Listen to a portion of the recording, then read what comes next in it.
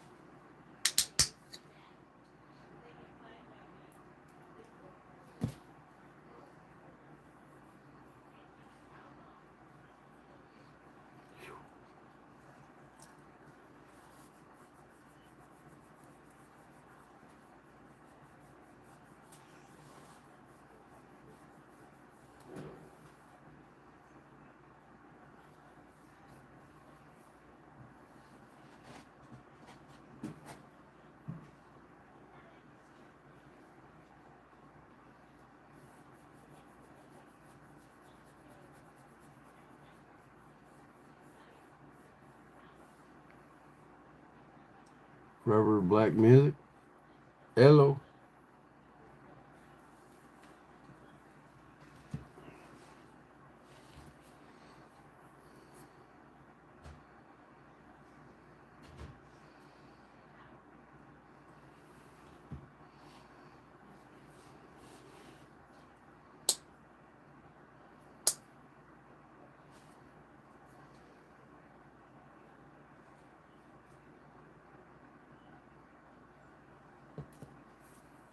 Love from London.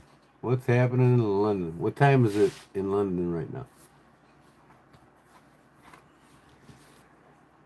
What time you got in London?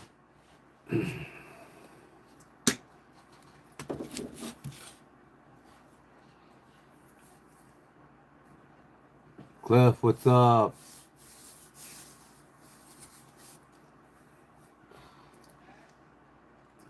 Jeff Jones, 4 JWF, 4 a.m. in London.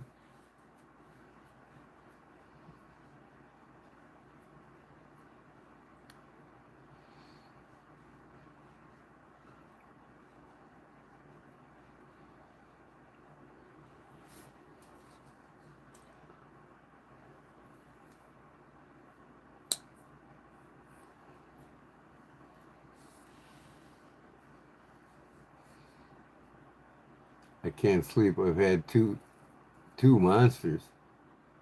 Two monsters. Hit two monsters in your sleep. Ground fog, what up, man? Nobody else running a live stream tonight in the knife community?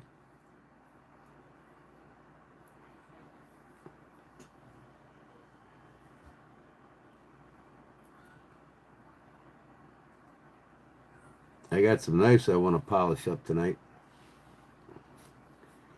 on my new polishing wheel.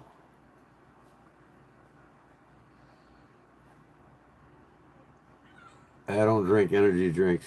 I don't want to have a heart attack before I'm 70.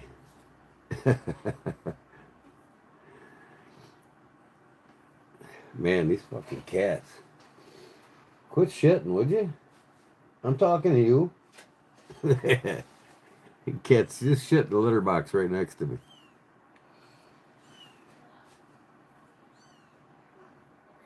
Yeah, no. Energy drinks are bad news.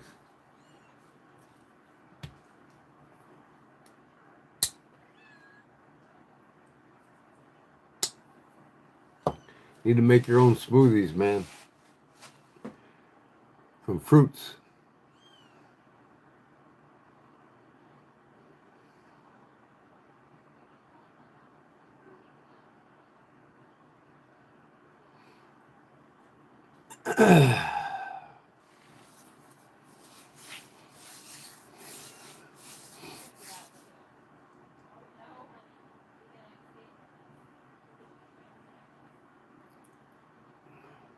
Did you get the pry bar done? No, no. I went to like 7 department stores. I went to Lowe's, Home Depot. They said tungsten will go through that. I have no idea what kind of metal that is. So I got a buddy that's got a metallurgy shop. I'm gonna take it over there, and he says he's got something to go through it. I want to drill that hole in it for you before I can get it off to you, because I want to make the lanyard for it. And I'm not gonna start drilling on it and have a little indent where I started drilling. I mean, I can send it to you right now as is, but if you got somebody that can drill a hole in it and you can put a lanyard on it, I'll send it to you tomorrow. But I'm going to try like hell to get it over to his house tomorrow and get it drilled. I hate sending something that's not finished. Yeah, you probably don't have anybody there to drill it for you.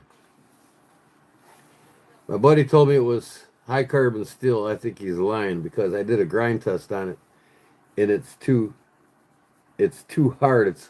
I think it's something with cobalt or tungsten in it. I can't figure out what kind of steel it is, but it is definitely not high carbon steel like he said, because I heated that thing up to 3,000 degrees and it still would not. When it cooled, I still cannot drill through it.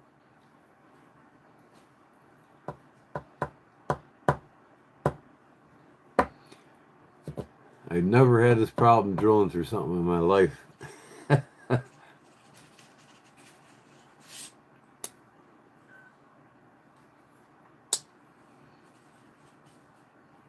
Oh.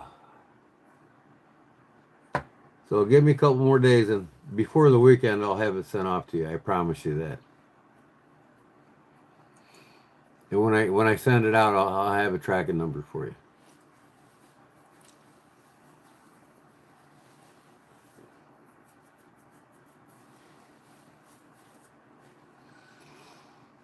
If it's air quenching, it doesn't matter what you heat it up to.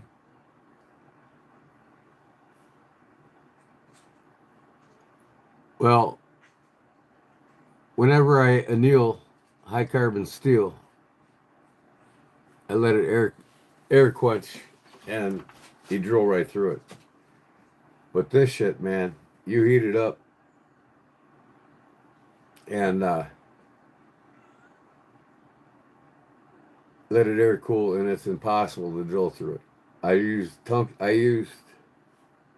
tungsten bit, carbide bit, neither of them will go through.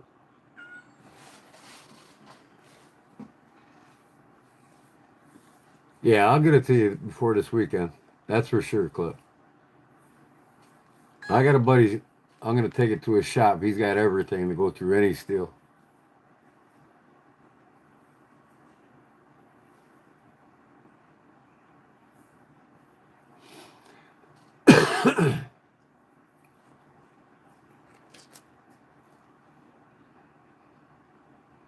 Yeah, you have the first ever. And them other blanks that I got for doing more, I think I'm just gonna order some 1095.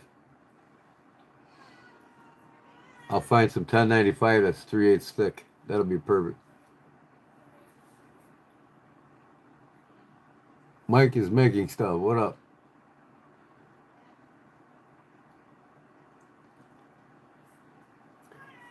So I guess I'll show you what I carried today. Might as well take everything out of my pocket. What'd you all carry today? I've actually been carrying this knife here, Cliff, since I got it. And you're going to know right away what it is.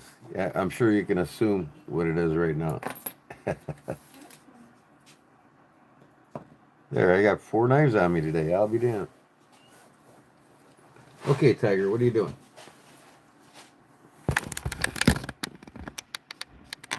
There it is.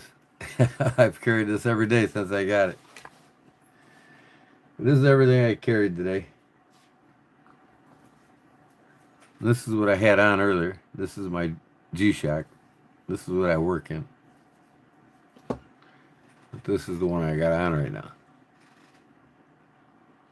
Look at that bad boy. Yeah, buddy. I waited for this.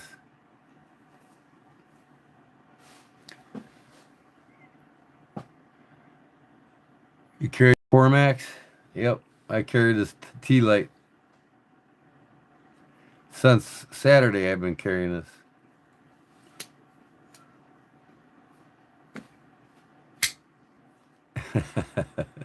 I wish it was spring assist, but it's not. But it does the job. I got to sharpen this one. But everything here I carry today. This jackknife from Camillus. I got this Saturday along with that night. I've carried this since I got it. I don't have to pick. Went out and got something out of the truck, and there was a Bali song on the sidewalk. Thanks, universe. I got a Bali song the other day in the knife lot that I bought.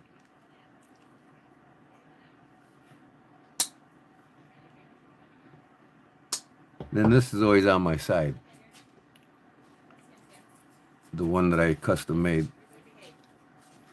This is a replica that I made of a 1916 Scout knife, marbles made back in 1916.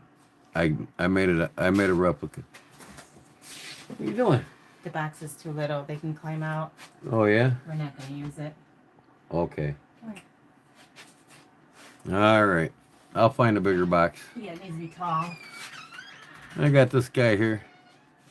USA made Remington. Little guy. That's for my small tasks.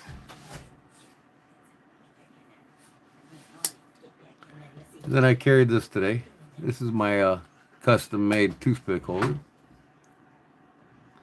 Always got to have a toothpick on me. With my skull head lanyard on it. And the new Zippo I got with that knife lot that I bought. Came with the knives I bought. And my custom crocodile leather wallet. EDC wallet.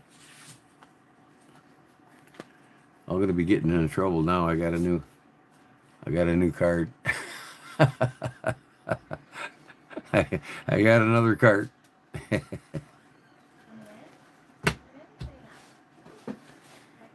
Oh. Cliff said hi, honey. Hi. So yeah, I carried 4 knives today. Didn't even realize I had that one in my pocket. But I did use that today. I cut some mail open with it today. This I cut a couple cardboard boxes to burn up. This one it was just on my side as usual. And I've cut a lot of cardboard with this, and it's getting dull, so I got to sharpen it now. And yeah, this little guy here, I cut some boxes open with it today too.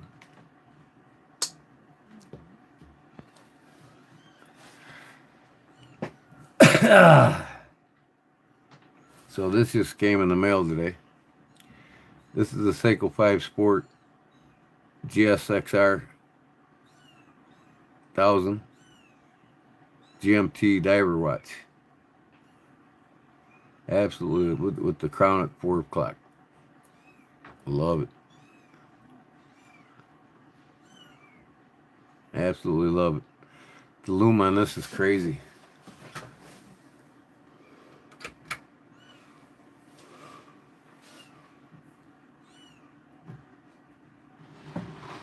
It's crazy.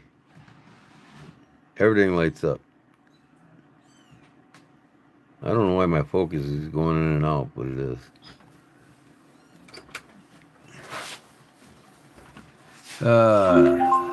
Yeah.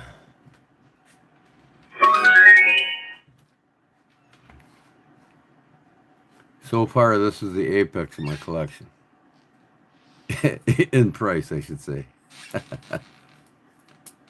And I've always wanted a GMT diver watch, so I finally got one.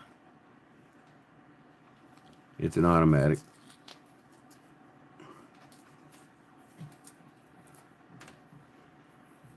It's an automatic. It's the R, I want to say R34S or something like that. I can't remember the number of the movement. I'd look on here, I could tell you, but yeah. This one I got on sale, 25% off for about $575. The Seiko GSXR 1000. GMT automatic. Good for 200 meters. Otis, you're a watch guy, ain't you?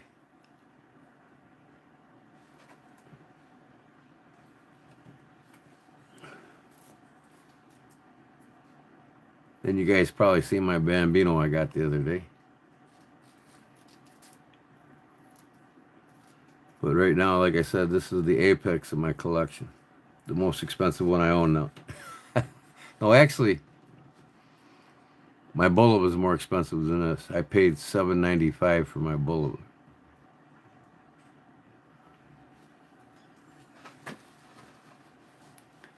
Yeah, Otis, you're in the watches. That's right. So that was my carry today. I just put my wallet away. But this is what I wear when I work on shit. My G-Shock. I've got two of these. This one's in the black, and I made the strap. And then I got one in the green camel. I love my G-Shocks. What do you think you're doing? Huh? What in the hell you think you're doing? You need to go back there and feed your babies.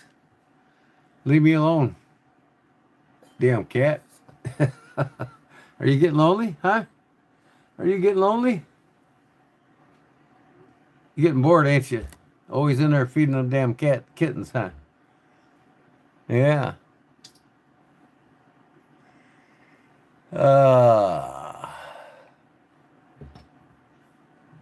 Uh-huh. Okay, I gotta get my sharpening stone, kitty. I gotta sharpen my knife. You're in my way.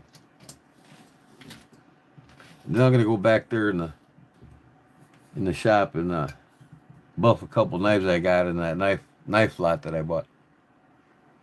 I want to buff this one. It's kind of dirty around the edges. So I got several of them I want to buff. I want to show you my new buffer.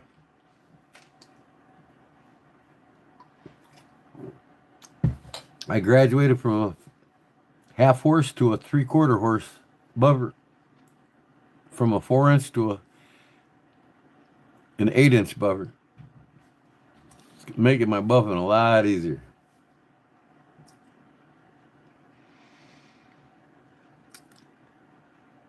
You got your hat? That's cool, Otis. Cool. You wearing it? Send me a picture on Instagram. Let's see what she looks like on you. Crab Castle Forge, what's up, my brother? Oh. Okay, kitty, you got to get down. Man, the cats keep shitting in the litter box. I got to sharpen this. It's getting dull on me. I cut a lot of boxes yesterday with it. But it doesn't take long to sharpen 1084 steel. Yeah, this is what I carried all day today. Cold steel. T-light. And I carried this one today. Double bladed jack. by Camillus and a small Remington made in America. And of course, this Zippo that I got in that 25 knives I bought in that lot. And I carried this today, my toothpick carrier. And soon I'll be sporting a nice little Pac-Man EDC Hank from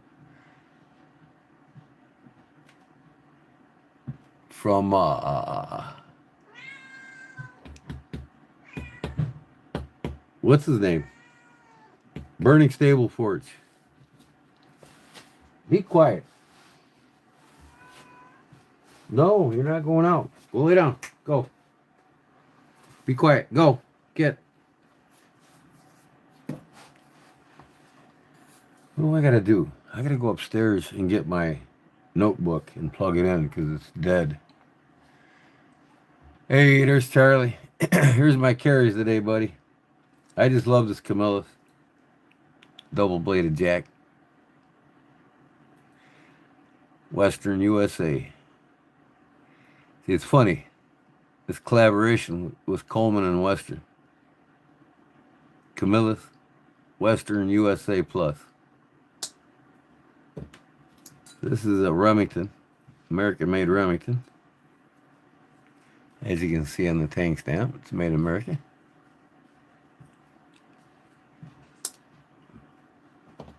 And then this lighter I got, Zippo, 1988 Zippo, in that knife lot. And then my toothpick holder, plus my wallet, my pocket change. And this is what I was wearing today, working, until this came in the mail. I finally got my GMT watch I always wanted right here. This is the pinnacle of my collection right here. It's not a cheap date. I absolutely love this thing. It lights up like you wouldn't believe. I gotta turn some lights off in here.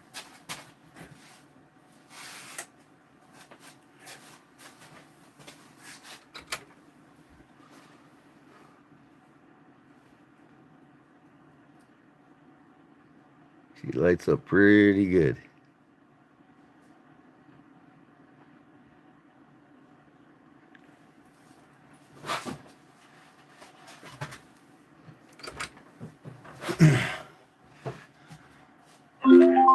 Oh,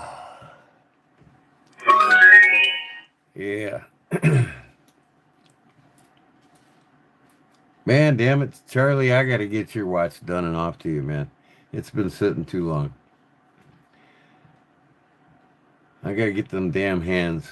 I keep getting a runaround with them hands. So I'm going to go back on AliExpress, and they had them. I just got to go there and see if I was there once, and I and I ordered them, and I couldn't make the transaction go through. I think I did something wrong, so I'm going to go back tomorrow and see if I can get them hands ordered so I can get this damn thing back to you. It's still sitting there dust-free. It ain't going over. It's all clean. Got a brand new crystal in it. Scratch-free crystal. I get it done for you. Send her back to you. I got to get a battery in this one. Chicago Bulls. NBA Championship, 1997.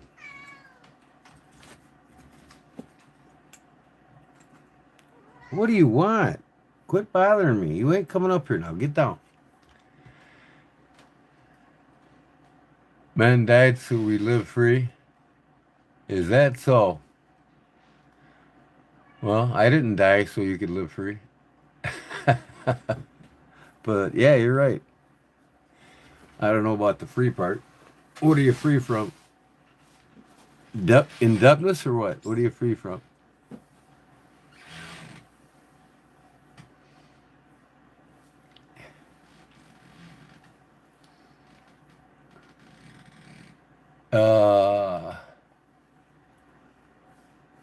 This cat just wants attention. It's on my lap now. I gotta go upstairs, Kitty, and get my notebook so I can plug it in. Or I'm not gonna be able to. I'm not gonna be able to do things and read the chat. So here. All right. I'm gonna go up and grab my notebook real quick, folks, and I'll be right back. Get out of here. Go. No, you're not going out. Nope. No.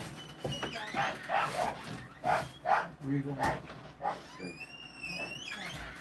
How do you know? You watching me up there? Oh, geez.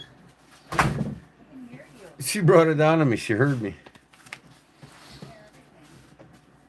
Now, where's my plug for it? Where'd I put my darn plug for it? It's got to be over here.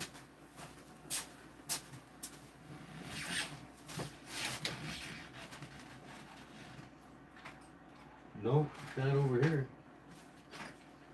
Maybe it's in the other room, I don't know.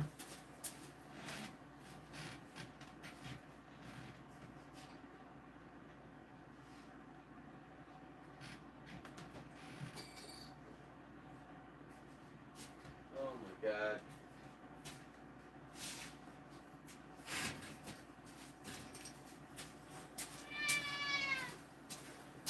I got some more 1084, man. I got more knives coming. I'll be busy here next week.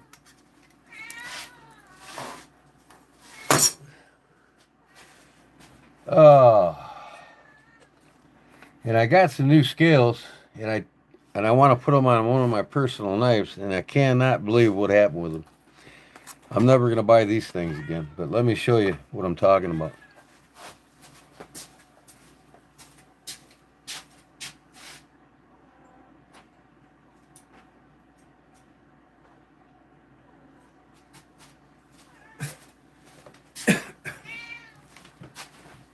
So I got this imitation abalone, right? And it looks real, but it's like an imitation, and it's under clear epoxy. So they got this clear epoxy, and then they put these laminate sheet.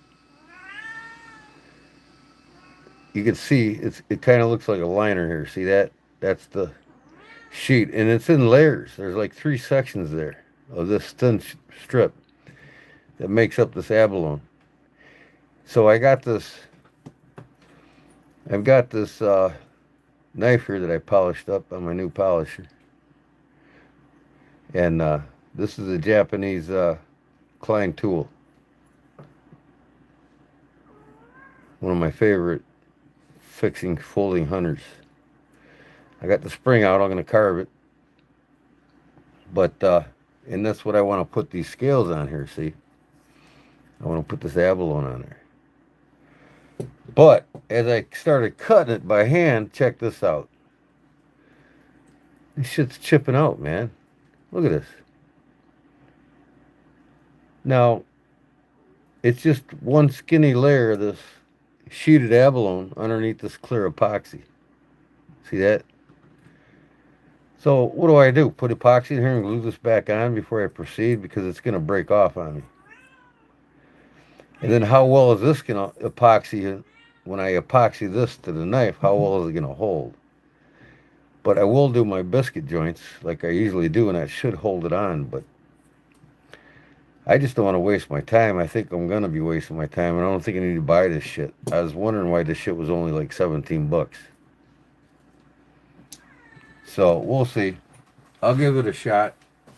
I've got a glue, double stick taped on here, because then I cut it, and then I just take it to the sander and sand it up to the just beyond the original scale. But these 2 sides I get perfect, so I can slide it on a knife.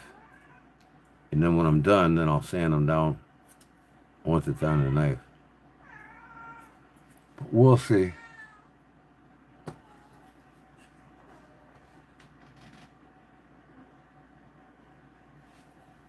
So what do y'all think? It is cool looking. I mean, that's what sold me by the looks, I was like, yeah, I'm going to give this a try. But I just don't like how they did this. They could have at least poured it inside of a layer of epoxy, you know what I mean? I don't know how, this ain't going to adhere to the knife too well. Not like that.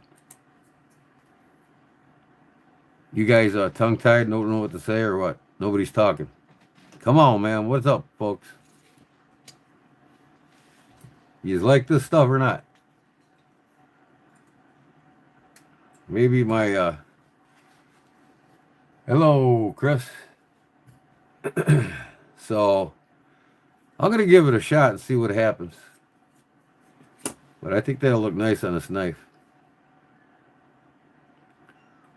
Chris, I can't do nothing to your knife until I get your spring back. As soon as your spring comes back from that guy in Michigan, I got to put the knife together first before I can make the scales and put it on. So when I get your spring, I'm going to go live. Putting the spring in, you'll see that done and finished. This is my knife. Yours is sitting over there. And then the epoxy will be, or the scales will be cut.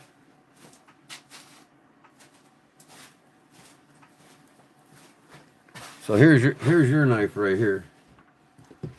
In your scales. This is black denim micarta. And this is your knife. Can't open it because I got it taped up, but I can retape it. No, I can't.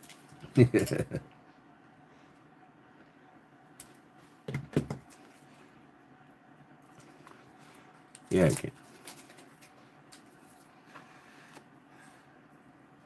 It's all ready to go though. I got the biscuit joints cut in it and the slats.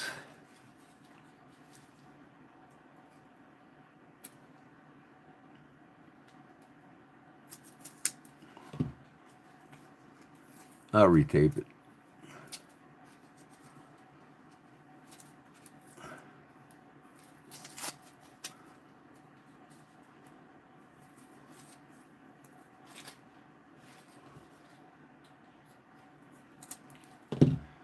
Yep. I was thinking the other day, I was like, well, I can put the scales on it right away and put the spring in last. But if I do that, I'll have a pin coming through. I don't want that. You can have solid scales in here with no pins showing.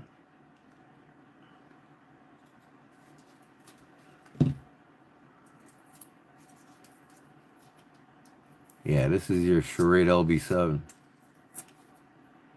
Serial number AY12648.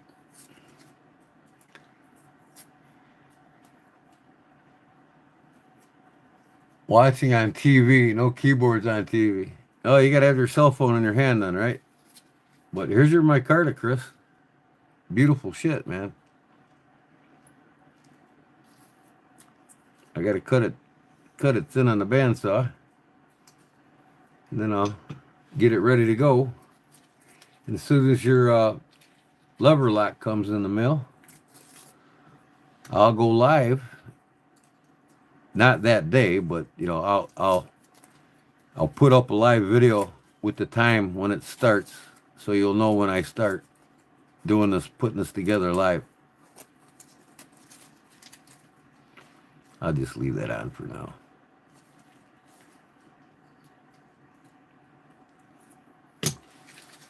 Yep, so I'm trying this abalone, man. I mean, it's cool looking and whatnot, but I don't like this shit, man. A single layer underneath. That won't adhere to a knife. I mean, this shit will peel off. This will separate from that. If I epoxy this on the knife, on this knife, it'll peel off. So I have to put my biscuit joints in it, and hopefully that'll hold it. And I might just drill and put this pin in, unlike I'm going to do on his. You're not going to see none of his pins. His pin will go through the rocker lock bar, and it'll be flush right here. When I put the scale on, you won't see no pins. But this one here, I might have to drill this on just to keep it between that and the biscuit joints. It shouldn't go anywhere, but this has got me worried. I'm going to put some epoxy in here and let it cure up. I don't like that, man, how they made these scales. But I'm going to give it a try anyway, because it's my knife, and what the heck, right?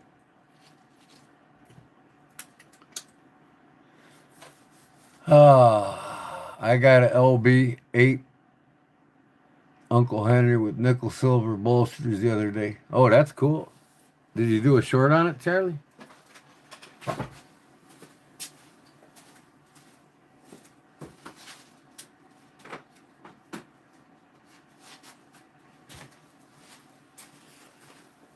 This damn notebook, I don't know how in the hell it went dead on me. Where the hell's my charger at for it?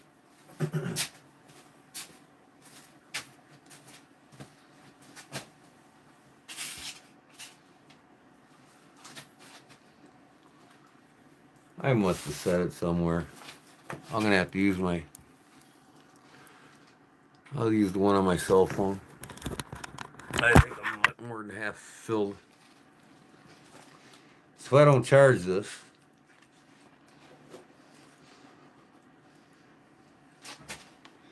I won't be able to go in the back room. I mean, I will, but I gotta read my damn cell phone to see the chat. So I'll let that charge a bit. Meanwhile, I'm gonna put these back. I want to sharpen this real quick. It's dull on me.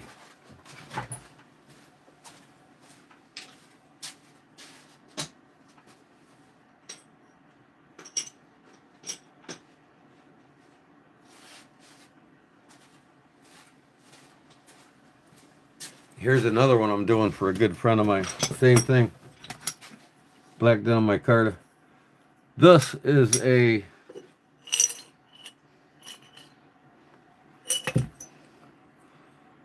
Gerber. It's a cheaper knife, but my buddy, he's not a big collector. He just buys knives that he likes, you know. So these liners, this is aluminum. I'm going to replicate them with this. You know, I got to router out my pockets like that and everything else for the spring to go in there. It's a button lock. But yeah, so both sides I got to router this pocket out, and that's the first thing I do. I take trace paper and put it over the whole knife. Trace out the outline, and then I trace out this pocket that I got to router. There's two different depths here, so I got to do two routerings here. Then there's three depths in here. There's this one right here where the button lock is. So I got to router out 3 different pockets on this one and 2 on this one. You can see here's 2 depths. And I got to make this down to the millimeter. I mean, you know, I can't mess it up. So I router these pockets first, and then I'll put the liner back over where I had routed. And then I'll trace out what I got to cut out. And then I'll take the opposite side down to these dimensions, a little at a time, because I don't want to blow through my router. But these will be made out of this, micarta. And this is what holds it in place, which would be the liners. And there is 1, 2,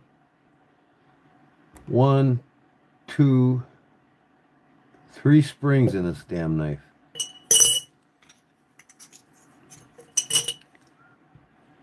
Crossbar lock. Yeah, it's a crossbar lock. Not a button lock.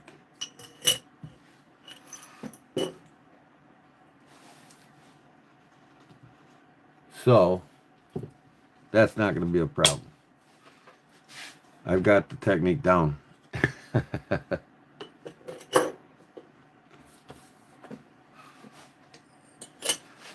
All right. I'm going to fold this up, put it back on in my pocket.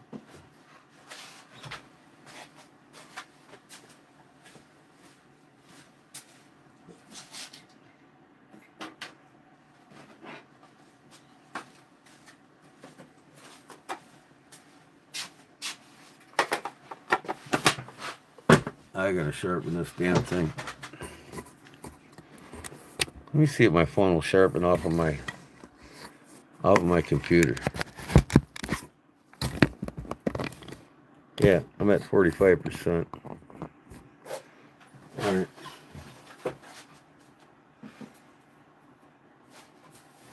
Yep.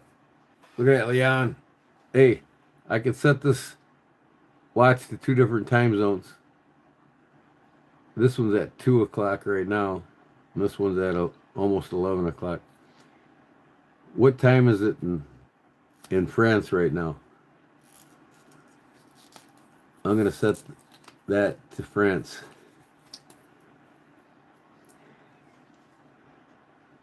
What's the exact time in France? It's 5 till what?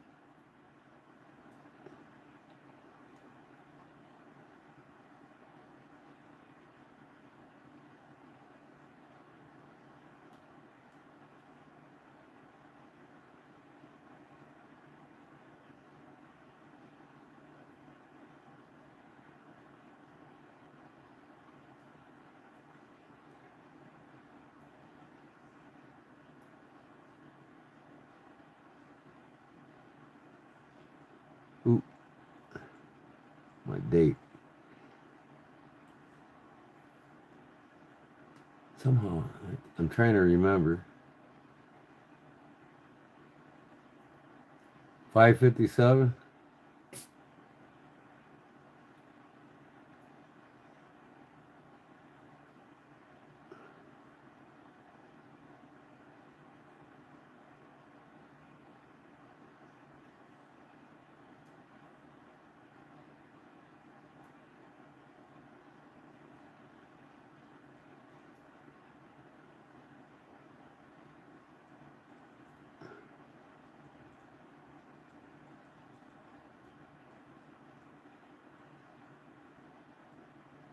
There's 5.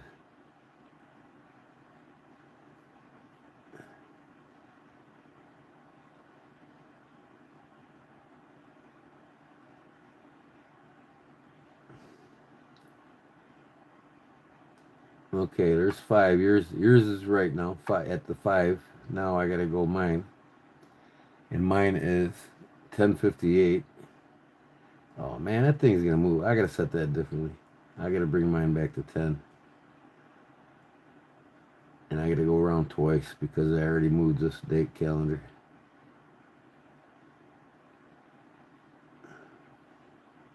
$10:58.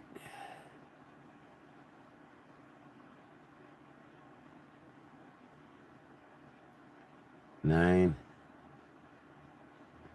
10,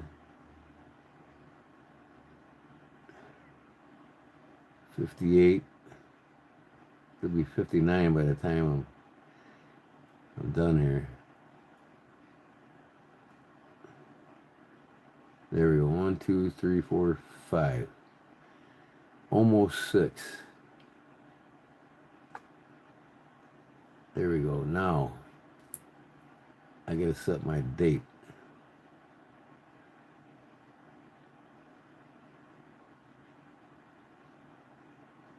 Come on.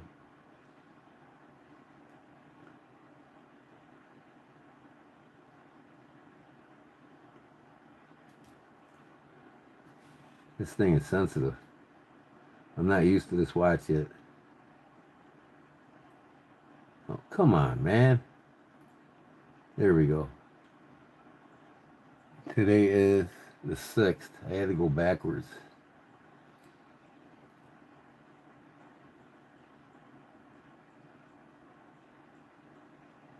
Five, 6. There we go. So it's 11 o'clock and it's 6 o'clock your time. There we go. I got the time in France and the time in America now.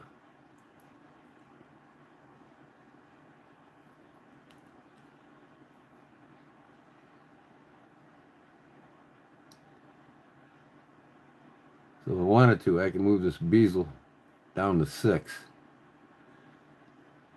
That's telling me it's 16. It's, let me see here. 12, 13, 14, 15, 16, 17, 18. I can put that 18 on here on the 6 o'clock position. So it's 1,800 hours in France and it's 11 a.m., 11 p.m. in America. Okay. Yep, it tracks 2 time zones. The orange one is now set for France, and the main one's set for here in the States. And this all looms too. It's badass, man.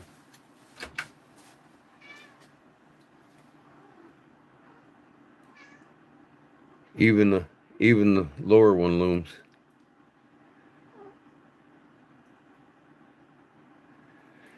It should for $750, right? I could buy it a Sabenza and a bailout from Benchmade. What I paid for this.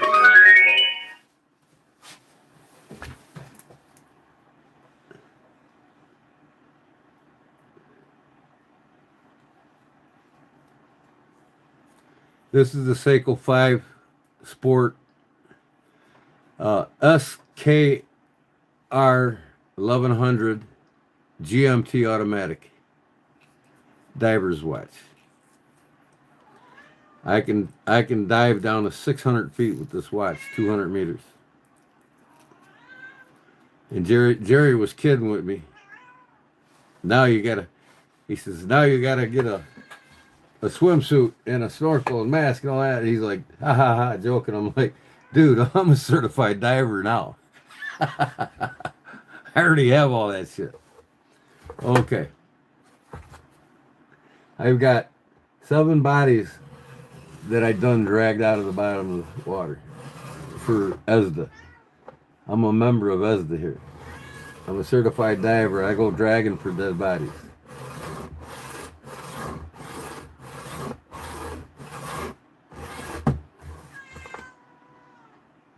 Shut up, cat. I don't want to hear your shit.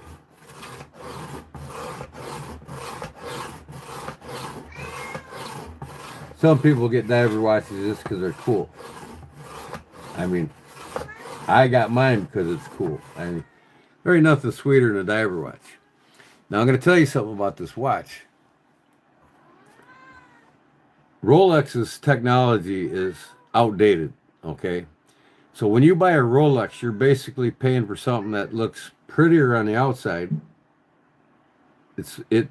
They spend all their time and money on their aesthetics, meaning how it looks. Their bands, their dials, their finishes. That is Rolex.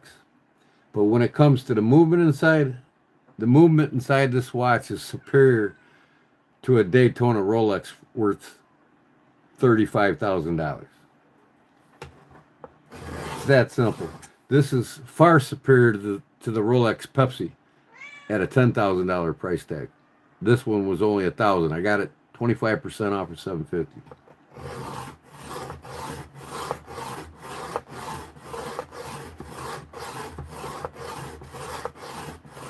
I'm telling you guys, the Japanese Seiko, Casio, and Citizen, especially Citizen, rivals Rolex when it comes to technology in the watches.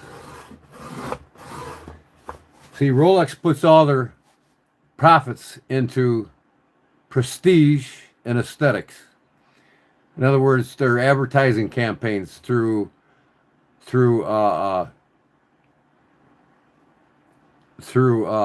movie stars and status, and they throw all their money at how well the watch works, but all their movements are pretty much outdated.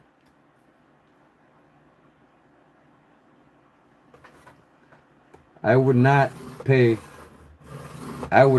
pay $7,000 for a Seiko Snowflake, Grand Seiko Snowflake, than I would $10,000 for a GMT Pepsi Rolex, because the Grand Seiko is superior. The movement of the Grand Seiko from Seiko is superior to any Rolex on the shelf.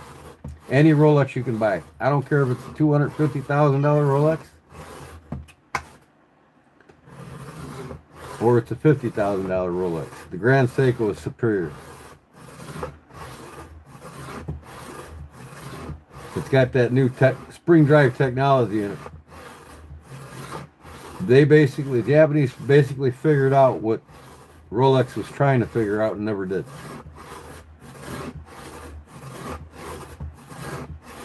A watch that's accurate up to less than 3 seconds per year. Whereas a $50,000 Rolex is only accurate up to 3 minutes per year.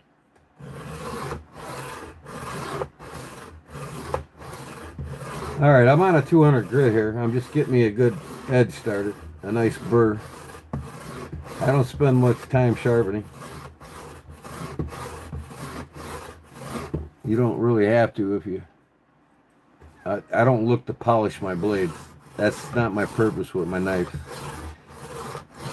My user knives are not showpieces. I don't have to go over 600 grit. You can cut anything with 600 grit, somebody can sharpen their knife to 2000 grit with. When you get over 600 grit, you're just polishing the blade anyway.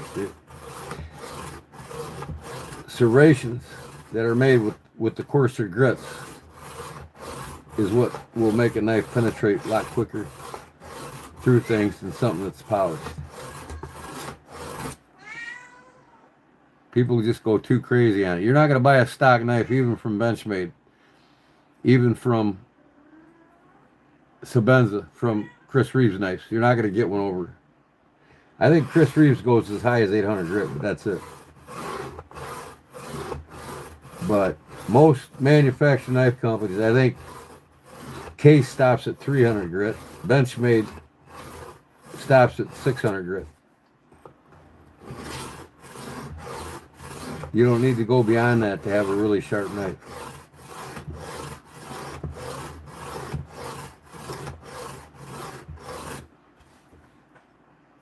Sharp enough for working, that's all it's about.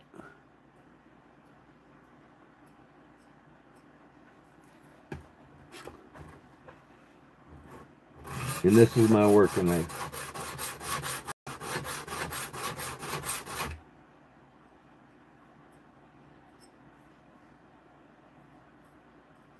Okay.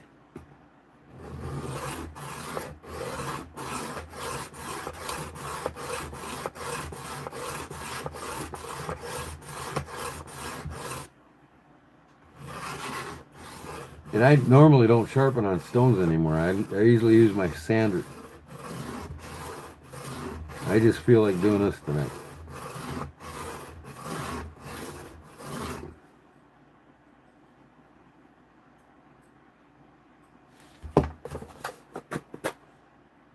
.300 grit.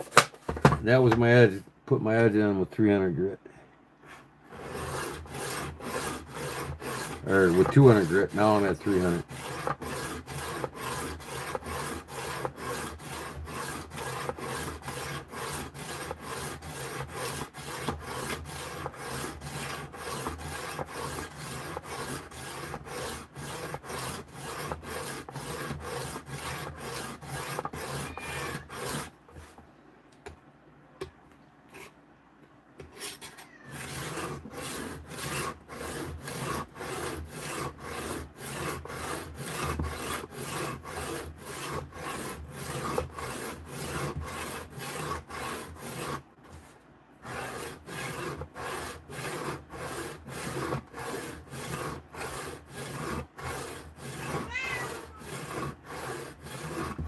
Now when I get to 400 grit, I'm going to let up on the blade. I'm not going to press down as much.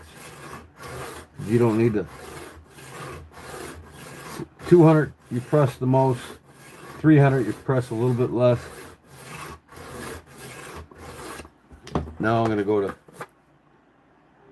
400 and I'll press lighter. $20 Morocco beats $99 these $1,000 knives. Yeah, I mean, as a tool, you know. Edge geometry is everything, you know.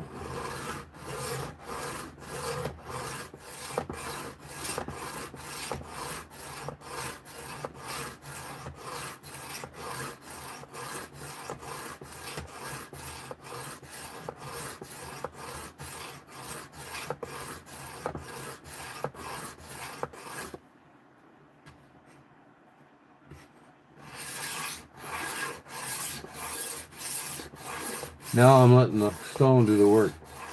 I'm not really pressing it all. Just guiding it across.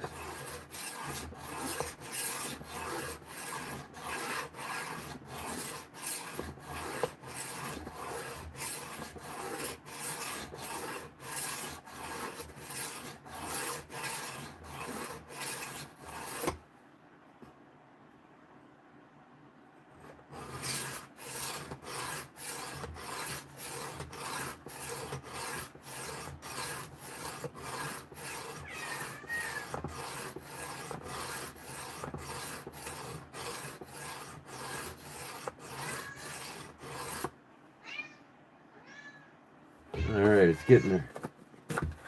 Last 600 grit right here.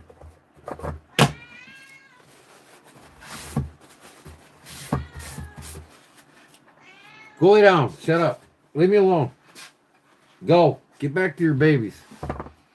Fucking cat's driving me nuts. Alright.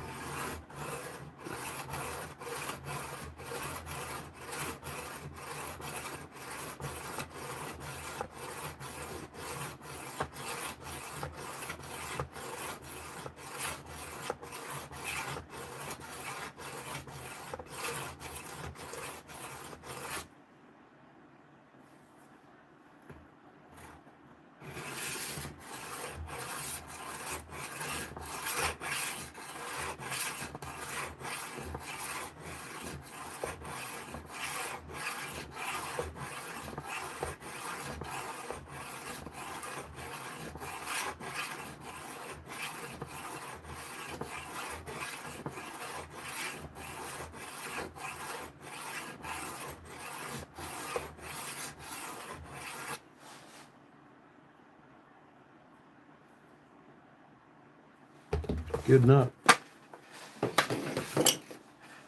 Good enough.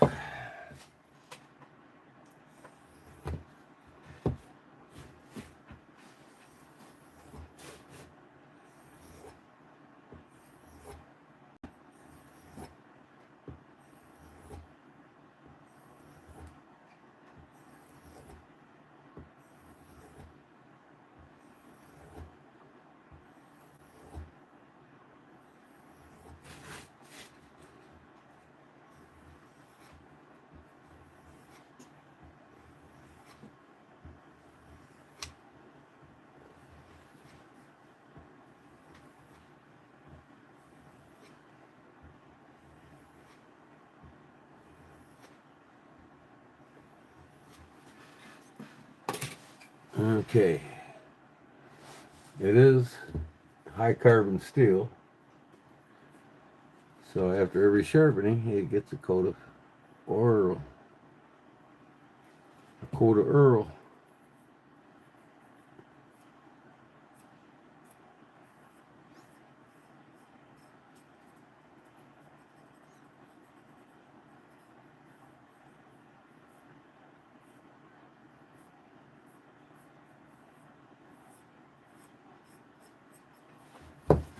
Good to go. Ready to cut some more. Ow! Look at that. Don't tell me you had to take off your skin in a heartbeat, right? Woo-wee!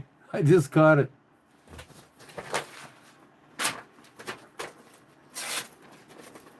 I could get it a little sharper, but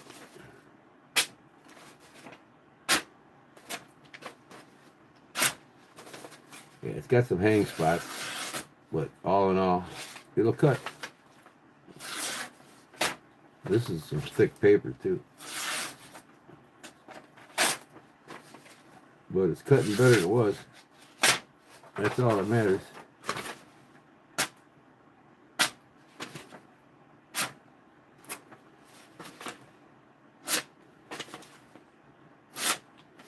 Yep, man, look at that. I cut myself. What is called an oil needed on diamond stones, but you can use some. Cook's Custom. Oh, okay. I think it's a diamond stone. Yeah, these are diamond stones. You don't use oil on diamond stones. And the whetstones I have are Japanese, so you use water on them. I do have one oil stone, and I haven't used it in 10 years. What's that tell you? I would rather use the Japanese whetstones over anything when it comes to doing high carbon steel. But when it comes to anything over S35VN, you know, like S90V or anything like that, or any higher grade powdered metal steel, definitely all diamond, because it takes you twice as long to sharpen a knife, and with the diamond stones alone, let alone using water or oil stones, it'd take you 3 times longer to sharpen them. But these high carbon steel blades, and that's why a lot of guys, even on traditional knives, prefer high carbon over the stainless. They love the challenge of taking care of their knives, and they love the fact that in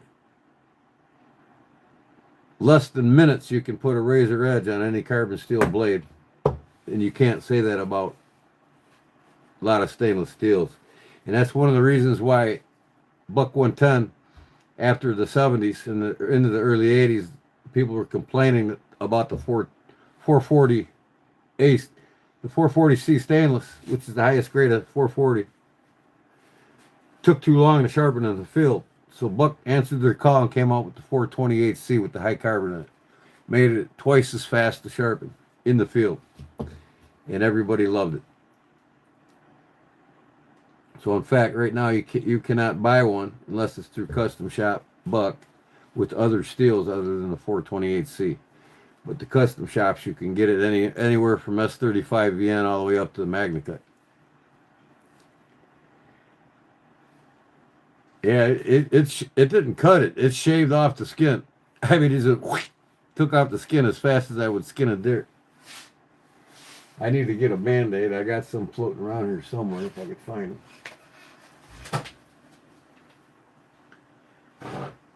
Oh, what the heck did I do with them now?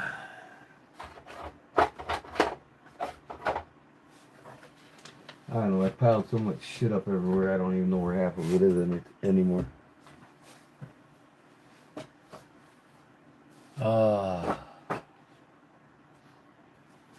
Where did I put my damn Band-Aid? I'm gonna have to go up and get one. Well, I'll wrap some fucking shit around it, put some tape on it.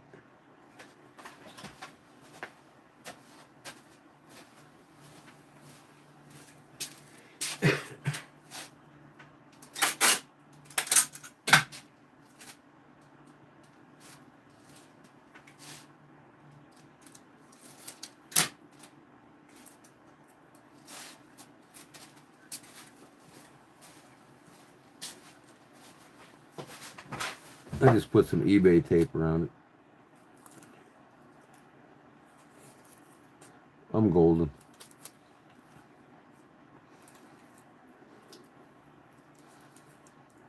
There we go. That's all I need.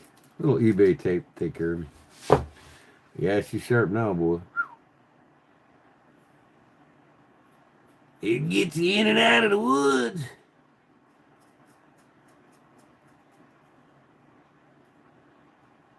Cut my calluses off. All right, put that back on my side before I cut myself again.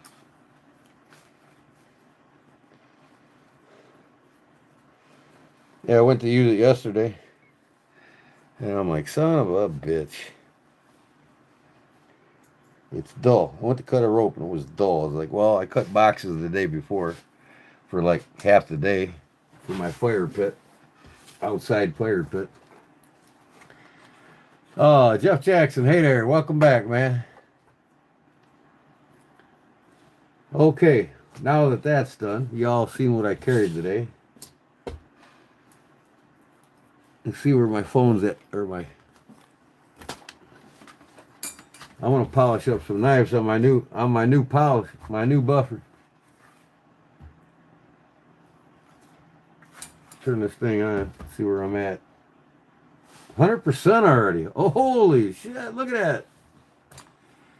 That bad boy charged it up right now. Where's my cell phone at now? 41%. Well, I can always, I got plenty on the cell phone, so I'm not going to spend long buffing knives. Oh, what time was it? 11:21? I don't think my wife even went to bed yet. I'm going to take this off before I go in there. I do not work with this watch on at all.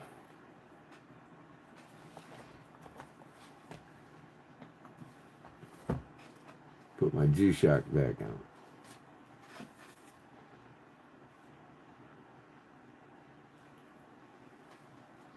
The strap I made for it.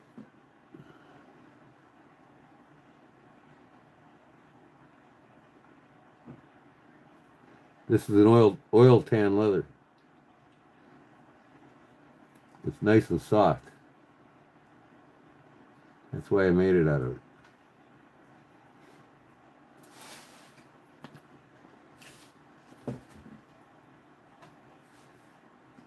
Put a battery in this thing here. I think this looks cool, man. This is a generic watch, but man, I just love the look of that dial. It's a no-name brand. There's nothing on the dial. But I think it just looks sexy. I might wear it on occasion.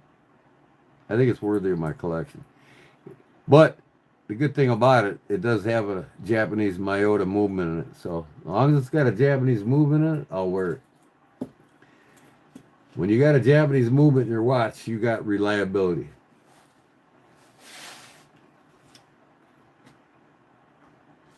Okay. Yeah, I just got this one in the mail today. Super tickled about it. It's my GMT diver from Seiko. Seiko 5 Sport GMT SKR 1100. And it is not a cheap date. I could buy a Sabenza from Chris Reeves and a bug out from Benchmade for what I paid for this.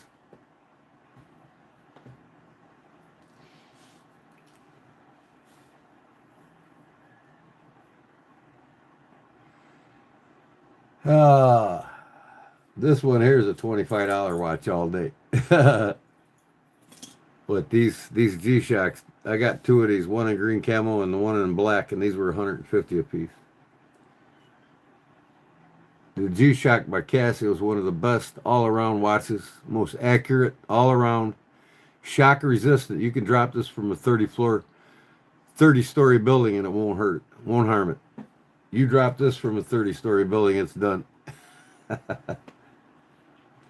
You drop this from a 30-story building, it's done. This one, nope. You can throw it as hard as you want from a 30-story building. Jeff's hitting the sack. Well, all right, Jeff. God bless you, brother. Thanks. And Sunday is not my Sunday Fun Day giveaway, but I will be live making something Sunday. So I'll probably see you guys Sunday. If I'm not live Friday, maybe I'll get lucky and get Chris's rocker lock bar in the mail. I'll do a live putting that thing together. He's going to be excited to see what that rocker lock bar looks like when I get it back. And so am I. I can't wait to see how that turns out. Paw prints, dog paw prints on random going all the way up the rocker lock bar. And then I'm going to put I'm having them put two dog prints on the side of it, where it's in the side of where you can see it, where you push down to activate it. There'll be two dog prints on each side of the rocker lock bar.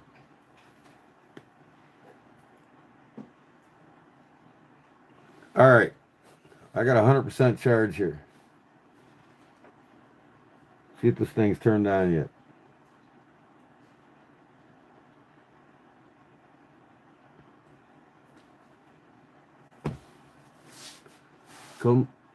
Kimlock. It's got my wife's name, Kimlock.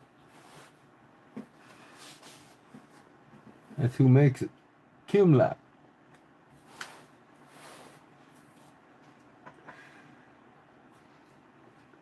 I'm glad I bought this thing too, man.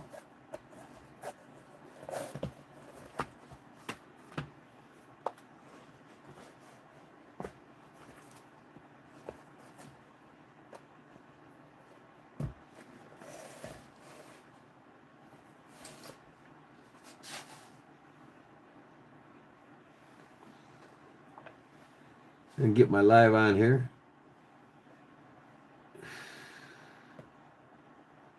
Come on. YouTube. YouTube.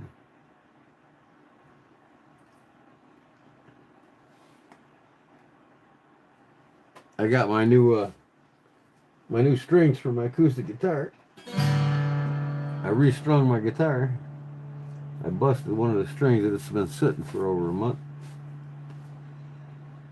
Let me see here. You. My live. Right here. Okay. Look at. I haven't had it on in a couple of days and it's going crazy. All my notifications. Turn off, damn it. All right, get done with the notifications.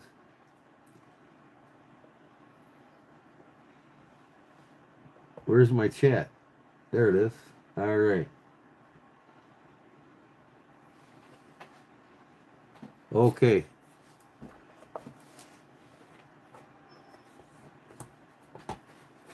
Take this. I got enough charge on the phone, so I'm going to take the phone back there with me. I got to see which knives I want to polish up first.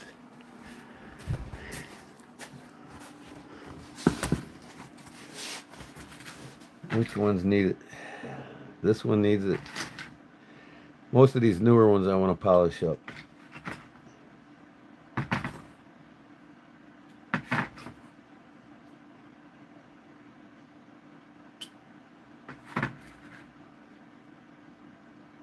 I can polish that one up.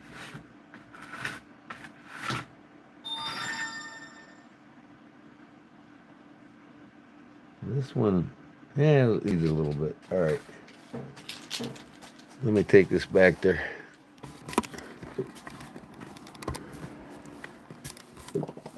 Oh, man. There it is. Look at this big bad boy, man. It's quiet, too.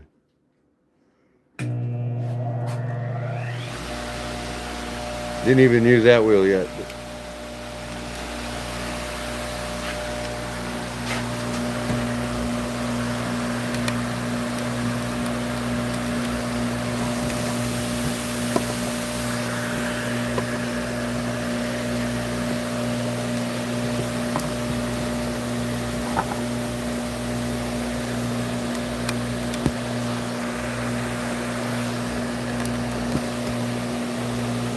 It's a 3/4 horse.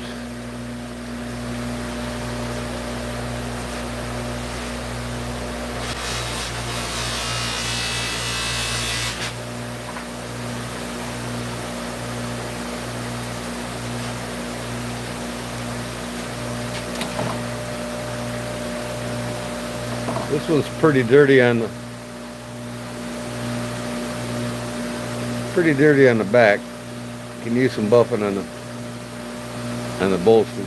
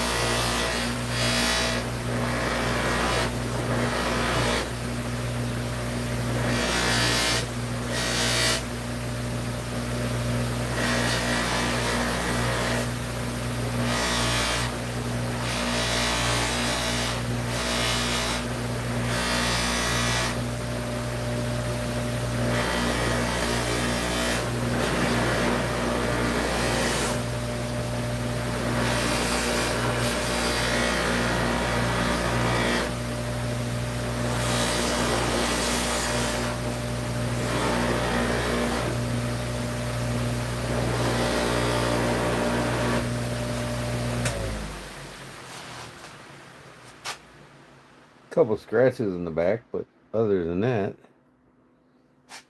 Hold it.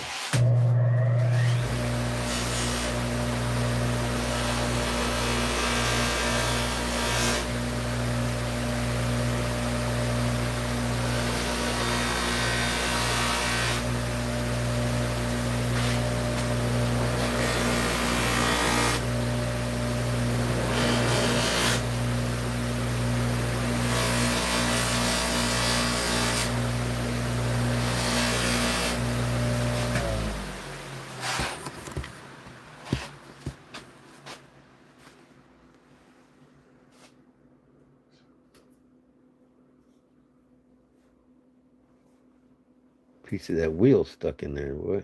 Right in the liner. Look at that.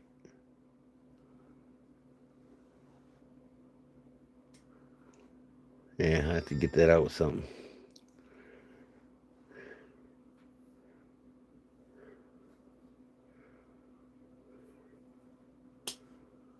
What?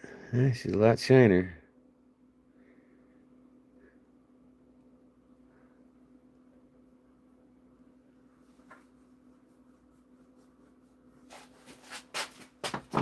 Okay, let's do this one here.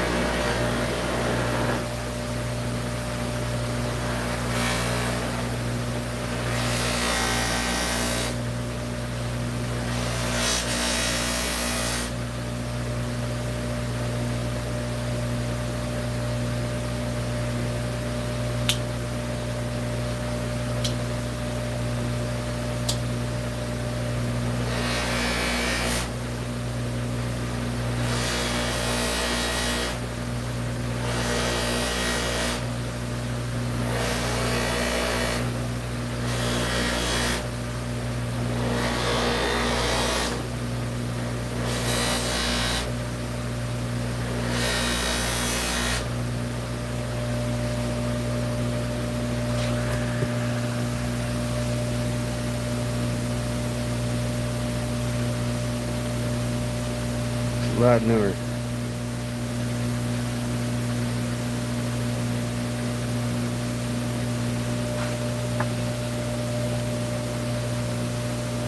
did these two.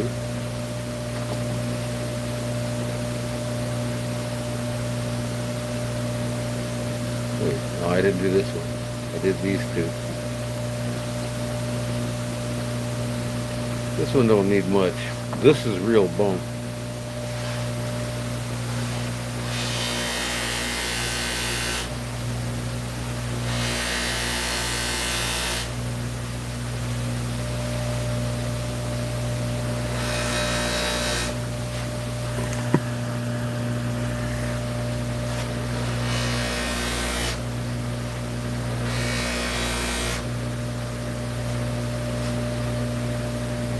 This one's buff, that side's not.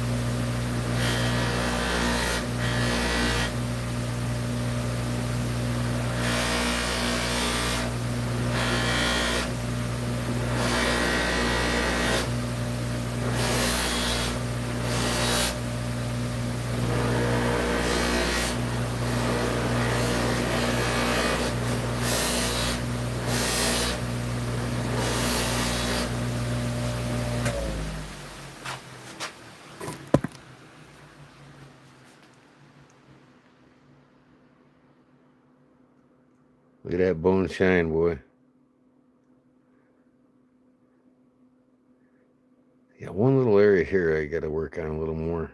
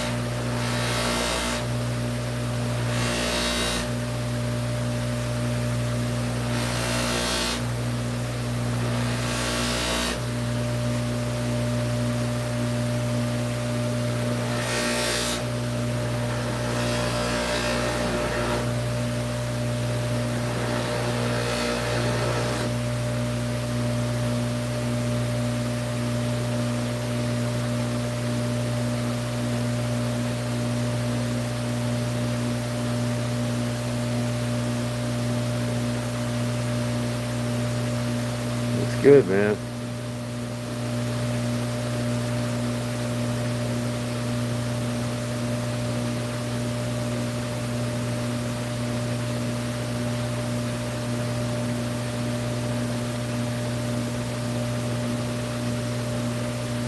beautiful charade.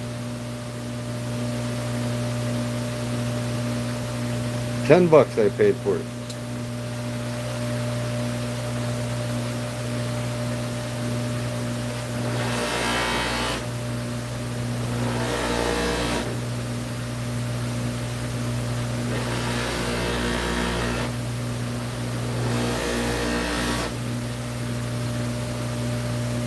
A little scratch or something on it there.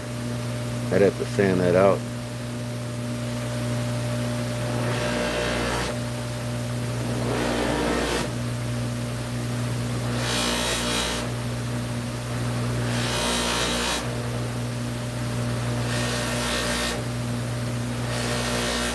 Other than that, this is my Craftsman knife.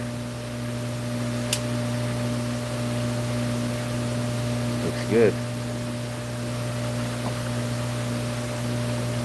This one here.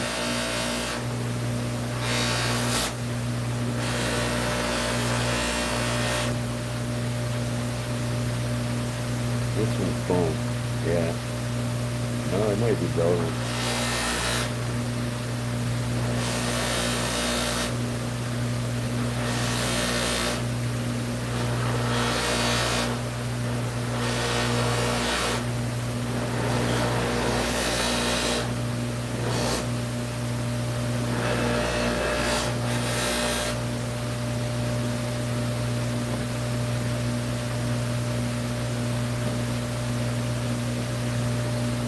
This is the one I didn't do, I don't think.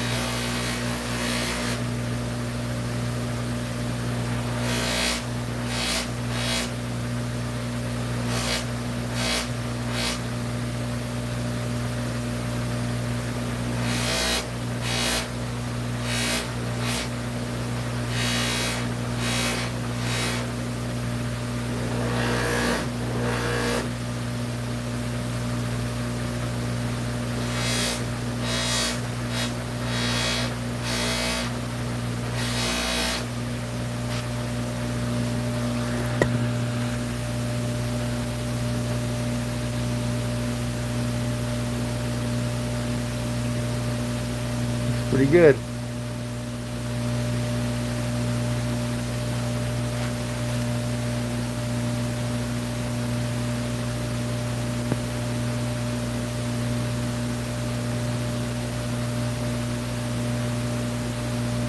Four knives polished.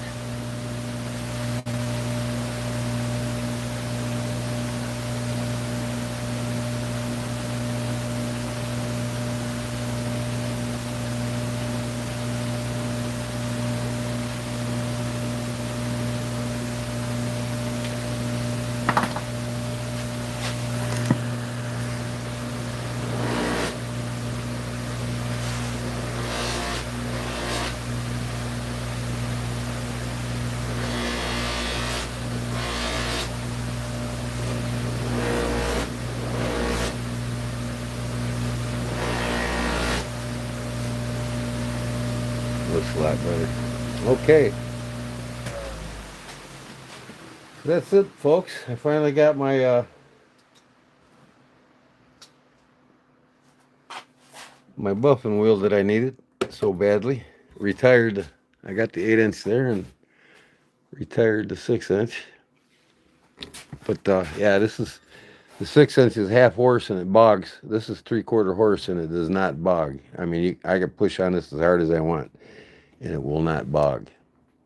It's 576 watts, 3,580 RPM, where the other one was only 3,000 RPM. So, yeah, and I got an 8-inch grind wheel here, and I'm gonna make me a table so I can do bevel grains on my knives. I'm gonna make a stainless steel table here for me as a rest for doing out my bevels.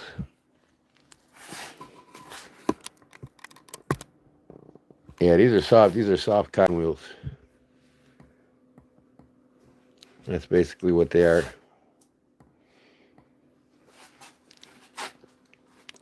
But so I just want to show you guys that.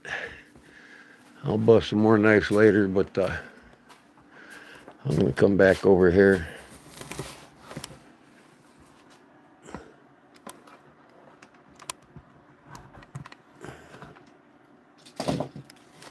Get my rag on these knives, get them looking even a little better.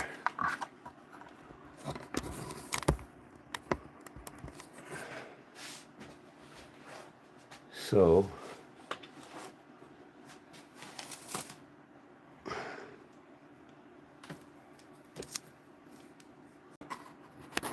first, before I get started here on this, I want to look for something.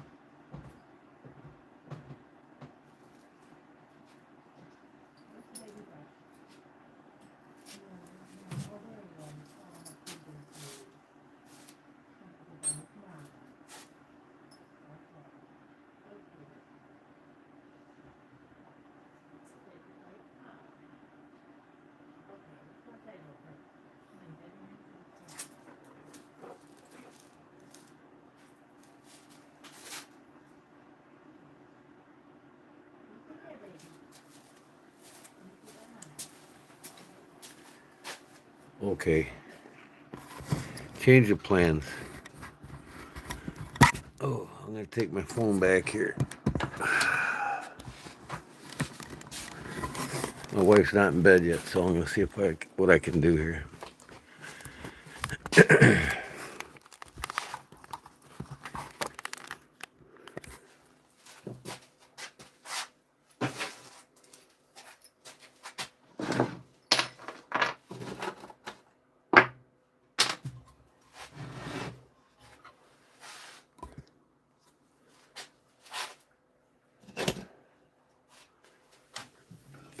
If she don't come down and bother me, I'll be all right.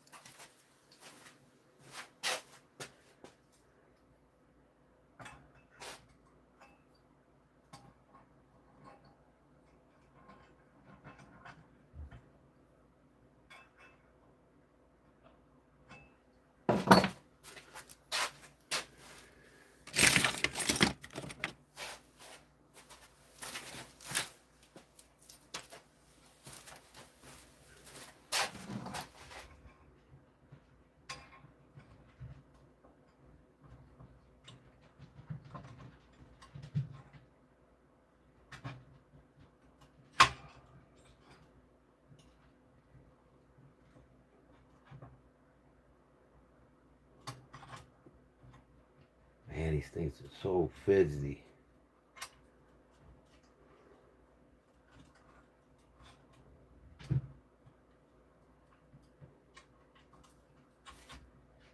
I just want to get this started. And I'll finish it tomorrow.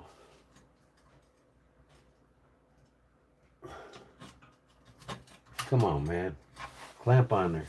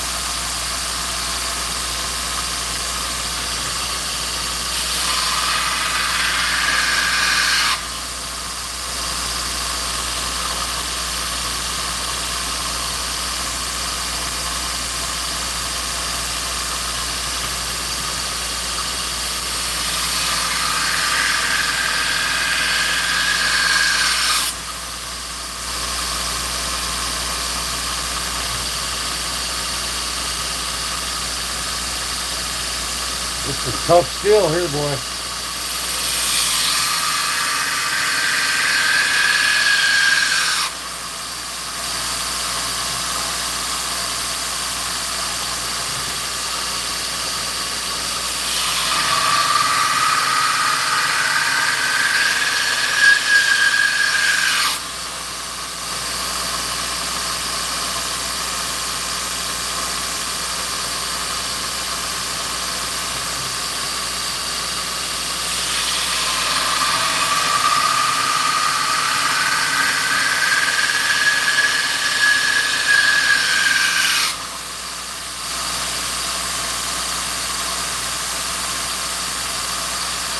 Show it to you in a minute.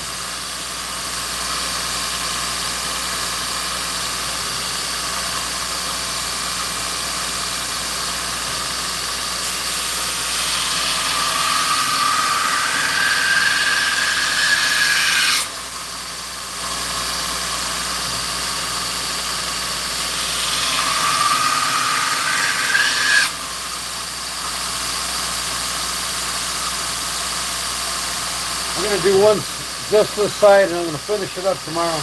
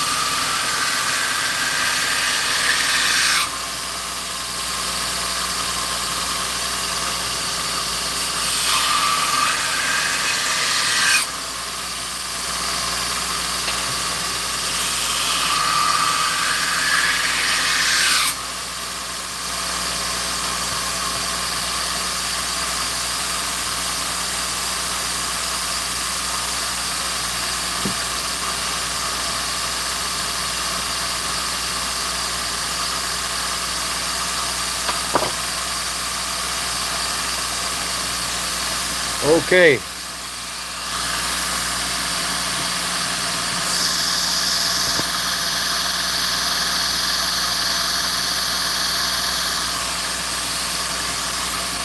There it is, full flat grind. I'll do the other side tomorrow. This one will be done. I'll give it a 600 grit finish. Right now it's just like a matte finish, but I'll do a 600 grit matte finish on it tomorrow. Alright, that's one blade. Where did I put the other blade? Let me go get it. Oh, here it is. Here's the other blade. And now I'm gonna put only a half grind on this. So this is a pill separator. The doctor's knife.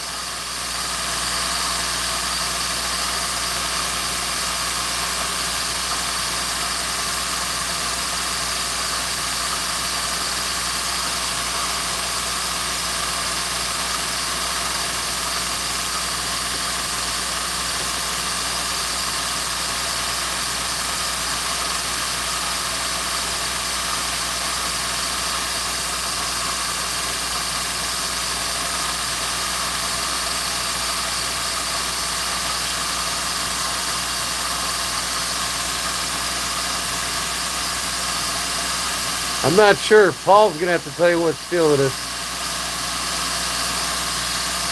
I'm gonna get these done tomorrow and send them out to him. He's got a buddy that's gonna heat treat them.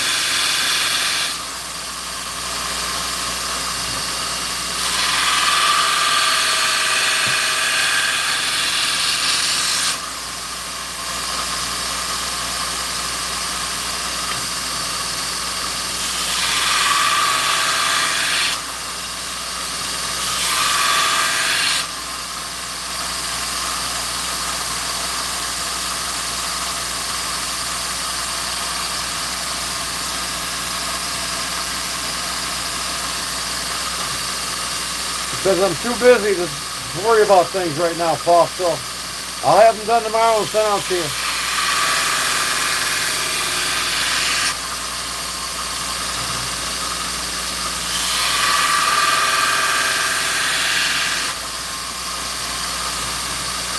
I lost one of the springs, and I found it the other day. And that's why I wasn't able to send it out to you.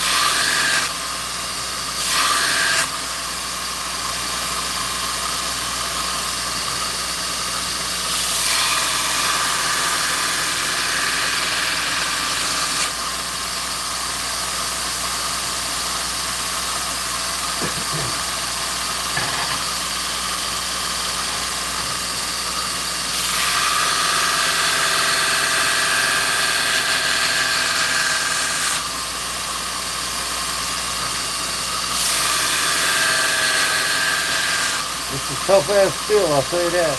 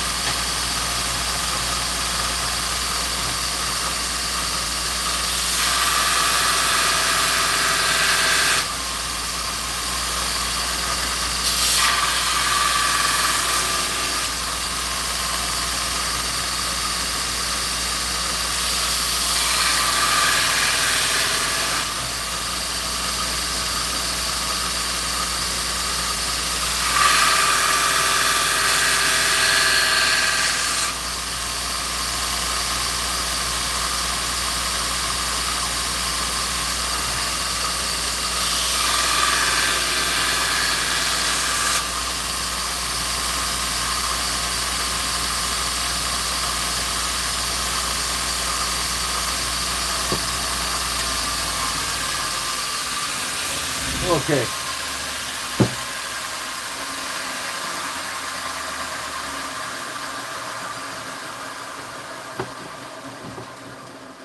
Tomorrow all day, I'm going to work on these. I've got both.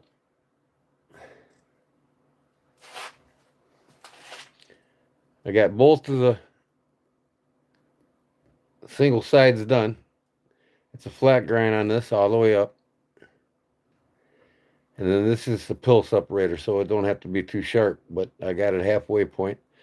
Tomorrow I'll do the other half, and then the other flat grind on this half. And then I'll put the nail nicks in it and get the exact. I'm going to spend all day on these tomorrow. I'm going to get these done and out to you. So Friday I'll send them off and have a tracking number for you. They will be done tomorrow. And for your patience and the time that it's been taking me, I've got an extra knife I'm going to throw in that I made that's going to come with these blades, so you'll get a free knife off me. For your patience, your time, and waiting patiently to get this. So I'll have these done tomorrow, and I got another blade that I made, a done knife that I made, I'm going to send to you. So not only will you have this, when I get these back and I assemble the knife for you, I'll send it back to you right away as soon as I get it back. And you'll have two knives off me instead of one. So just be patient with me. I've done a lot of shit, you know, this year and last year, and I put it off because I lost one of the springs, but I found the spring, so I'm golden now. I'll get these and the springs done tomorrow, and we'll send them out. I'll send them out, have a tracking number for you, and then you got another knife coming from me. So it'll be worth the wait. You get two knives. And you know what? For doing this, I'm not even going to charge you for it. So, you know, I'm going to do this from me. You know what I mean? I'm going to take care of you just like I did Cliff. And I want to try to get Cliff done too and send these both out on his. I cannot drill this thing, man. I heated this thing up almost 3,000 degrees and it will not penetrate it. So I'll get this done and sent to Cliff as well. So tomorrow is Cliff and Paul day. I'm going to leave these up on my drill press and get them done for you. Because I got to get other knives done for other guys, and you guys waited long enough, and you guys are first.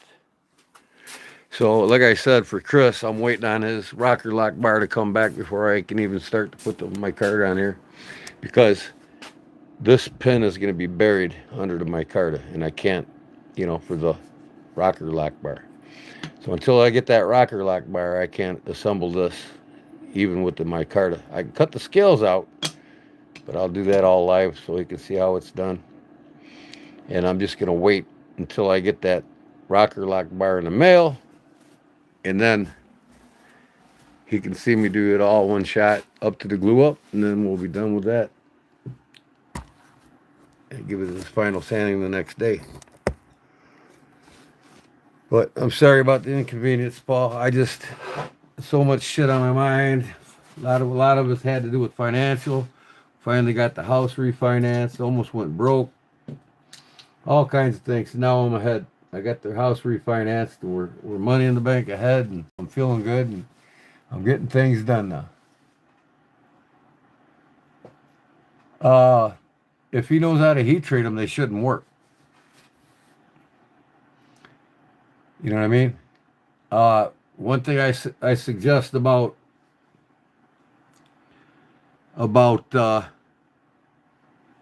stainless steel, when you heat treat that shit, you don't want to put them on a flat table and clamp them down tight. You always want to use a vise that comes together at the same speed. I found a trick out with the guys with the stainless steel. Use a vise and have it pre-made, the plates, the cooling plates, to come together at the same time in the vise. Now, provided it's wrapped properly and it's put in that vise and not flat on a table with two plates, because that's inconsistent when it comes to clamping. You need a vise. and have them draw that together in the vise at the same speed with the cooling plates, with it wrapped properly, there will be no issues with warping.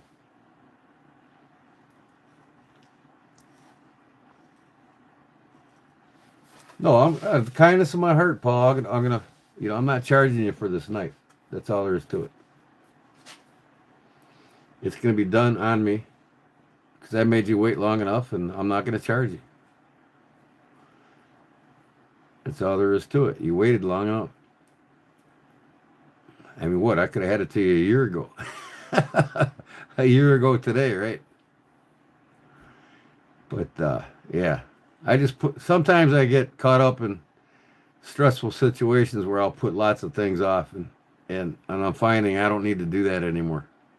Now that I took care of my stressful problem of finances, it's tough living on a fixed income. I'm not used to it.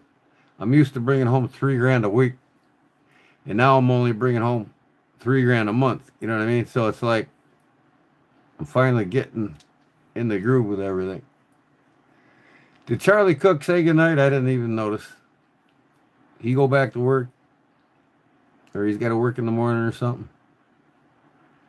Man, this fucking knife here looks good. I love that buffing machine, man. That's some bitchy thing. Look at that. Let me see it. Turn the light on in this thing. I mean, God almighty. I didn't even touch the blades with the buffing.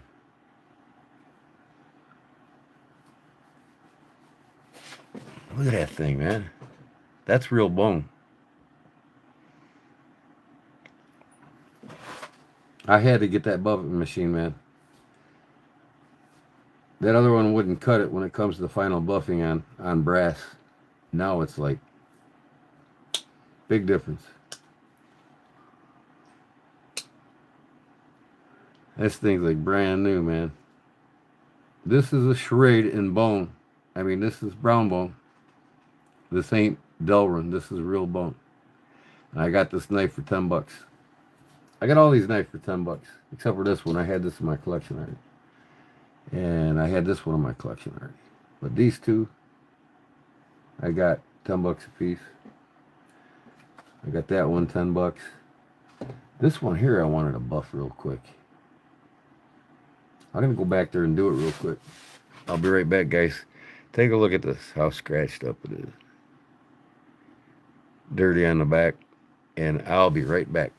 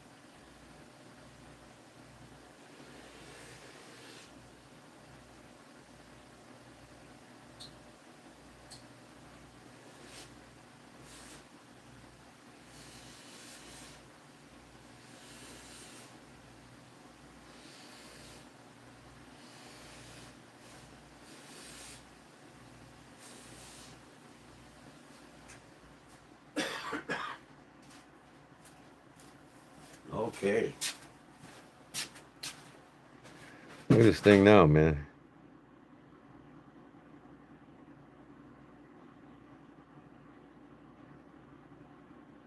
I can spend a little more time on it, but that's good enough. They look new.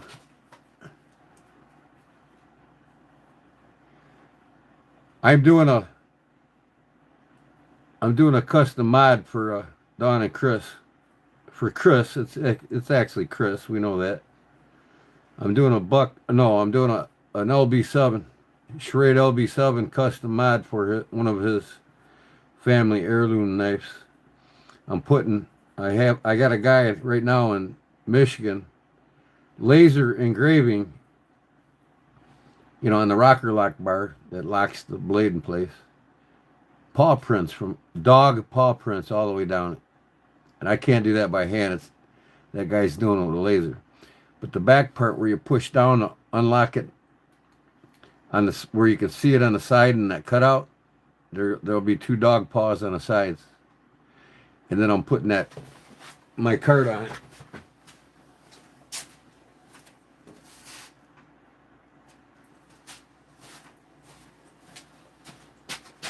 This is his knife here.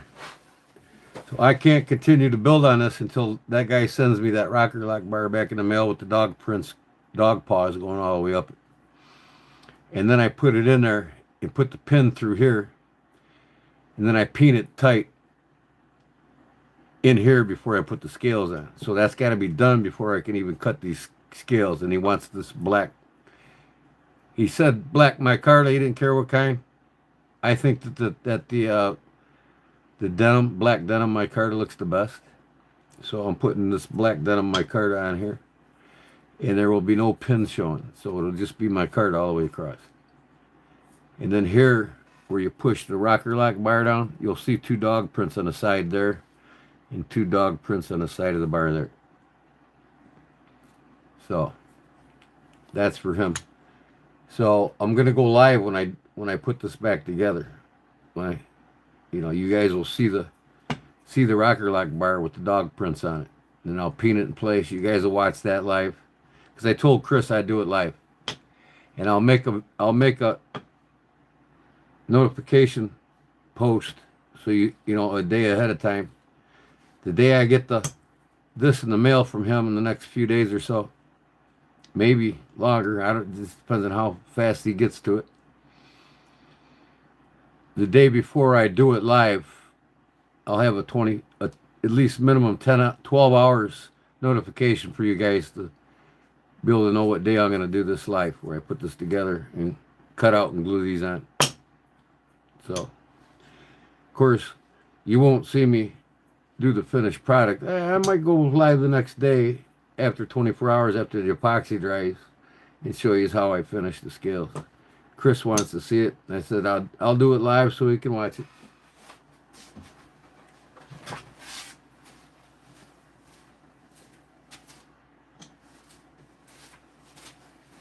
It's always cool to see your own knives come together, You don't get to see that too often on YouTube. Well, just be looking for the notification, Brian. And you'll be able to watch it. Like I said, the day before I do it, I'll make a 24-hour notification. Going live, finishing up the Schrade LB7 custom mod. Just ring my bell so you'll get notified. And just watch for it. Because I usually go live about 8 to 10 o'clock, between 8 and 10 o'clock most times.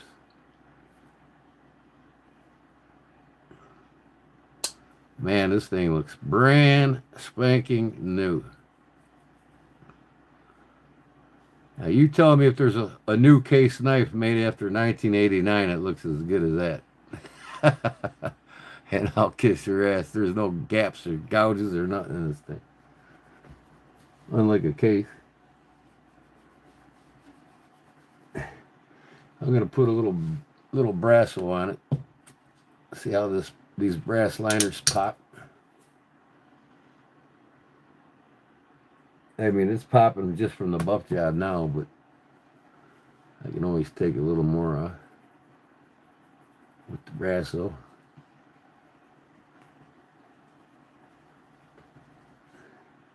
Man, look at that thing. Woo-wee.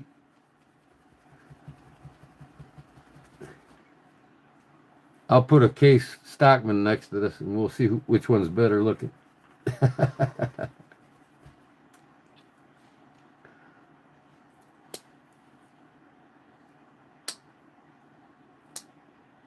I clipped out the disassembly. What do you mean? Clipped out. What do you mean? Saved it?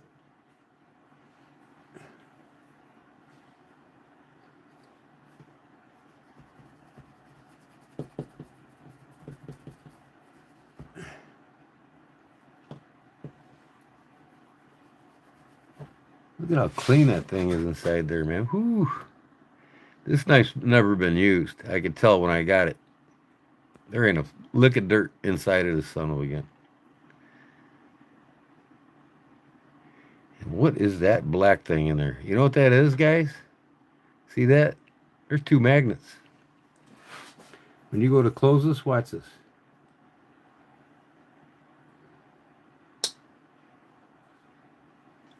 Them are magnets in there.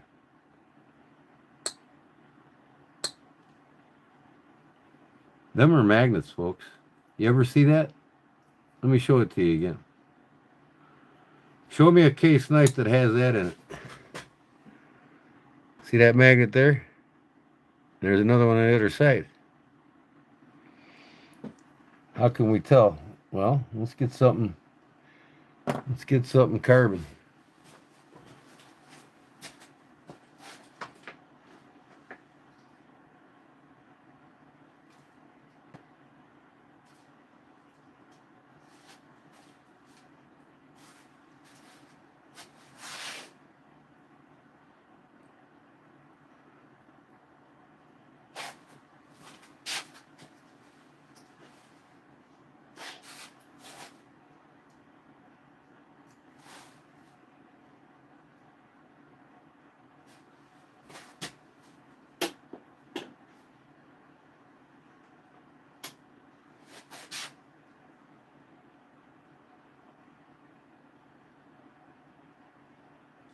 Well,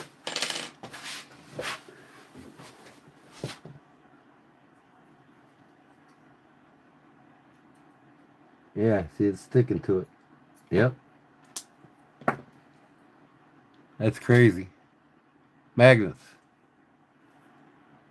Show me a case knife that's got that in it, right?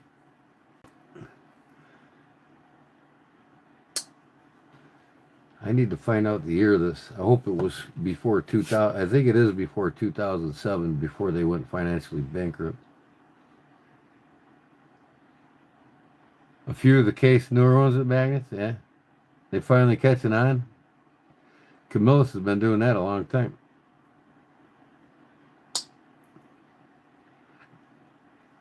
I mean, just look at the quality of this thing, man.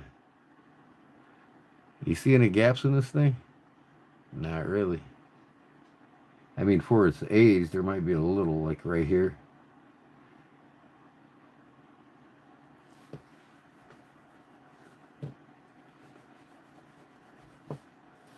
Let's compare it to a case stock.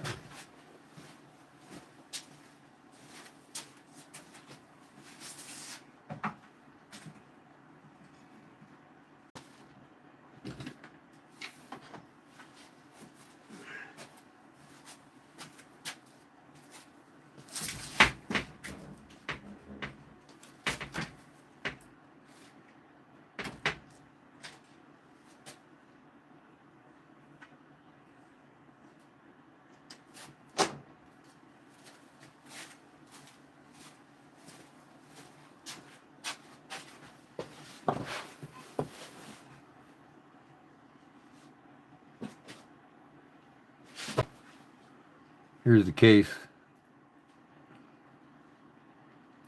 Now, like I said, I won't buy case knives that are new, like this one, unless there's no flaws in it. So I don't buy flawed case knives. I will never buy any knife by case that's made after 1989. So that's 90 and newer. without physically touching it, looking at it, inspecting it. So there ain't any flaws on this one. But one out of 3 case knives has flaws. There ain't no doubt about it. But this is barely got a snap. You hear that? Let me see here. Barely hear that. I mean, it's like butter. I'd say it out of 1 to 10 on its detent enclosure is about a 5. Same on this one. It's like butter. About a 5. Now let's compare this. Hear that? You could just, this is about a 7, maybe an 8 out of 10. Let's hear the closure.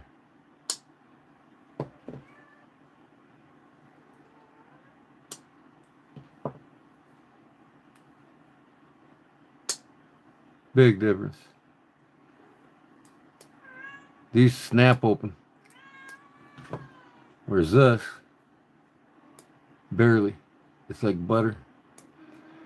I would give this a grade of 5 out of 10. This is probably an 8 out of 10.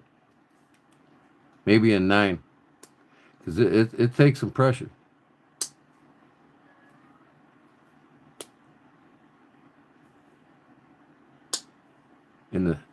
You could just feel that detent. Big difference, man. Now, yeah, this one's much stronger. And the reason why this is an 8 out of 10 isn't because of that kick hitting the spring. I mean, that's what you hear when it comes down. But look at the speed.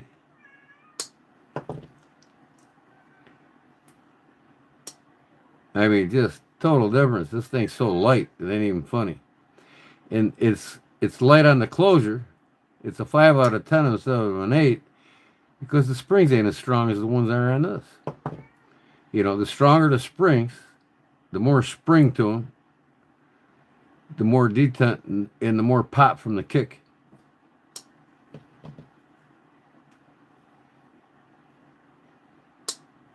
Big difference. Now, here's what I'm saying. I generally don't collect or like new knives. Hi, baby. Get the damn cat on me again. This is the last year that I collect. This is in 1989. This knife right here. Listen to the difference on that compared to this one.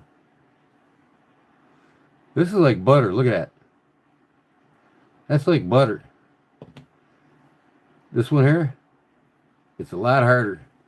I'm pushing on this one. And that's why I will not buy anything past 1989. Here's the 89 stamp, in case you're wondering. Okay, there's 1 dot left on the double SS case double X. That's in 1989. Okay?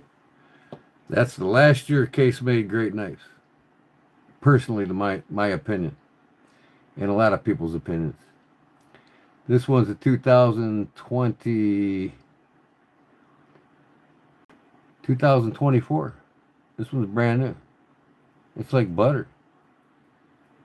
You know what I mean? I could probably flick this thing open. Nope. But look at this. I could finger flick that thing open. This one is hard. I gotta push it.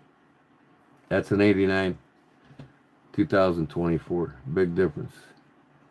Big difference. And then this one here, forget it. I seriously, folks, I can't even push it with my finger. Oh, fuck. No joke, man. I cannot push that with my finger. That's how tough that spring is. Listen to that. Man. There are a few newer knives with magnets. Pretty cool. Not case, much stronger. Yeah, this is way stronger. I mean, the springs are just. And here's the difference. I'm going to tell you right now. Case cuts corners. Since Zippo took them over, they cut corners. Now, generally, and even some modern knives today, even, like this, right? Of course, this doesn't have a back spring. It's not traditional. But they'll cut corners. Meaning, to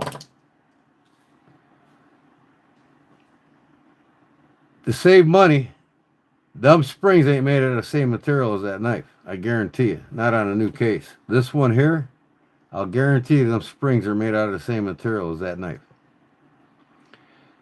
So, Zippo took over the company. They went to cheaper materials within the knife as long as they had decent material on the blade.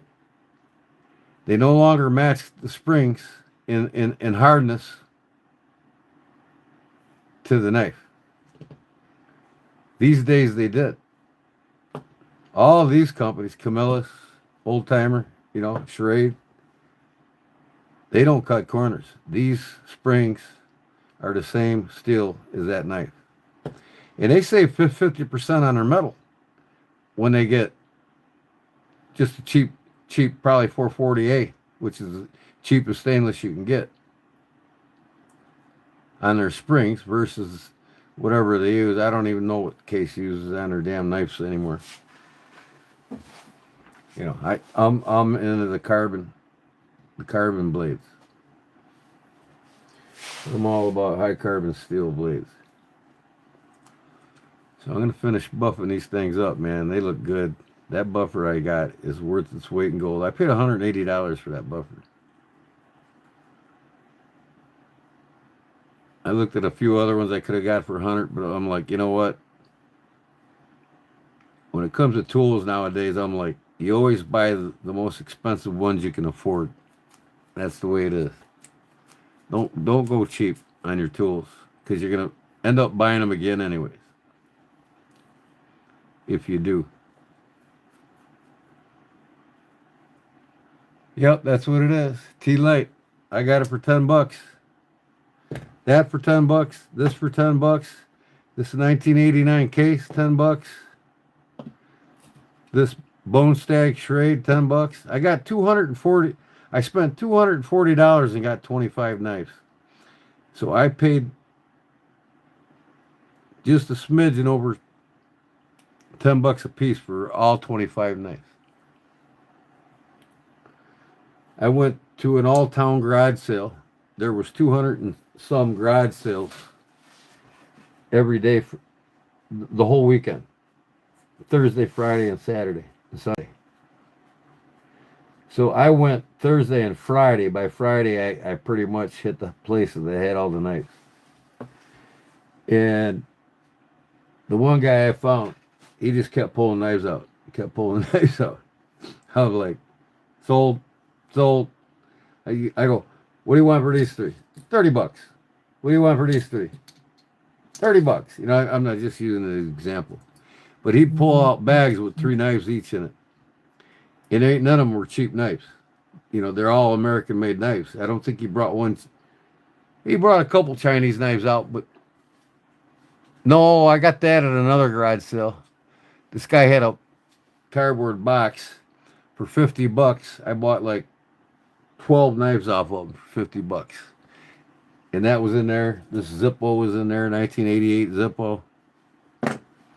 I got some good deals, man, at this garage sale. Oh, he's got a Vietnam issue, very rare Vietnam issue Western knife. And I looked it up on eBay. The cheapest one's $450, and the most expensive one's $500. Original Vietnam issue war. What's called a dagger fighting knife. Vietnam limited issue dagger fighting knife by Western in the original sheath. And he had another Western knife that that's similar to this knife here that I made. You know, the Marbles Scout. Similar to this, but it's a Western. And he's gonna throw that in and the Vietnam knife. And I gave him my card. I says, when you're ready to sell it to me, call me. And $450, I'm gonna get the 2 Western knives, both knives for $450.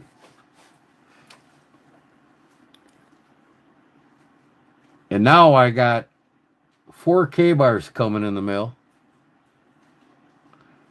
One is, they're all new in the sheaths, and they're commemorative knives for each war. So I served in Desert Storm, so I got the Desert Storm K-bar fighting knife coming, brand new. These are all brand new. I've got the Korean War coming, brand commemorative K-bar knife coming. Desert Storm commemorative K-bar knife coming. I've got K-bar knives coming, brand new in the packaging for my K-bar set.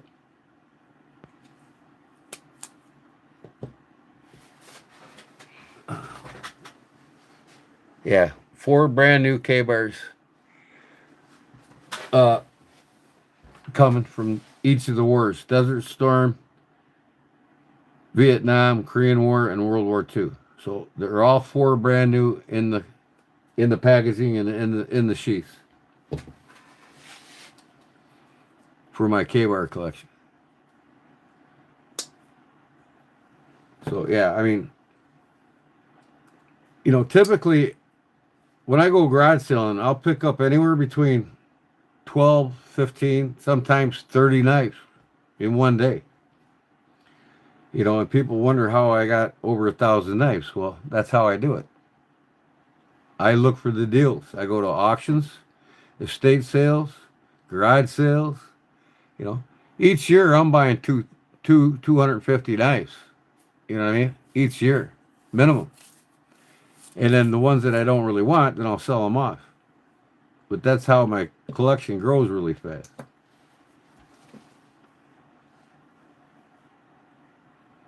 You know, most people can't imagine having over 1,000 knives, but every weekend when you hit the garage sales, they add up quick. Okay, let me see here. Leon, it is now 1:45 here, and it's 6:45 7 o'clock in France right now. You know what orange hand is? 6:45 there, and it's 1:45 here. So you're pretty much 6 hours ahead of us.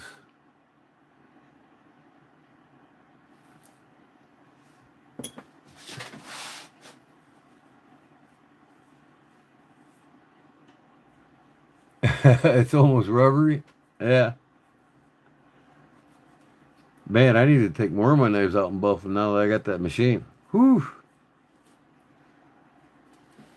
They never look so good.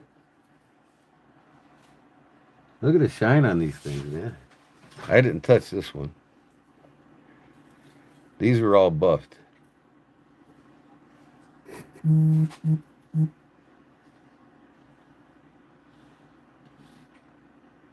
That side better. Did I buff this one? Yeah, I think I did. I could have got the scales a little more though, but look at them damn things, man. I love my knives, guys. I'm sorry, man. I'm a knife fanatic, and I'm sorry. I'm a knife addict. What are they?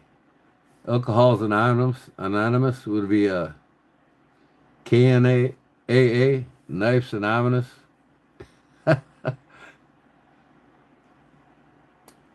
Yeah, I wonder what else he had. He's got more knives too, he told me. And then the guy they're selling next to him in the same yard, friends of the family, he was selling fishing tackle and poles and stuff. His father passed away.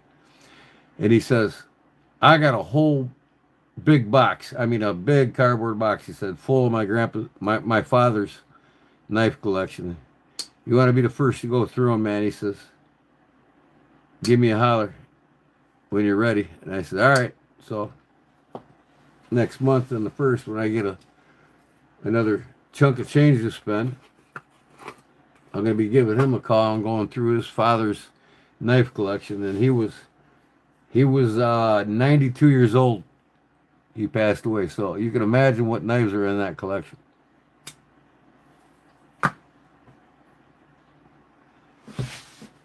So if there's any rare ones in there, I'm going to get the first dibs at it.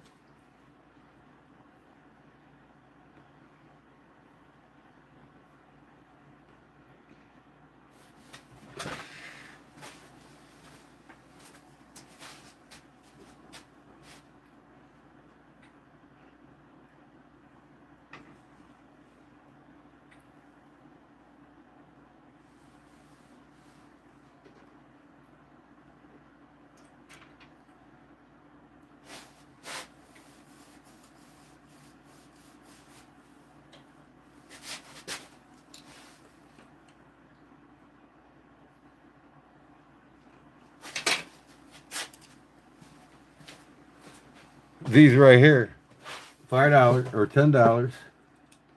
$10. 2 German knives I got. Look at this. Old stag. That's a real stag. The only thing with this is this blade don't go down all the way. I have to grind that kick. I got to clean this up. But for $10, it's worth it. Now, they broke one of the main blades here, and they made a sheep's foot out of it. I thought that was cool. And it'll work. Listen to that snap. This thing's from the 60s. Now, I just got to clean up the pitting on it. A little bit of pitting. It's stainless steel. But this is a Boker, Germany.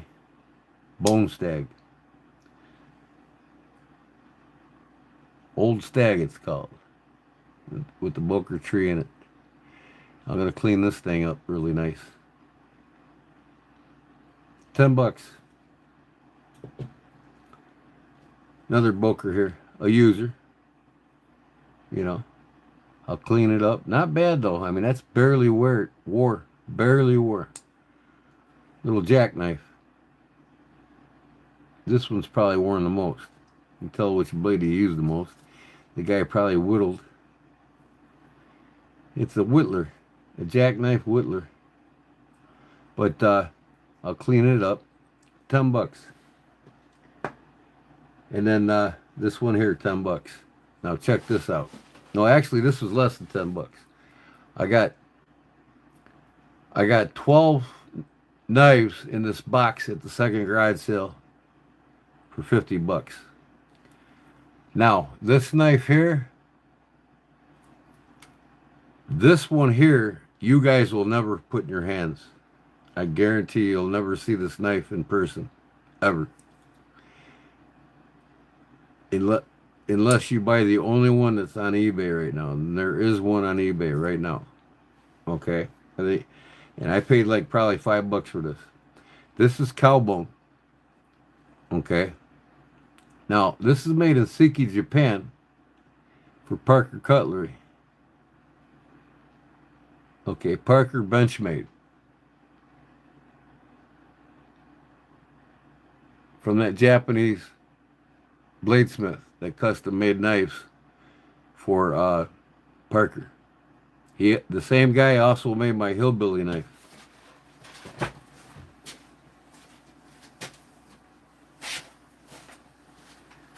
If you all remember the hillbilly knife, right? Hillbilly. Parker brand knives. This is made in Siki, Japan. The only way you can open this is pull up on this frame back here and separate the two halves. See that? There's a little gouge in there. And the stainless steel ball bearing keeps it in place. You pull up on this and twist it. You twist the whole thing and the knife comes out. And then the ball bearing will catch that hole again. Boom. You take these blades off with a quarter on each side. I got a drop point in here and the clip point. Same Japanese Bladesmith made this knife, also made this knife. Now, here's what makes this thing super rare.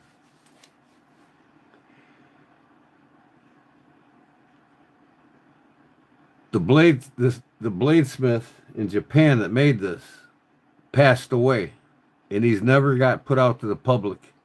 They were found in his factory after he passed without being sold to the public.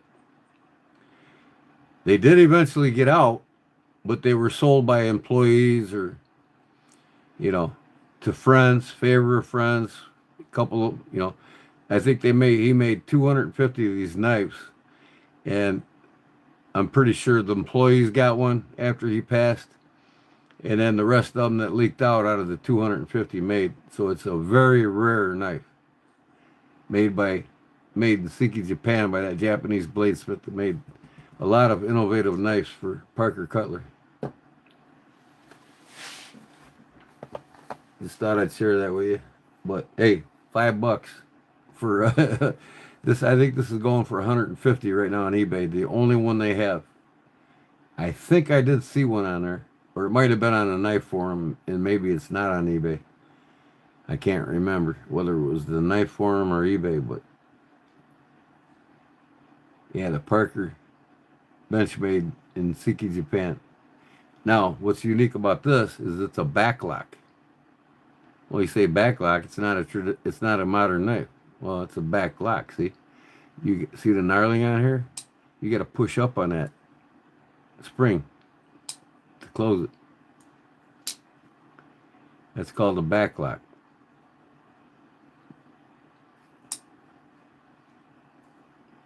I mean, this Japanese guy just made some awesome knives, man, for Parker.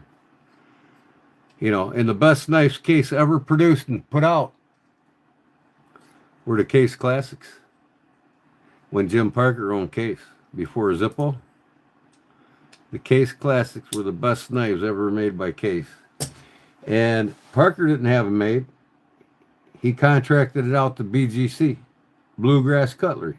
They made the Case Classic knives. And they are the best Case knives ever made by Case.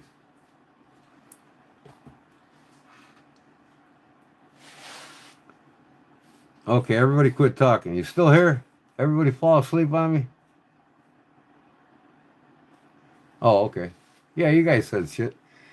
My chat didn't scroll on me. Sorry, guys. 7:45. Well, you said that at 7:45. Why am I on 7 here now? Did I not set this right? It should be 5 to 8 right now, right? So we'll get this at 8.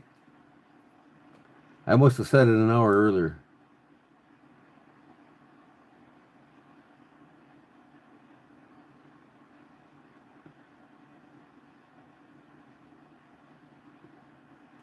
There we go. 8. That's the France time and American time. So you're 1, 2, 3, 4, 5 hours ahead of us. 5 hours ahead of us. No, wait, more than that. You are. Is it 7:45 p.m. there? So that you're 5 hours behind us. No, you're 5 hours. No, you're 24. You're 12 hours ahead of us. Is what it is, right? It's daylight there right now. It should be, right? Parker brand that makes pens? I'm not sure.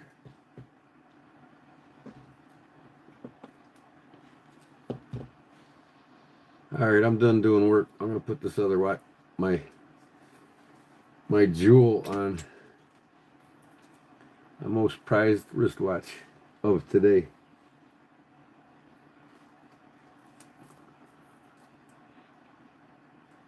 And they're always the most expensive. The GT or the GMT divers.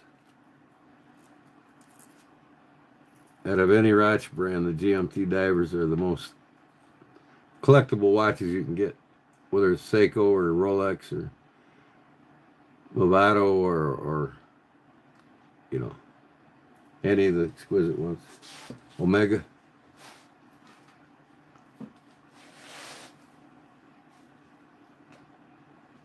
You've had one of these for decades? Yeah, this is the first one I didn't start collecting watches till probably 18 months ago, and now I got 177 watches.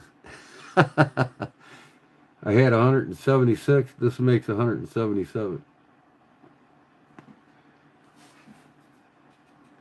But my prime collection, you know, my most treasured, my most valuable, I only have a dozen.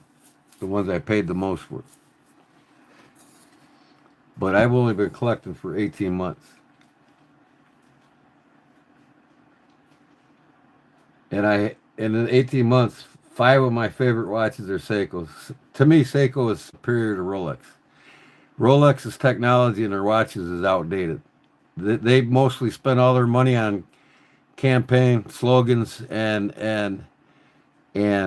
the aesthetics, the outside appearance of the watch, but their technology is way outdated inside of their watches.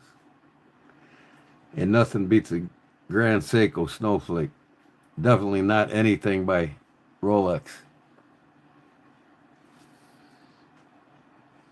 And Citizen gives them a run for their money too. Citizen is the oldest watch company in the world.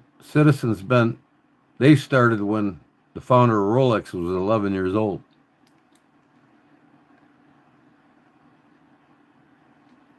But, I'm learning horology, so I'm slowly becoming a watchmaker. I work on them all the time. I got all kinds of them up here on my desk. You know, I'm doing this one for a guy, and I got 5 more of these things full of watches I'm working on. It's fun to work on them. I love taking them apart, cleaning them, and putting them back together. I got to learn yet how to work on the quartz watches, which is a whole different ball game. I don't even have the electrical tools set up to do it yet. But yeah, I'm already hooked on it. Knives and watches. And I'm making watch straps now. I got all my patterns. Now here's a set. I made a watch strap for one of my Seikos upstairs. 18 millimeter. Here's the pattern I used for it. So I do a lot of leather work. So I'm like, you know what? If I'm gonna do leather work, I might as well target where the money's at. You know what I mean? I can make a strap this size for a Rolex watch for $850 to $1,200. I'm gonna do it. Make it out of stingray or crocodile, or it's like my wallets. I make wallets. People can buy wallets off me. This is crocodile. This is my minimalist wallet. I don't have no cash in it. I hardly carry it sometimes. But yeah, this is my crocodile wallet that I make and I offer to people. And I made the watch strap here for my G-Shock. It's made out of an oil tan, so it changes colors when you touch it. But it's real soft, and I love that. Here's my logo on the back. Backwoods leather. My link's in my description if you want to check out my leather page in Facebook. I got 2 of these G-Shocks. I've had this one right here. This is the first one I bought for like $128 20 years ago. And I had it, then I recently, like 5 years ago, I bought another one exactly like this. It's the green, ODE green one. And I paid like probably $145 for that. The price went up since this one 20 years ago. But I got a half a dozen G-Shocks now. And I want to get their most expensive one, but that's going to take some time. I'm not in a hurry to get it. I'd rather buy the Seikos before I would the Casios. Well, thanks, 44 Carbine. I appreciate it. I'm live 3-4 times a week, and I'm usually making something or repairing something or working on a custom mod, so you'll get a lot of chances to watch me do that. But soon, soon I'm going to switch over to members only. The only time people will get that's not a member, a paid member, the only time they'll watch me make something live is when I do my Sunday Fun Day every other week, where I make something and give it away. So twice a month I make something and give it away. Everybody can watch me do it. And so last Sunday was my members and subscribers. So I made two things and gave it away to members and subscribers. This Sunday is the Sunday after. So in other words, this Sunday, I'm not making anything to give away. But the following Sunday, I'm making something for everybody. Understand? If you understand that. So I have members only, gets a better item made, and then, non-members get a lesser item that I make. Whether I make it out of leather, wood, I hand carve things and give it away out of wood. I'll make a knife sometimes and give it away. But, yeah, welcome to the crew, 44 Carbine. And I take it you're a avid gun enthusiast.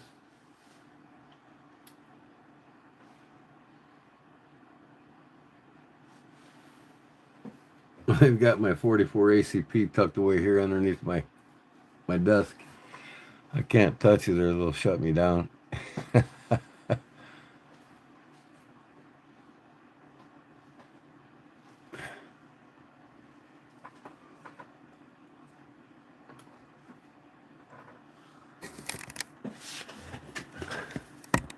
Boom, look real fast.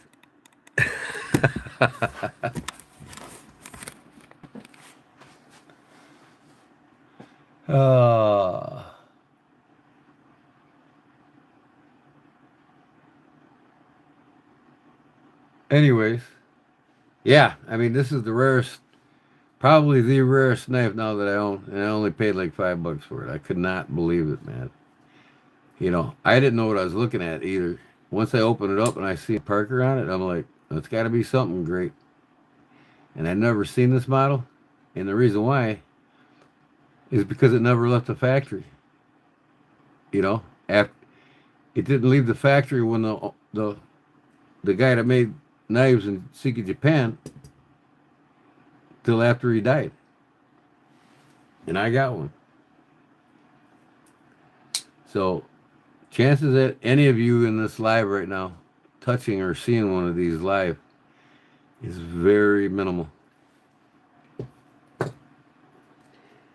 And I suggest if I didn't see the other one like this on eBay, I would suggest you go there now and buy it. Because this knife's going to be worth at least $500 or better in the next 10 years. And it just keeps going up in price. It says on a package, when you get these, original cow bone. It just doesn't say bone, Hell, this could be cow bone. But it says on the packaging that these were made from original cow bone.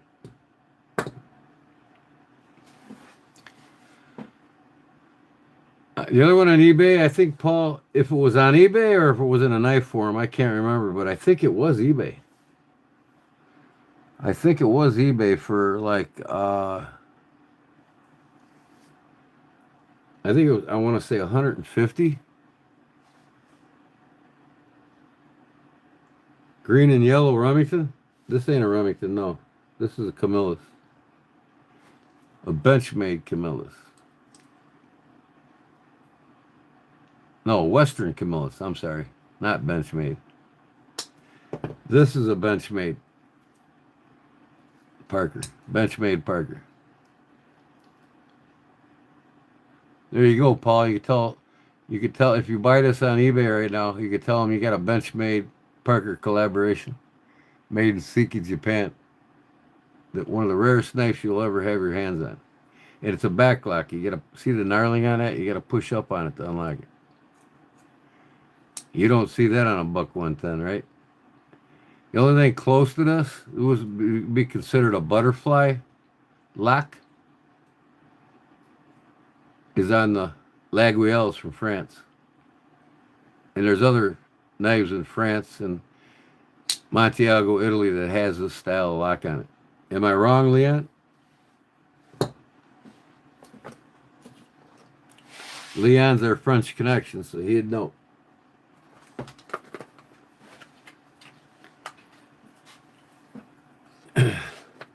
Go search for it right now, Paul. Parker Benchmade, Siki, Japan. See what you come up with cowbone. I got an article on it here. I think I saved it, but I think it's on my phone. Let me see. I can bring my phone up on my computer here. Hold on, and I'll show you guys. This is what I came up with. Yeah, I got the article here. Hold on, let me find it. Oh, and I'm going to show you a pic. Let me show you this. Come on, man. This thing ain't working. Apps. What the hell happened? My phone thing went away. What the hell? Where are you at?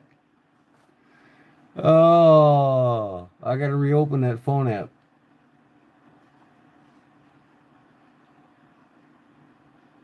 Mr. Mouse is in the house. They're made on a bench. Well, I could assume that. Yeah, most likely this isn't made by Benchmade or anything to do with a collaboration with Benchmade. I just made that up just to make it sound good to you, Paul. But I don't know why it says Benchmade, but let me bring this article up on it. Oh, what up, Sean? Mr. Mouse, Mr. Sean is in the house.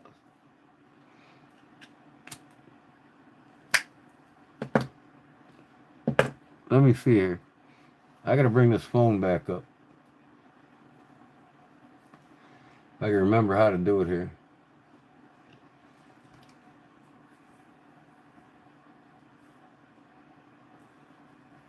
Where in the heck is my phone at on my computer? I gotta go to settings, I think.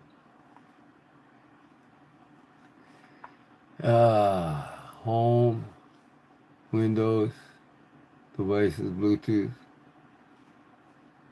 devices.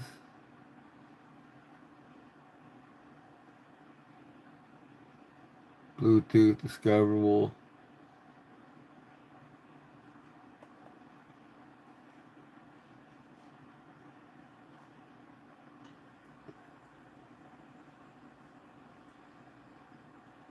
Where in the hell is my phone at? How do I bring my damn phone up again?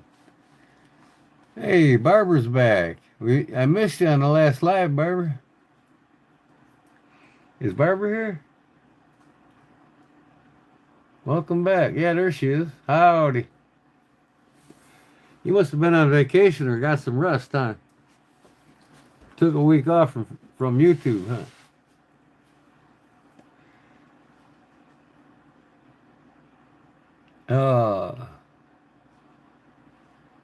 Where in the heck is my phone at now? How do I bring my damn phone back up on my PC? Any other time I could grab it. I can't remember how.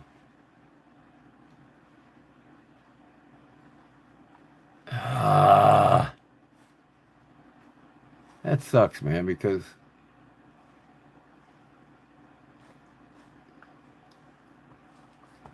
I gotta go in settings, I think, but I gotta remember how. Let me see here. Account, system, home.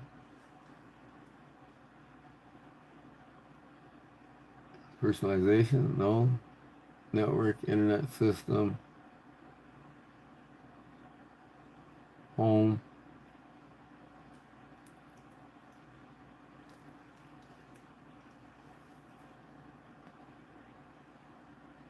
Bluetooth devices. View all devices.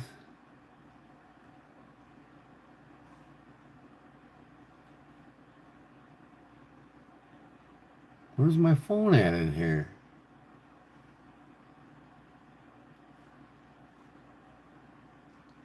Ah, shit. Come on, man. Get help.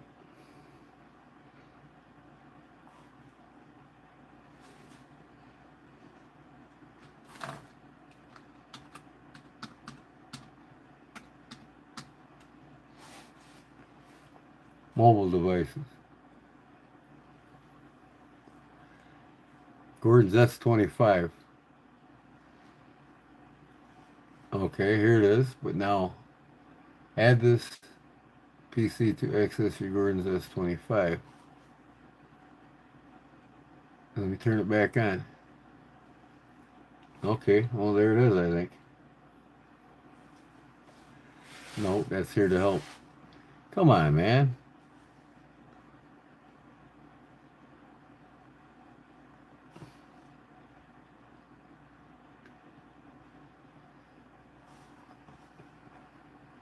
View local files.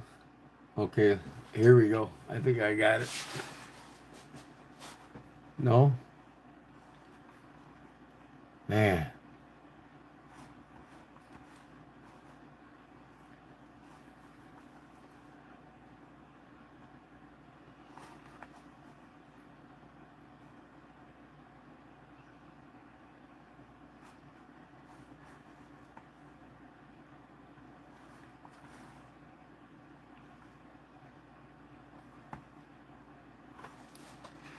Uh,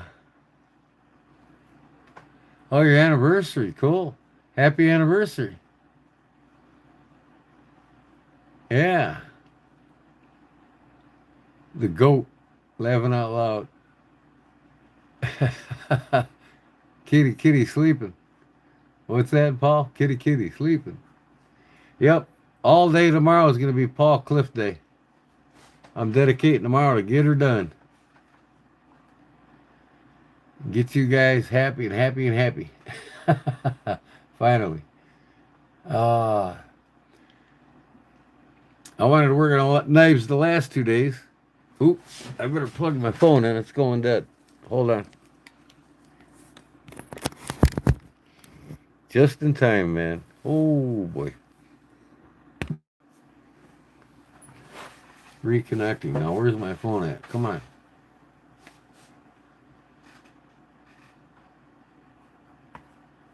The kitty. He's waking up.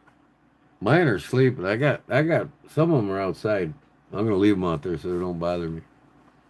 I think 4 of them are outside. No, 3 of them are outside. 3 are in here with their babies. Who's leaving? Mr. Mouse? Okay, we'll see you, Sean. Thanks for coming in, man.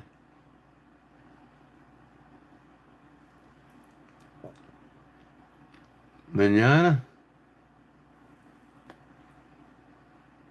Manana? Manana? Paul, month members. You're 7 months in the club. Okay, Paul, you got a hat coming from me. Did you get a hat from me yet, Paul?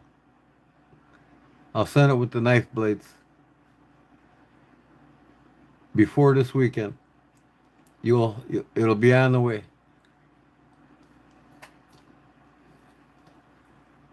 Once you break the 6-month membership, you get a free hat from me with my logo on it. Okay, you got one coming now. And I would blow something. Here, I'll blow the winter whistle for you. For Paul Mills, 7 months. All right. That's the only thing that won't wake the wife up. If I do the horn or the goose call, I'll wake my wife up. Where's the knuckle dragger? What do you mean knuckle dragger? What is that, Cliff?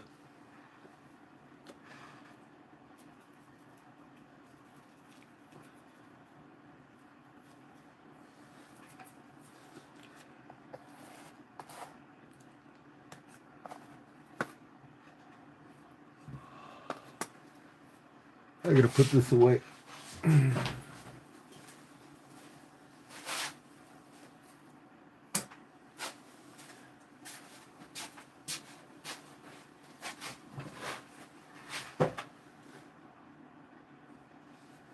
Oh, my earballs. Was that annoying, that whistle? Was it pitch defying or something? Jerry.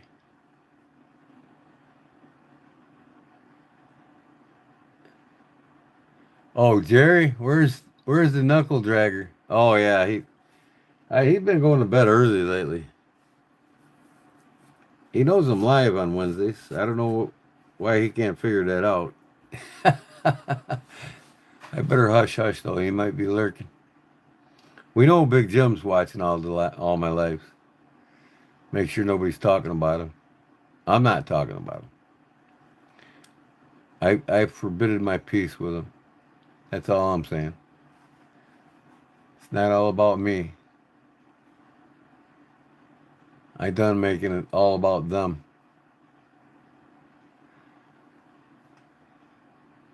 Yeah. He might be lurking. He might be sitting in his bed honing in on you guys. I know Claude is. Claude he watches all my lives, whether it's live or the next day.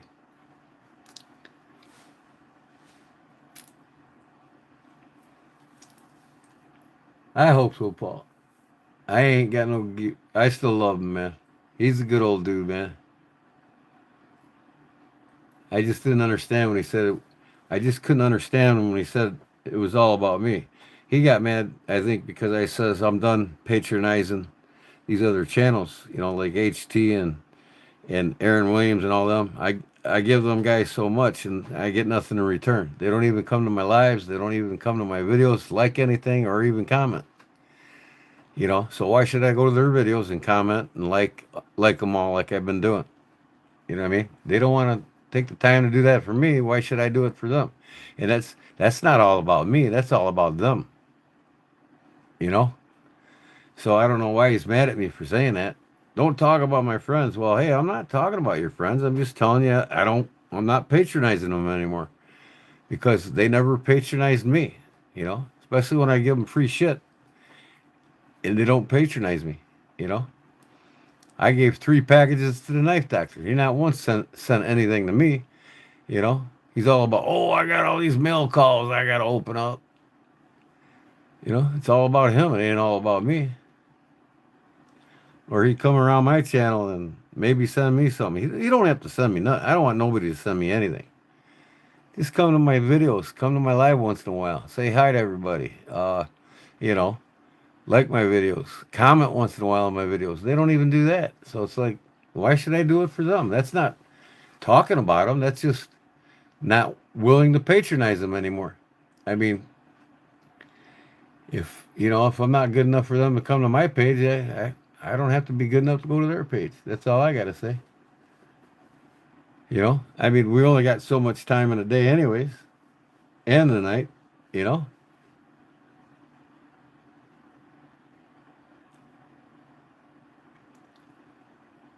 And there's a lot of pages like that. I mean, I don't see, but I like the guys, they just they interact with me and they talk to me and everything else when I'm in their lives. Unlike these others, Beast Blades, he don't come to my lives, he don't patronize my videos, but you know what? He interacts with me. I go to these other guys' lives, they don't interact with me. It's like, well, they got a vendetta against me or something or what? I don't know. It don't matter. But I've been going to Beast Blades since he started his channel. I've been patronizing him since day one. And I'm not going to stop because he's a genuinely good guy. And take the time and knowledge you're there.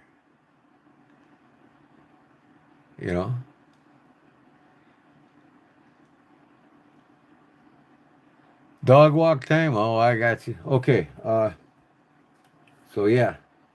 Paul, I would suggest you go buy this knife if it's on eBay. I think that's where I seen it.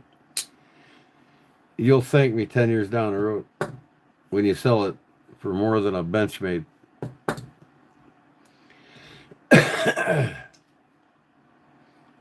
And if you can afford to buy a Benchmade, you can afford to buy this. I'll put this one back in my sheet before I cut myself with it again.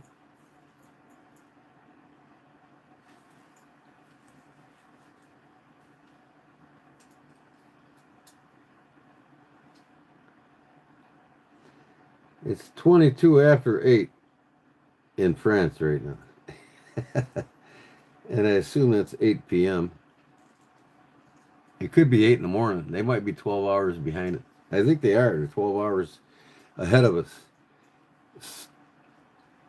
It becomes daylight here when it becomes dark here. So they're ahead of us. Or would you call that behind us? I don't know. Can you send me a link to it via text message?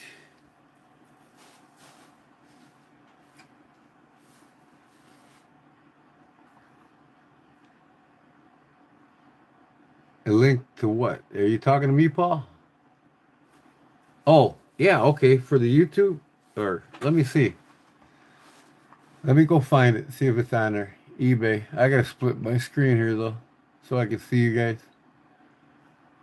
Oh, look at this. Oh, this is my phone thing. Gaming, apps, accounts, power system, home, accessibility. Okay, well, let me see here. This ain't what I want though. I want to bring eBay up and put it over here. Okay, there's my live.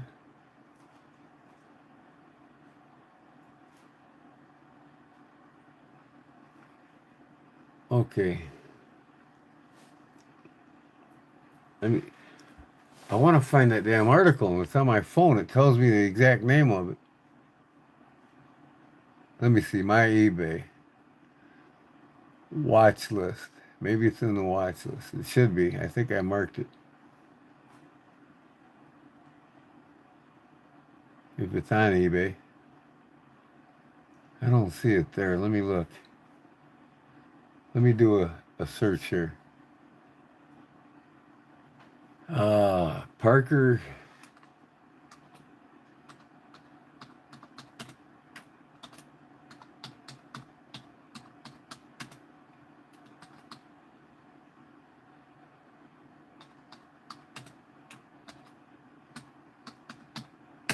See if this pops up.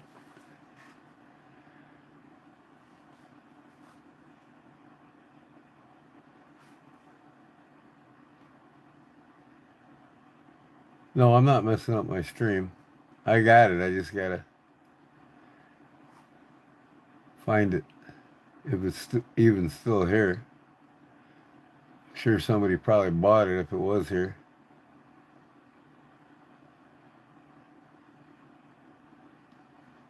Let me put rare. Rare.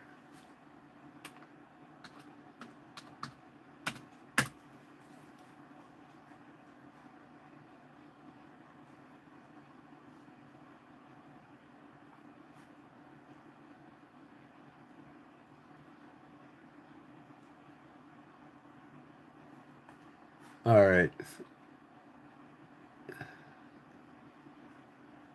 Let me see.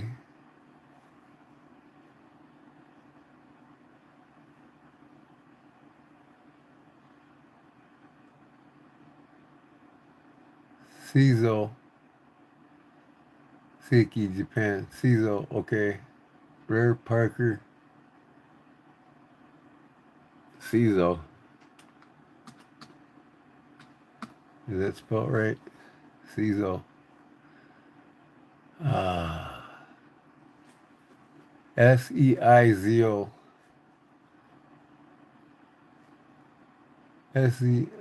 Sei.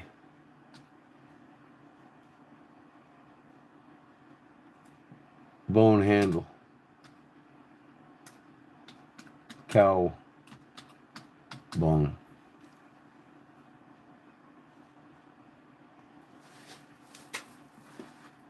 Okay.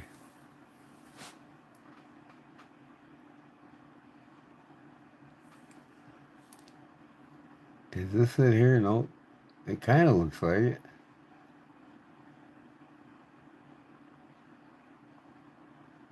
Let me see. No, this is a backlock. That's not it. And it's not rare. Damn.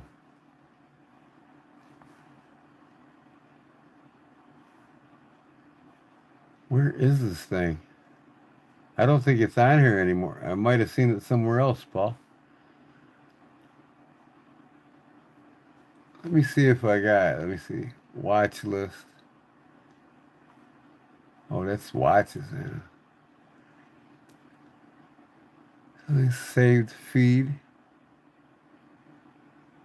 Saved searches. Let me see it's in saved searches. Nothing in there. Nothing in there.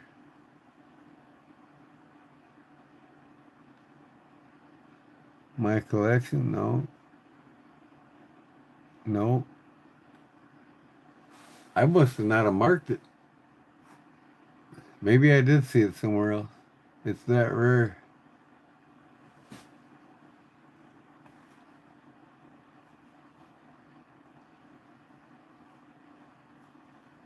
Let me. Hold on. I'm going to take a picture of this phone. I'm going to go onto my phone here real quick. I'm not going anywhere. I'll be right back.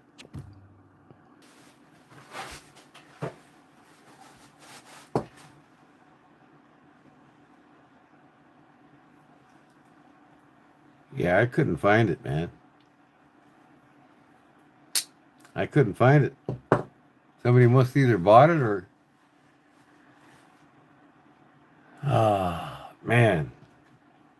If I could find my phone, find the article. Let me see if I can get my phone hooked up to my computer here again. Once I get to my phone on my PC, then I can find the article.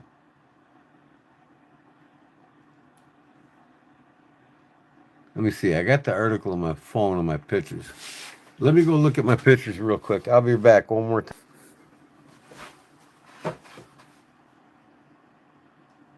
Okay.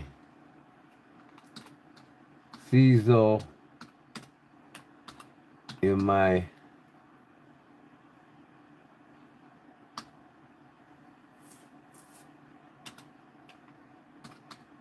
Siki Japan early 80s knives. See what pops up now.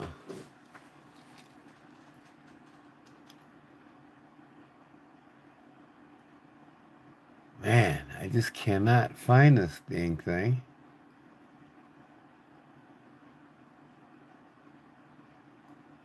Sooner or later, I'll find it, guys. Sooner or later.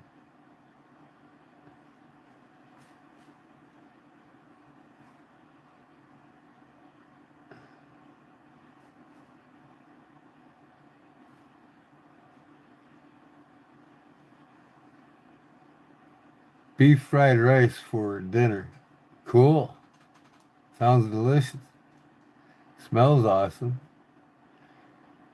Gotta cool off. I hear you. Man, where is this fucking knife? Let me see if I do a Google search and find it. Maybe it wasn't on eBay that I found it. Copy. I'll show you I'll show you when I find it.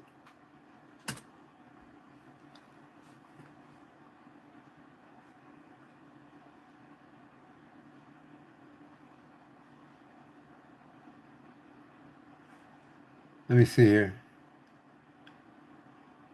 Rare.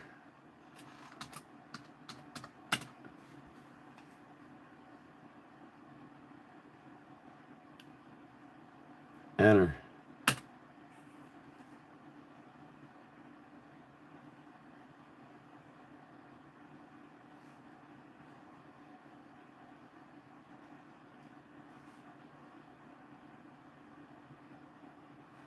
Is this it? Come on, man. No, that ain't it. What the hell is that? Facebook?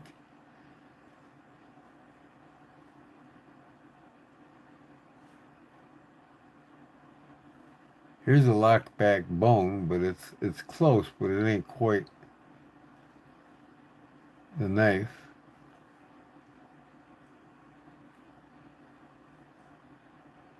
Man, I wish I could find it. Let me see if I can get my phone hooked up here somehow. Once I get my phone hooked up here, I can show you the article. But I knew I found the knife somewhere though. I don't know if it was on my phone I found it. So I won't find it on my PC.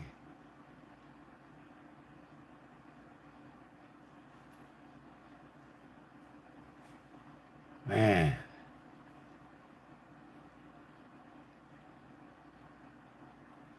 That ain't it.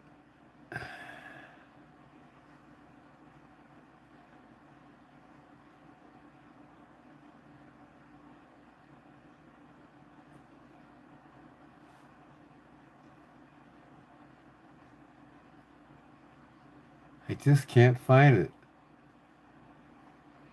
Where you gotta cool off from, Cliff? Somebody make you mad? It's not a big deal. Good night. Thanks for the update. All right, Chris. Yep. Like I said, I'll post it. If that comes in by the weekend, I'll post it 24 hours ahead of time so you guys will know when I'm going to go live working on it.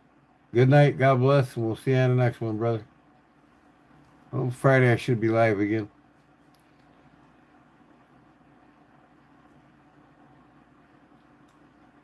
Vintage 80s. Man. That's how rare this knife is, guys. I can't find it now. No dinner needs to cool. I need to make some noodles or something. I'm kind of starving myself.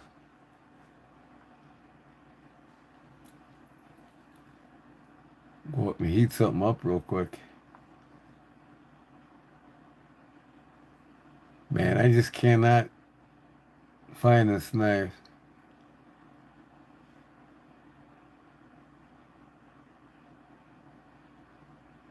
Maybe it's on YouTube, I don't know.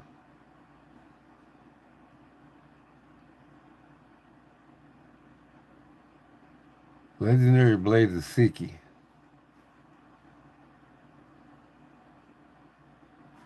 What does it say? In Seki, knives are more... Nah, this is a knife company. What the heck? That ain't it either.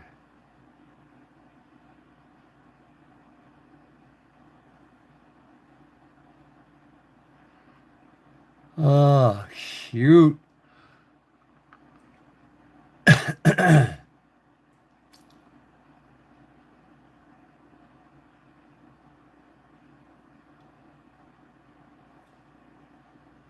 Just got done cooking.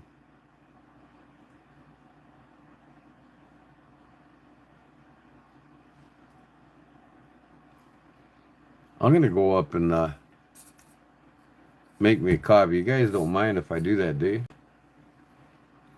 Takes me less than 5 minutes.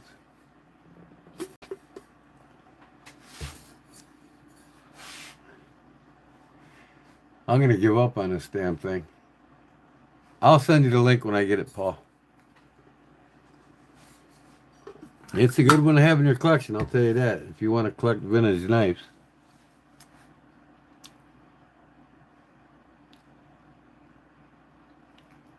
Yeah, I'll get to the link. But oh, Cliff don't mind. Okay, I'm gonna go up and I got a single cup coffee pot. It'll brew a cup in less than 5 minutes. So, and I gotta go to the bathroom. So, I'll be right back, you guys.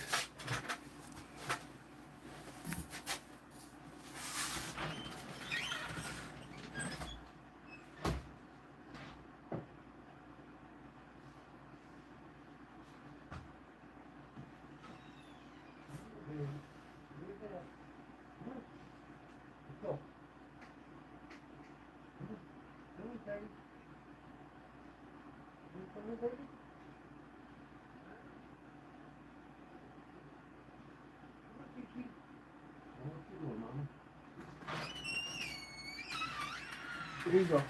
Come in.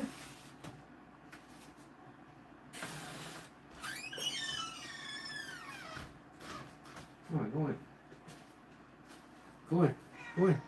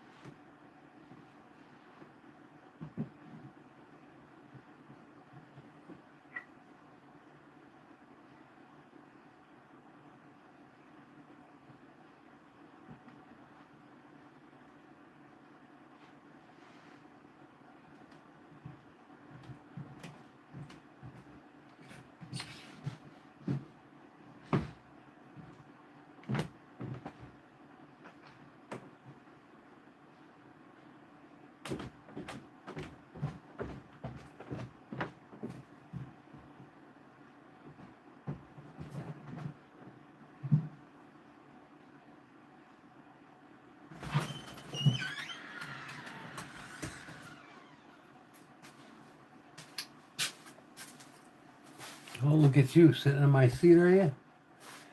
Look at my kitty waiting for me. Hi, babies. Where's the mom at?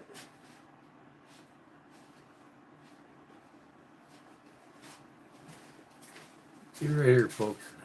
I gotta let the mama cat out. She came in to get something to eat. She don't like being in here.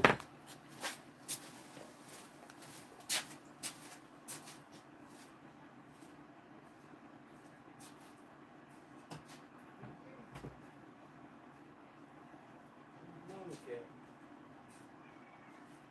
Where's your mom at? Okay. Here you are. Okay. Come on. Come on, mama. Come on, come on.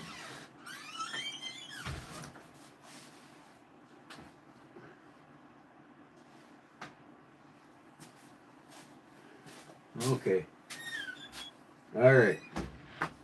Organized now. Where is my noodles? I got some noodles.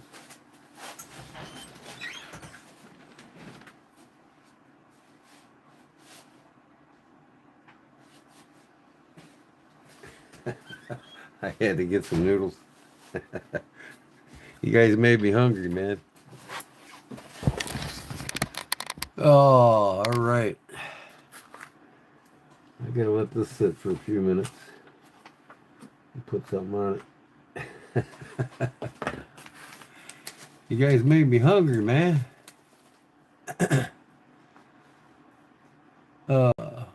Bob's Plastic Wrap. What's happening? I got me some summer sausage.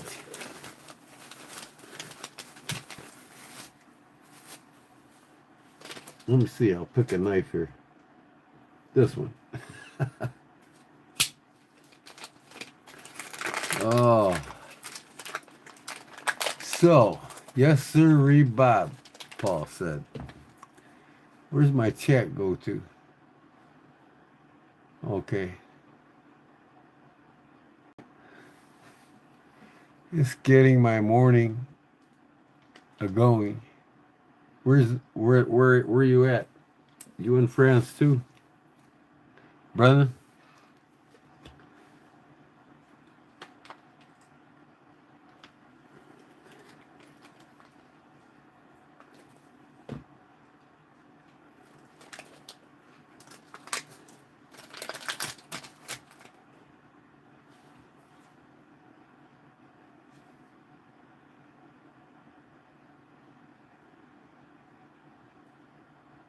Come on, man.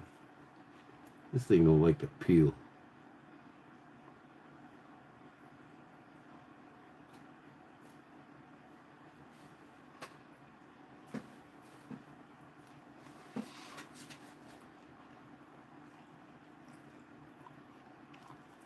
Oh, Southern Indiana?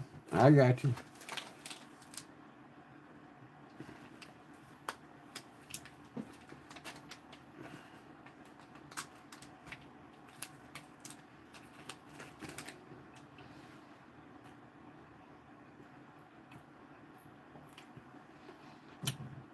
Anybody got anything important to do today when you wake up?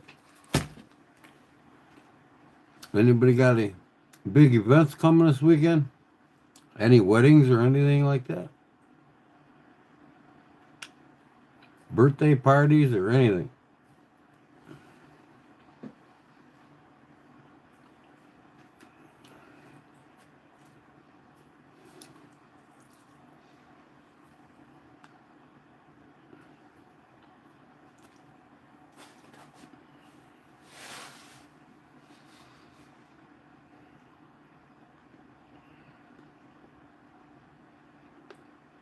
Work?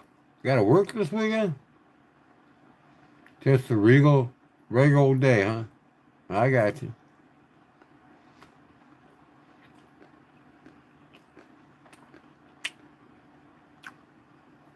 I don't know what that word means anymore, work.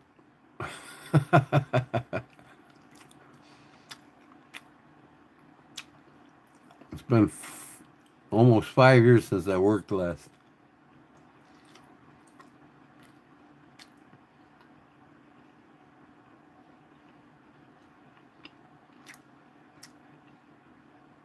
It's got some delicious French goat cheese. Man, come on, don't tell me that. I could sure use some goat cheese with this summer sausage. Man, that's my favorite cheese, goat cheese.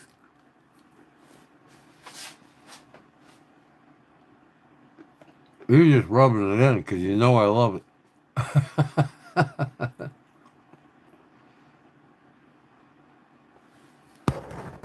I got some high protein here.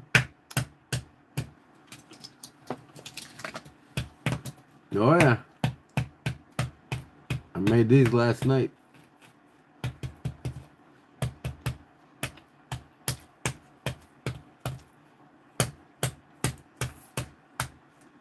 Farm fresh eggs, boy. Nothing better.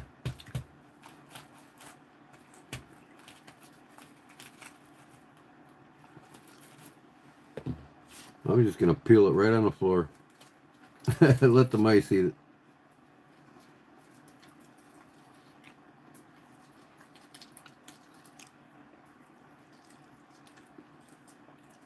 Mm-hmm.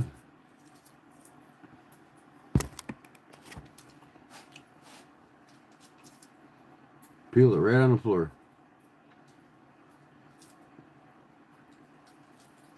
I can't do that upstairs. My wife will kill me.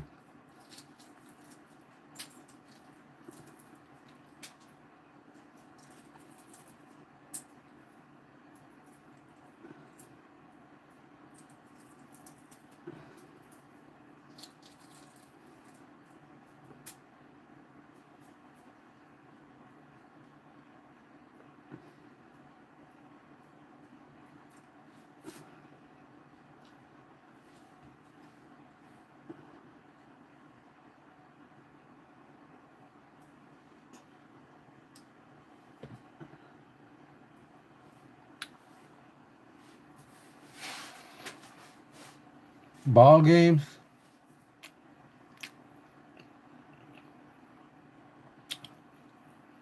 Got some yard work to do today, but it's all wet. Rain, cats, and dogs for 3 days. Yeah, it's been raining here for 3 days. That's for sure.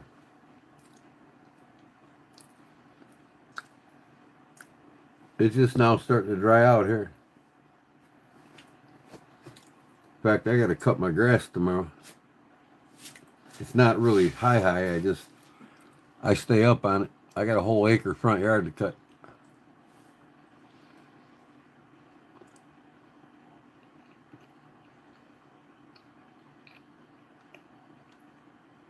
I bet you are, Barb.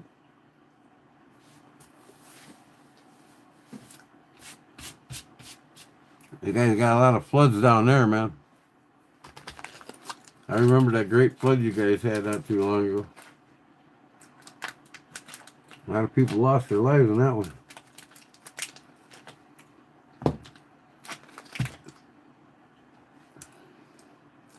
All because the presidents never take care of the infrastructure. People gotta die. They could have avoided that.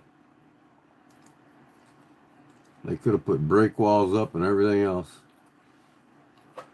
But like the government and everything else, big failure. People gotta die.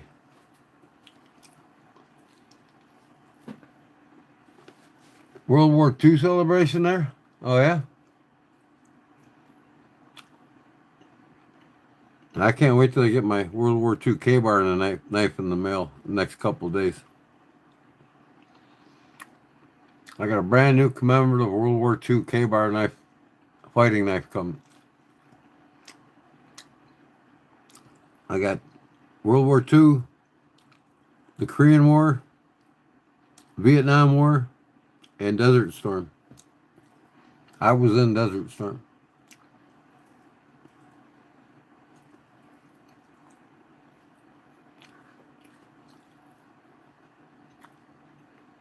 Yeah, Paul, you know, it's been raining here for like a whole week.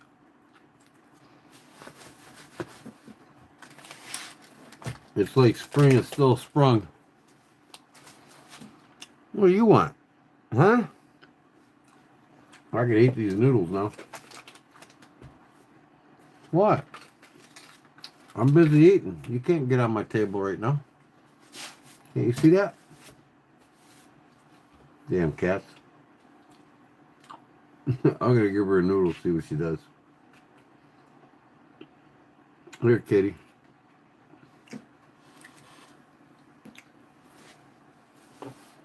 Eat it up. Mmm, yummy, huh? Oh, she's like, oh man, that's hot. She's eating it. Is that good? Mmm. Yeah. Noodles. She loves the treat. That's Patches, huh? She got her babies right here behind my desk. Hi, Patches. Hi, baby. She loved that noodle, boy. Yep, give me another one laughing out. Down south they did? Oh, wow. Tornadoes. No good. The tornado season here is past now. We made it finally. But you guys will probably get it for the next month down there.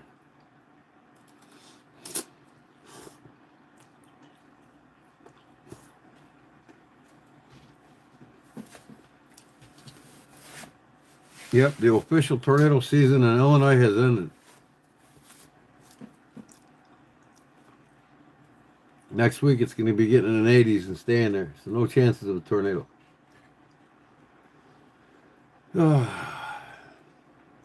It always happens here when the weather's two weather climates hit.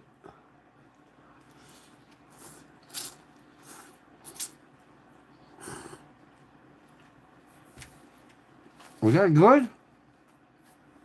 You like that, huh? I wonder if you can eat another one.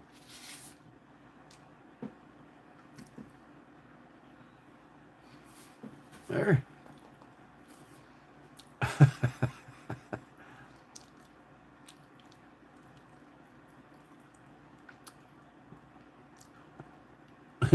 She ate it. No doubt about that. Next to the black one looks cool. That one next to the black one. Which black one? This one? Next to that one? Or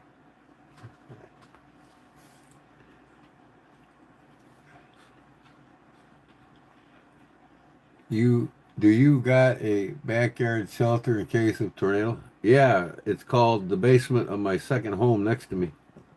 I got two homes here. I only live in one of them.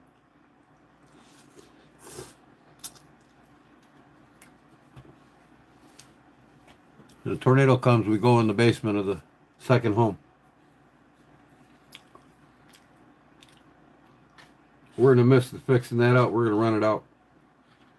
We're going to rent it out so it'll pay for my mortgage here.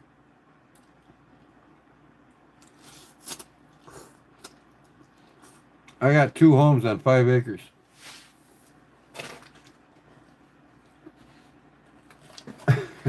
That's too hot, kitty. You want a piece of the sausage? Will you eat it? Will you eat it, kitty?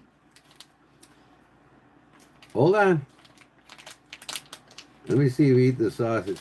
It's summer sausage, so there ain't no hot spices in it. Here, kitty. Here, come here. Look it. Look it. That's what you want right there. She says, hell yeah. That's some good meat there. Here, chew it up good.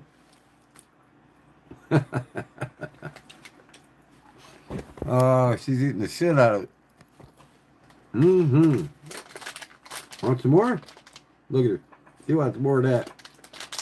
Well, hold on. Let me get some out. This cat's going to get sick.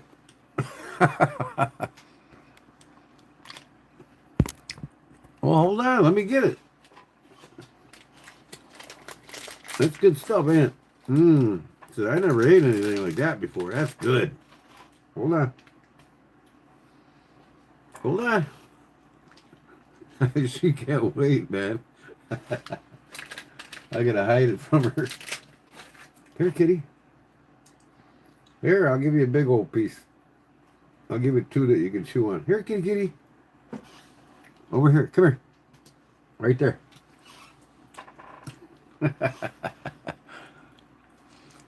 Now, why did my screen freeze up here? My damn screen froze up. Is that good or what? Here's another piece. Hold on. There you go. Eat it up.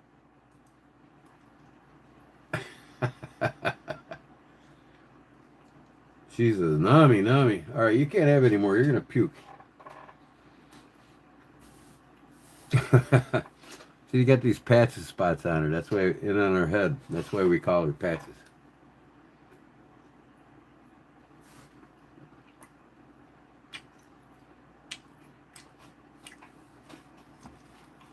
I floated away from knives, right?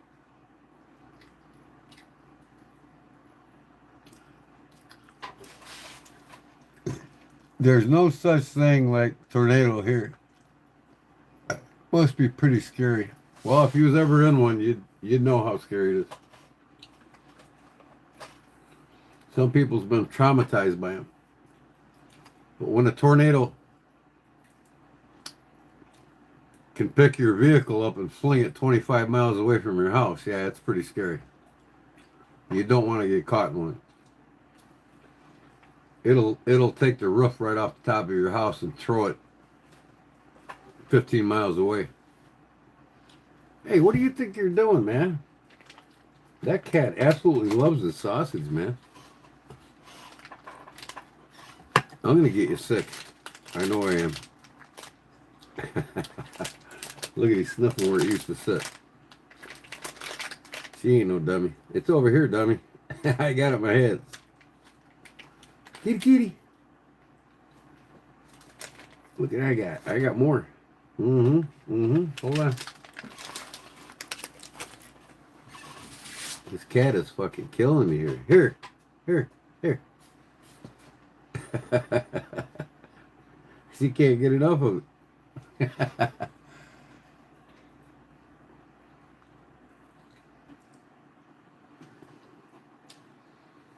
All right, I'm gonna get you off this table in a second here. The cat, what? What did you say? Yeah.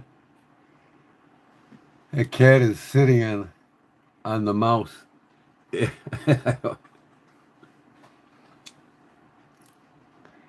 You started it. Check your batteries. I got my phone plugged in now, Barbara. Yep. It almost went dead on me half an hour ago before you came here. I was like, oh, my phone's going dead. I just caught it.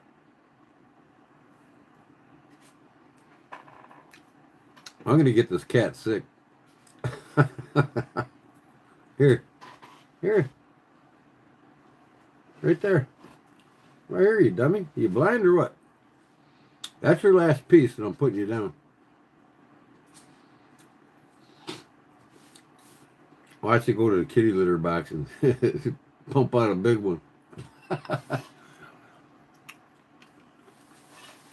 No more now. That's it. Come on. No more. Okay? You go lay down now. Go get your cat food. You got plenty of that over there. She's eating the skins that I threw on the ground.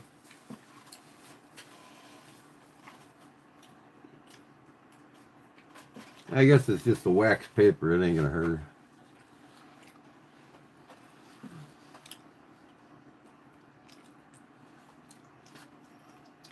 Yep. All right. What do we got here? Yeah, so these knives polished up real good. I got a new buffer, Barbara.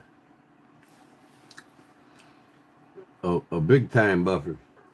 8-inch buffer. And I polished all 4 of these knives in about 10 minutes.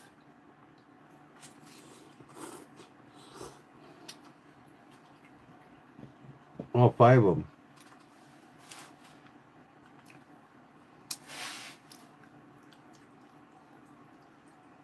All right, I think the kitty had enough finally.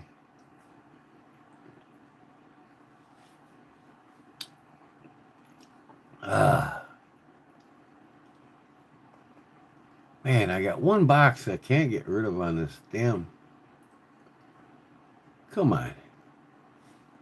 I gotta try this again.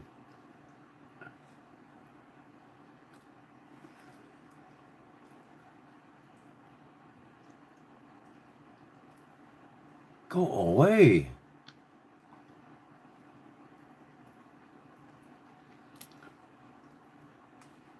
Get out of here.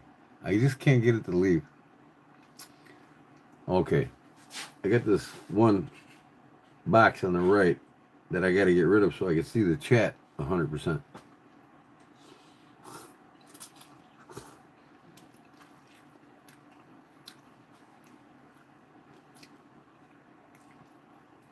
Oh yeah, it can turn a house. A tornado can wipe out a house completely, not just rip the roof off.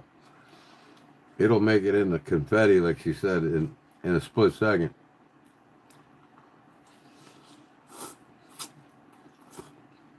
Generally around 125 to 180 mile an hour winds coming right at you. Most of them are in that 170 to 180. It depends if it's an F1, F2, F3, 4, 5, 6, or 7. F5 about 145. F7 175, 180. That's the most deadliest one of them all.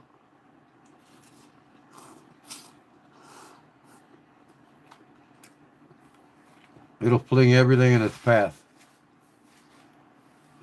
and send them into the next town. They found jewelry 30 miles away. They found cars 50 miles away.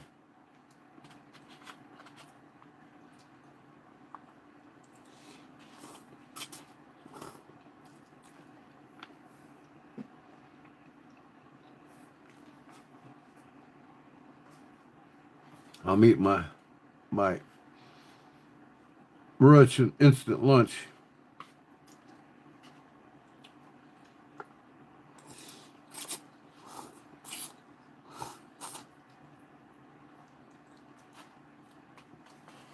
I generally only eat one great healthy meal a day. That's it. I wake up in the morning, I'll have a boiled egg or two. And that's it till dinner time. So curious to see what my wife gets for me.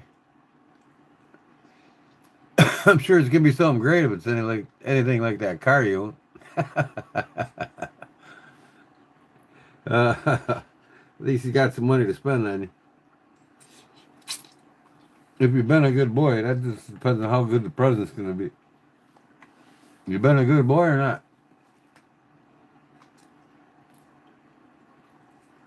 And happy birthday, by the way. How young are you?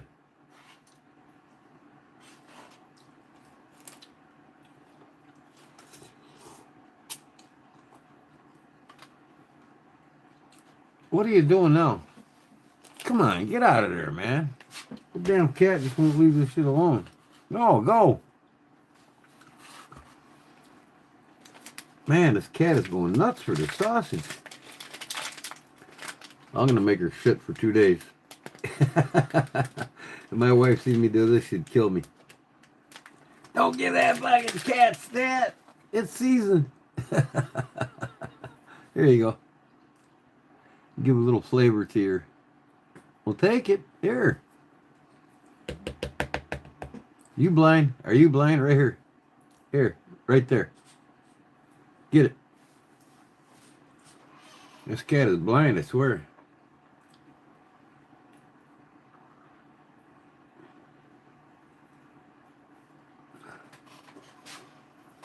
She won't tell me what it is. The only clue she says, I got a spider. Oh, come on, man. Gee, I wonder what that is. It's got a spider on it.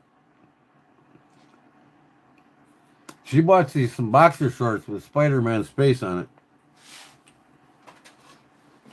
it.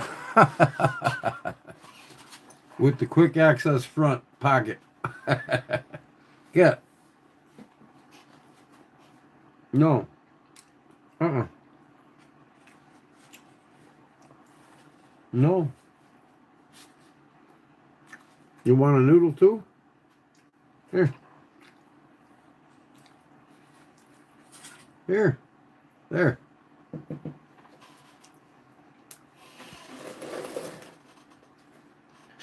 Here. He ain't wanting to eat the noodles anymore.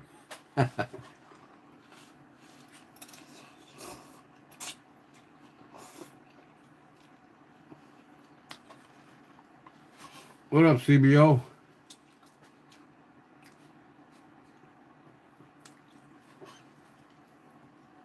Costume? No, I'm telling you, it's the Spider-Man boxer shorts. She's gonna give you that first, and then she's gonna pull that spider coat knife out afterwards.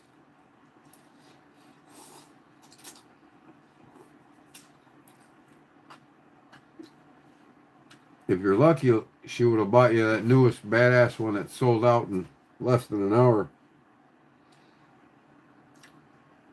Unless you don't know about it. If you don't know about it, she probably didn't get a chance to get one.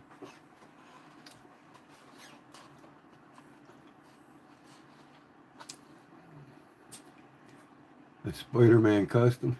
What do you think you're doing now? You're not getting any more of this, I'm telling you. Get out of here. Come on. Go.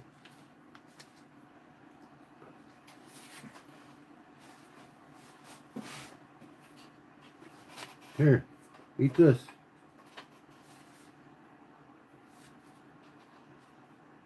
You don't want that noodle anymore, huh? You ate a couple of them.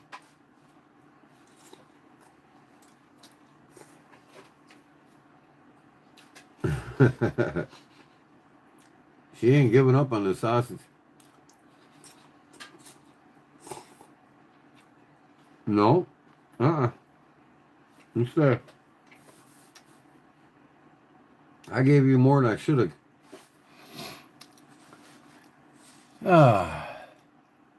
So what up, country boy? What's new? What do you got new? What kind of knife you got?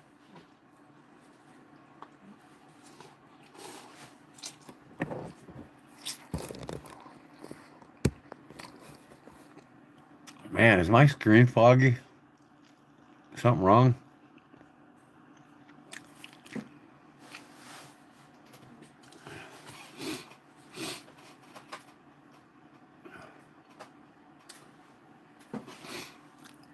Oh. Yeah, that's better. Now, what's the chat doing here? She won't leave. Yes, it was foggy. It ain't anymore, is it? Looks pretty clear. Man, them knives look good in the picture. On my PC, them knives they polished up look sweet. $5 a piece they cost me. $10. Couple of them were $5. The rest were $10 each.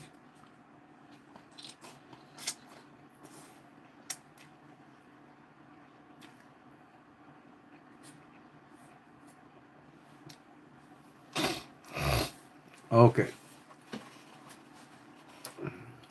I thought it was your battery. Nope. I'll check my battery. Battery is at 15%. Ain't this thing charging or what? What the hell?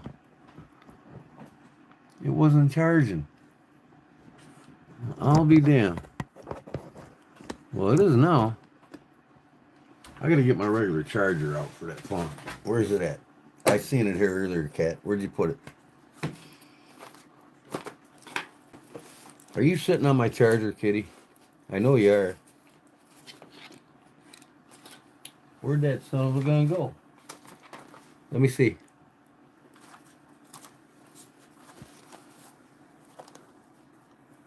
I thought I seen it on this table. Ah, I'll find it somewhere. Oh, here it is, right here.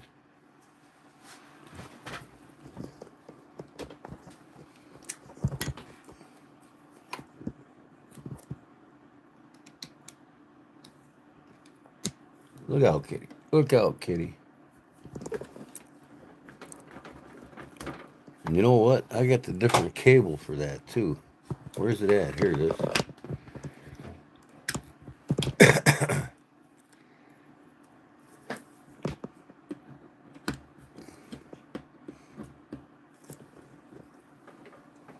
Oh, that's my light. I can't unplug that. What? This thing is so damn tight and loose. Hi, kitty kitty. Hi, kitty kitty. All right, let's see how this charges.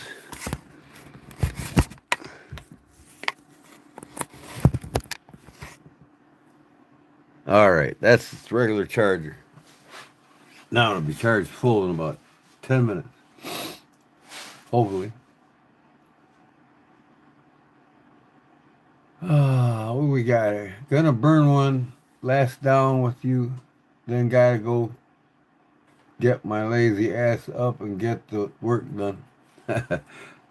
Get your lazy ass up. I thought you walked your dog earlier. You should be up still, unless you went back to bed. All right, man. Thanks for coming in. God bless you. We'll see you probably Friday night.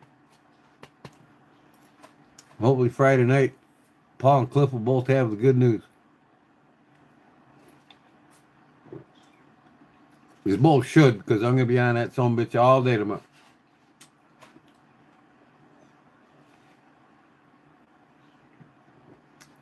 That 1940 OT at the end is looking great as well. This one here.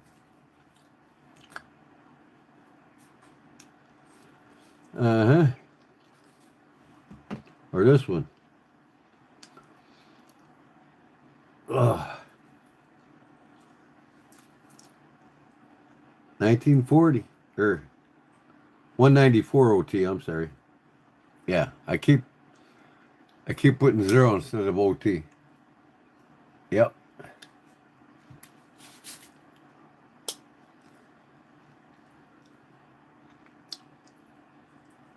$194 OT. Yep. I've got like 3 of these. I got a few of these. This one here is a Craftsman. This is made by Charade, but it's a Craftsman, not an OT. And then this is Western here. Western Camillus. Camillus Western. What's the deal behind that? Is it just a Western style knife? Or is that the Western Knife Company? This is Camillus here and Western there.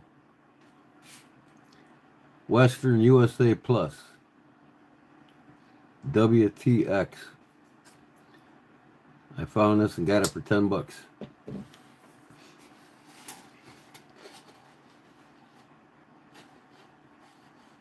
Yep. Camillus fighting knives are awesome. I've got a couple of them. I got 4 brand new K-bars coming in the next couple of days. Fighting knives. The Desert Storm Edition, Korean War Edition, Vietnam War Edition, and World War II. I'll do a video on them when I get them.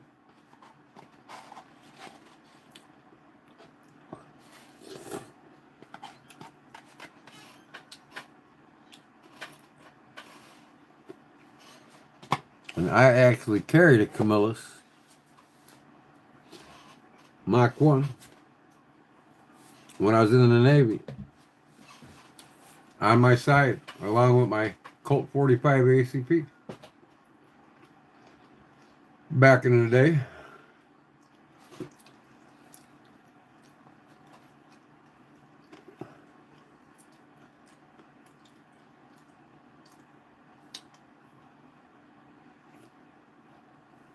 You're welcome, Leonte. Have a good night, brother.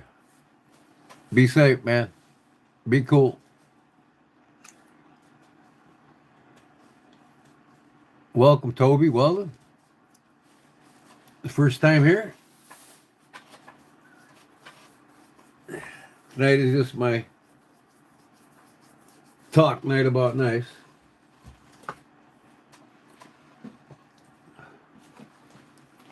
Might as well bring out I'm going to bring out my EDC carry pouches that I make. Show you guys that. I need to take this one out a second.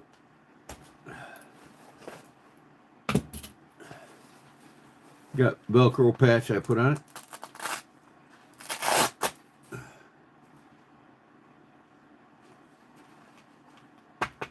I wish this one wasn't too long, but I think this one's too long. Maybe it'll fit.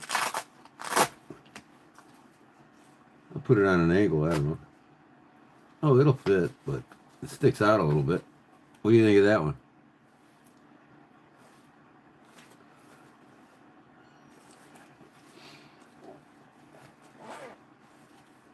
No problem, Cliff. I'll do it again in a heartbeat, brother. Thank you. Got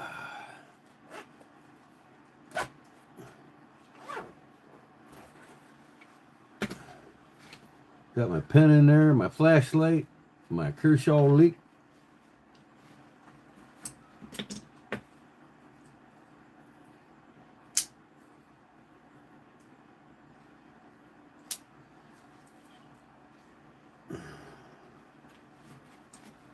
You put your wallet back here.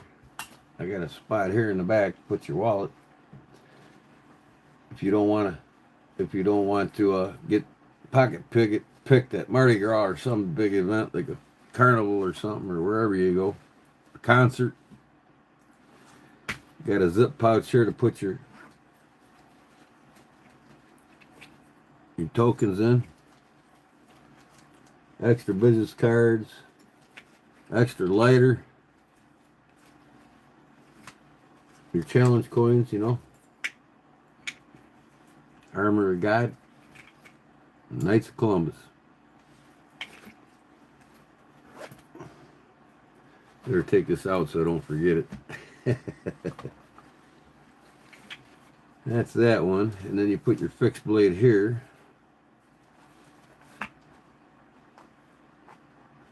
I got all this fraying shit in my way here too now. Get out of my way.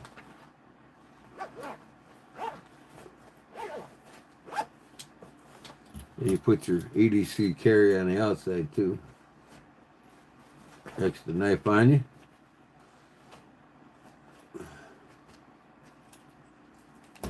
Multi-clip. It's got a carry handle, and then you can wear it horizontally on your belt. So if you're in a big event, you don't want to get pocket picked, put your wallet inside that bad boy. Or you can just carry it like this. Or strap this on one of your Go packs. That's that one. I got this one here. Where's that other one I made? Oh, here it is.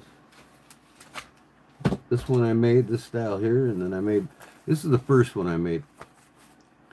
Just learning how to do it. But you can put your different knives in here if you want.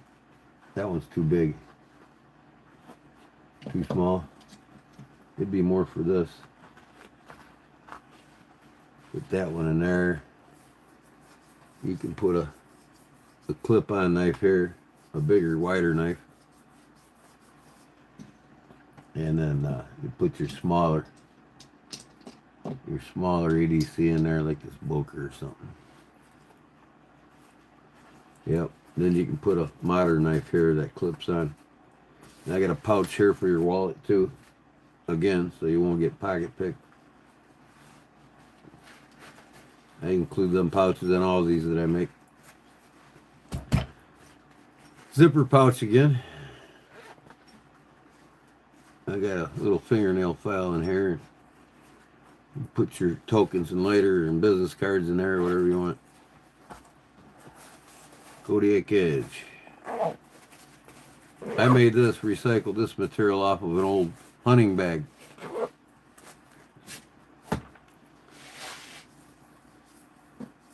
Toby's a vet too. Cool. What branch?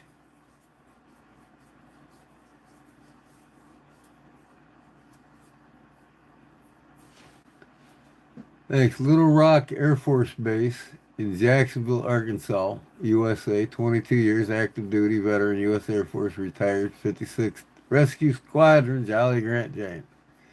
First time. Cool. Awesome. I did the 4-year tour. That was all I did. I was in Desert Storm. Got out. I got out end of 93. But I went in when I was 27 years old. I actually went in the Army first, and I got a medical discharge because I had bad allergies. And since I wasn't in for 180 days, I just missed it. I was like at 169 days. Since I wasn't in 180 days, I wasn't considered prior service, so I was eligible to go into another branch. 7 years later, when I lost my allergies, or 10 years, no, 8 or 9 years later, I lost my allergies. I joined the Navy. My dad was in the Navy, so I decided to join the Navy. I was gun-ho to go in the Army out of high school. I was wearing Army clothes in high school and everything else. This is another one that I made. This one don't have the handle on it. And you can put a knife on here or wear it horizontally. It doesn't have the one in front to put a knife in. You either put a knife in here or wear it horizontally on your pants. That's it. But this one you can put a knife in, wear it vertically on your pants, and it has a handle. So I didn't put this feature on the back here, just this. For either wearing it horizontal or putting a knife in there and throwing it in the go bag or whatever you want to do. And I better take my wallet out of that one too before I forget it.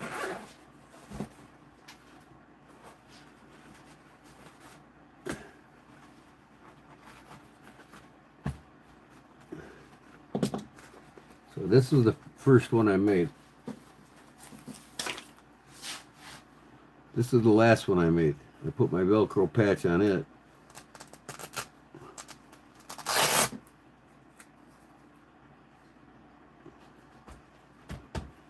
You can put a fixed blade in here. And then this one I got the pocket for your wallet again. I put them in all of them that I make. And then you can put an area of knives in this one. This is the elastic. So you can put all kinds of knives in this thing. If you'd rather carry knives more than anything. And even an EDC flashlight. You know, you put your flashlight in there.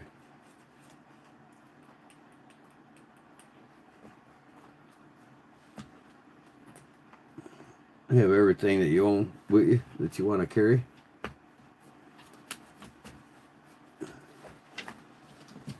And you can put more knives in here. Now this, you could probably put the modern knives in. They're wide enough for two modern knives. You know? So that's that. This has got 2 zippers on it.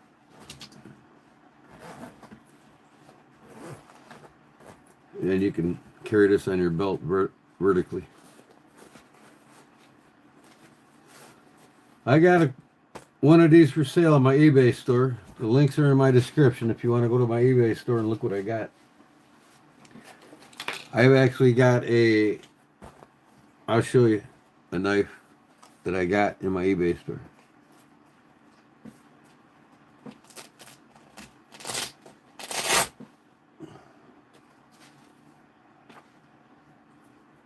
I got a couple knives in my eBay store.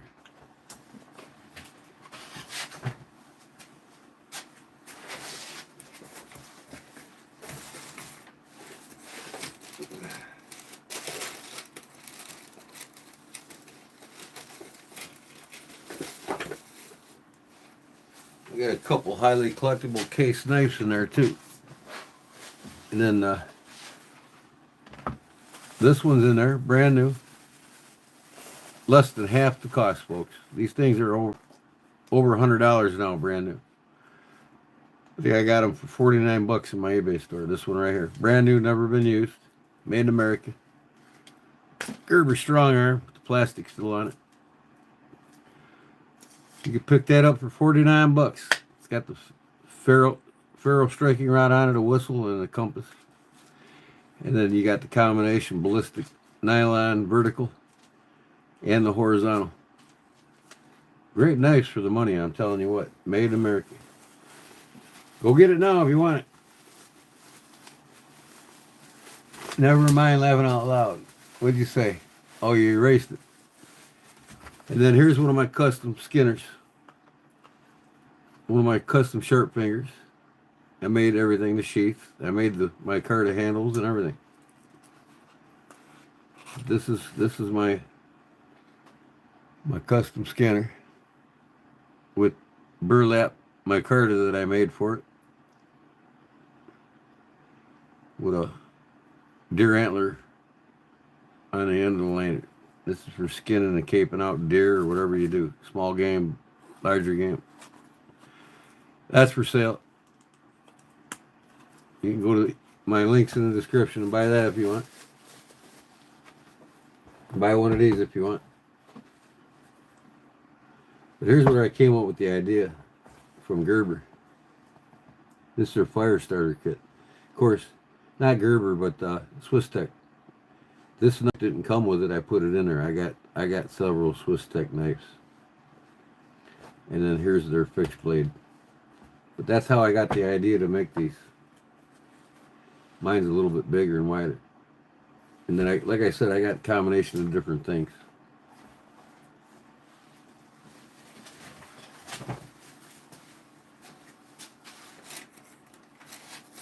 You get a Harley motorcycle, Road King. This is elastic. It goes right on your backrest for your bike. Anybody's got a Harley backrest they want to put this on? It's for sale in my eBay store, and I hand carved this.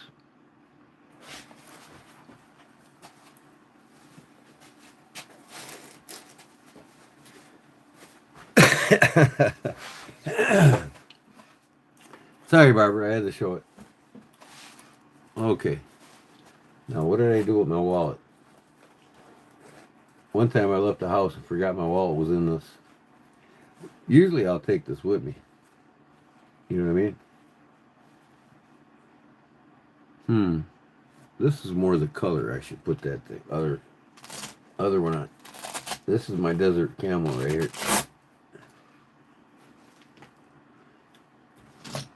That's my desert camel. There we go. That looks better on there.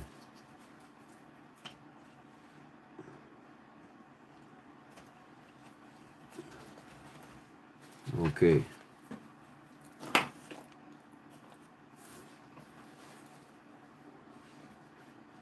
I might put this one in the truck tomorrow. I don't want to carry that one in here though. I'll carry the bone. The bone charade. Let me see what I can carry in here.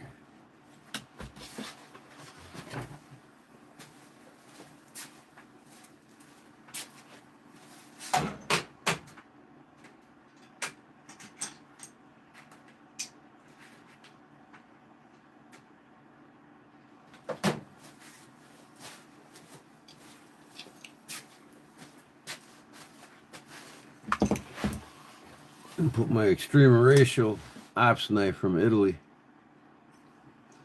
I'll put that in here.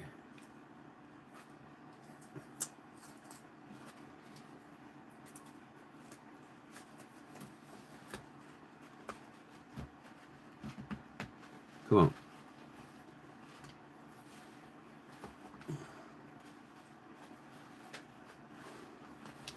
And then I can put my Kalishnikov.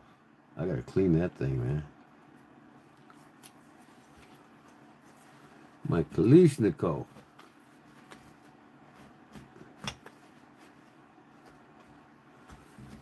And let me see. Yeah, since this is a highly collectible, I won't carry this with me. I'll put my mini Kalashnikov in there. Look at this little guy.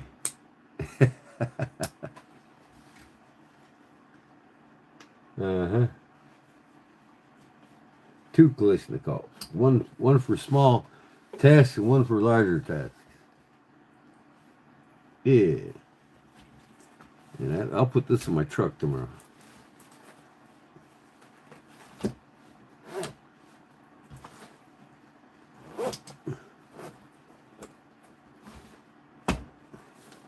There we go. I carried this today. This is my toothpick holder. Speaking of which, I got some sausage in my teeth.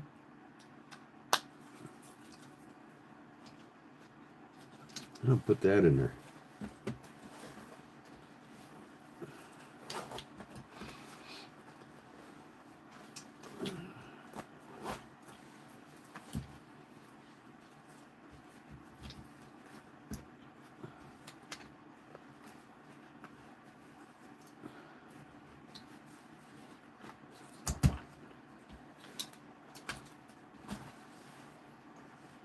Blurry again.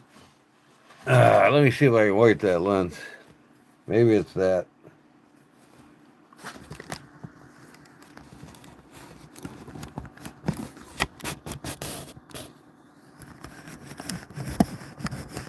I don't know, maybe zooming in and zooming out. It's something to do with the lighting. See, when I zoom in, it goes away, see?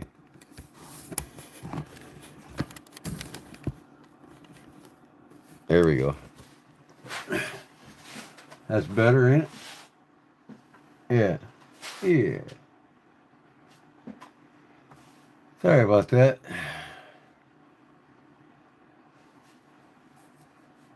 Yeah. So, I'll put this in my truck. And then I'll have the knives on my side, of course. Yep. And I like carrying this, so I'll put this in my pocket. Man, the buffing machine cleaned it up. I'll show you my new buff machine, Bart.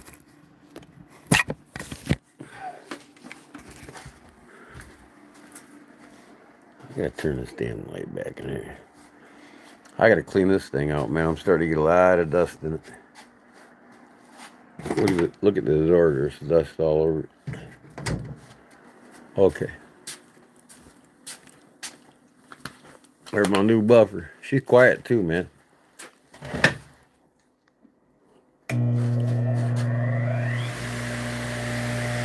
Yeah. 8-inch buffer. Thing kicks ass. 3/4 horse. And then I got a 8-inch wheel. I've had this already. But I'm going to put that on this side here when I want to do, and I'm going to make me a metal table here so I can do with this, I can come across with the 8-inch wheel and do hollow grinds on blades instead of just all flat grinds. But that's that. Unplug my light. My messy shop. But I never can clean fast enough here. This thing I gotta put back on the wall. Took a couple knives. Well, I gotta put the knives back in it first. But oh man.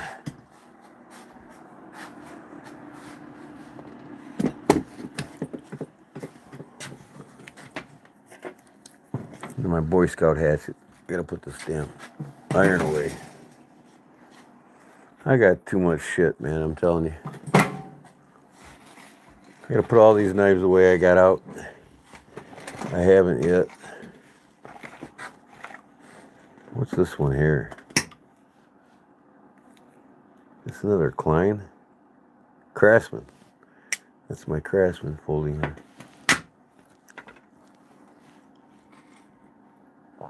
Then my Laguiole, my Italian switchblade, Leon took off, didn't he? But here's some more charades. These are all charades in here. Here's the Copenhagen and all of these. I gotta clean everything again. I gotta put these away. More charades. I gotta put them in there, the ones I bought. Oh, shoot. These are my fishing knives. I like fishing knives. And then my Victorinoxes and the neck knife sheaths that I made. Some got Victorinox in them. That one's got a sow buster in it. Case. Here's another one of my Victorinoxes in a case I made. Then I got these two sheaths in there that I made. I gotta finish that knife up so I can sell that. These are my 112 and 110 buck molded sheaths with the Olight pouch. So anyways, I just love this razor here, man. I got dust and dirt on all these knives, man. I gotta always constantly cleaning, man. I'm telling you. Look at this mess. I gotta clean all that yet. Hey, what are you doing? Look at this cat. Look at this cat. What do you think you're doing, kitty? Hey. Come here. Over here. Get the hell out of here, man. What the heck you think you're doing? That damn cat is a chow hound, man. Loves the sausage, boy. It'll probably never eat it again. Okay. Am I still alive here? What the hell? Looks like my life froze on my PC. Man. I'm just not winning here. Alright, guys. 3 o'clock. I'm going to hit it. Another 15 minutes.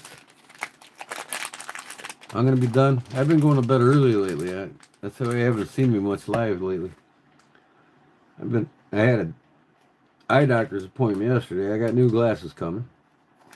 Day before, I got a new muffler put on my truck. I've been busy, man. So I've been getting up early, and I think the day before that, I went and did taxes. Always something. Tomorrow, I'm going to work on knives. I'm staying home tomorrow. Or today when I wake up. Oh, eat that, kitty.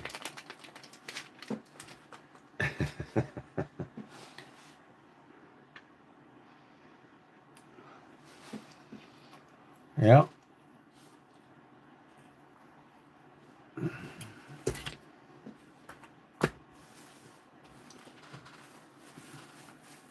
Barbara, I show you my new watch? Check it out, man. Oh, shit. I'm sorry, kitty. I stepped on the cat. Look at that, baby. Seiko 5 Sport GMT automatic diver. It was not cheap. I won't tell you how much I paid for it, but I'll tell you I can buy a Chris Reed's Sabenza and a Benchmade bug out for what I paid for this. Both of them knives for what I paid for this watch.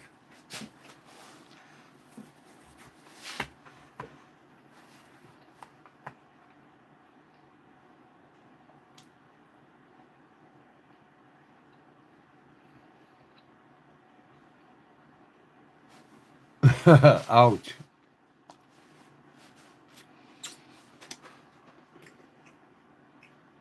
Mm-hmm. Kitty, kitty. Kitty, kitty, kitty.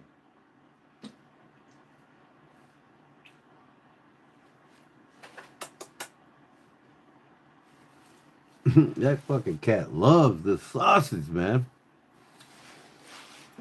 She's gonna jump up on this table and want more.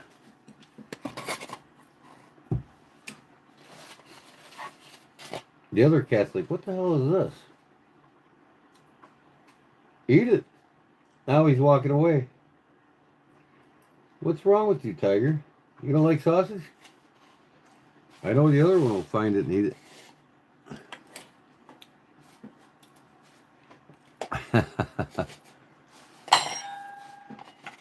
These cats are always constant entertainment, boy, I tell you.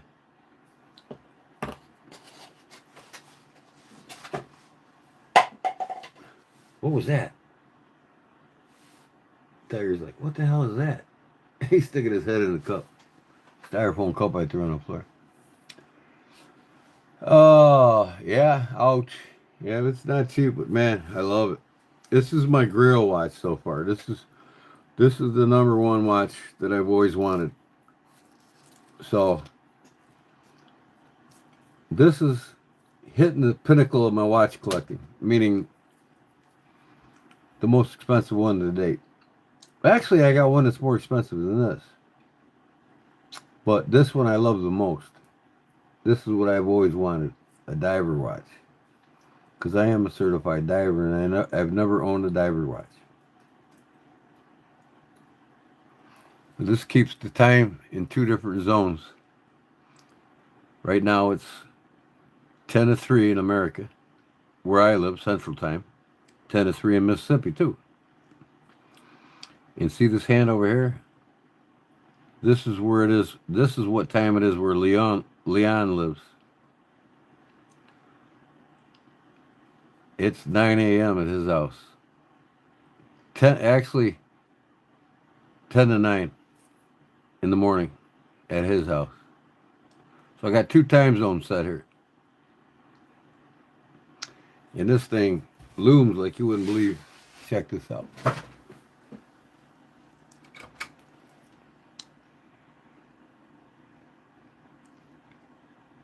You can see everything in there, even the second hand moving. What? That's what you get. That's what you pay for when you buy these watches. All the features. No, you get out of here. I'm done. I'm not giving you no more. Get. No. Go. You ain't coming on my desk. You're done. You ate enough. You got cats to feed. Go over there and feed your babies. You got kittens to feed. So I'm so happy. I was tickled when I got this morning. I was like, oh yeah. You know what happened? I should have had this last week. And here's what happened. The last watch I bought from the department store where I bought it, on Macy's. The last time I bought something from Macy's, I was at Claude Williams' house in North Carolina. So I bought a relic watch while I was at Claude Williams. So I used his address for the shipping address. And then I haven't bought another watch 2 years later until last week. I bought one at Macy's. I didn't change the shipping address. So this actually went to Claude's house first. Hey, Claude got the package. And he texted me. He said, hey, you missing something? I said, missing what? Are you waiting for something in the mail? I said, yeah. He says, is it a watch? I said, come on, man. Don't tell me they shipped it to your house. He's like, yep. He's like, you got to change the address, you dummy.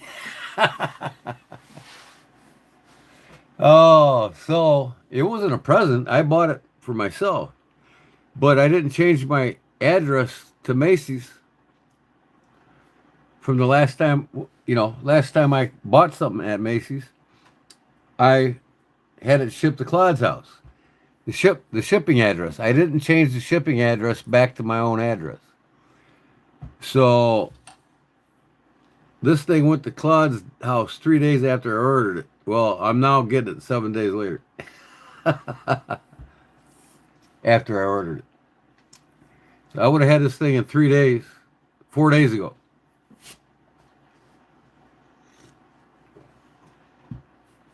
So Claude sent it, and I was lucky enough to get it in 3 days after he sent it. So it came from New Jersey, from their main headquarters. I think it is New Jersey, Macy's. No, you're not coming up here. This cat just does not want to quit on the sausage. I'm done. I'm done, kitty. Here, I'll give you one little piece to chew on here. There you go. Chew away. And that's all you get. He's eating the fucking wax wrapping and everything. You're gonna shit wax out in the morning, cat. Oop, I dropped a piece. Come get it. Look it. I dropped a big old piece on the floor. You better go get it.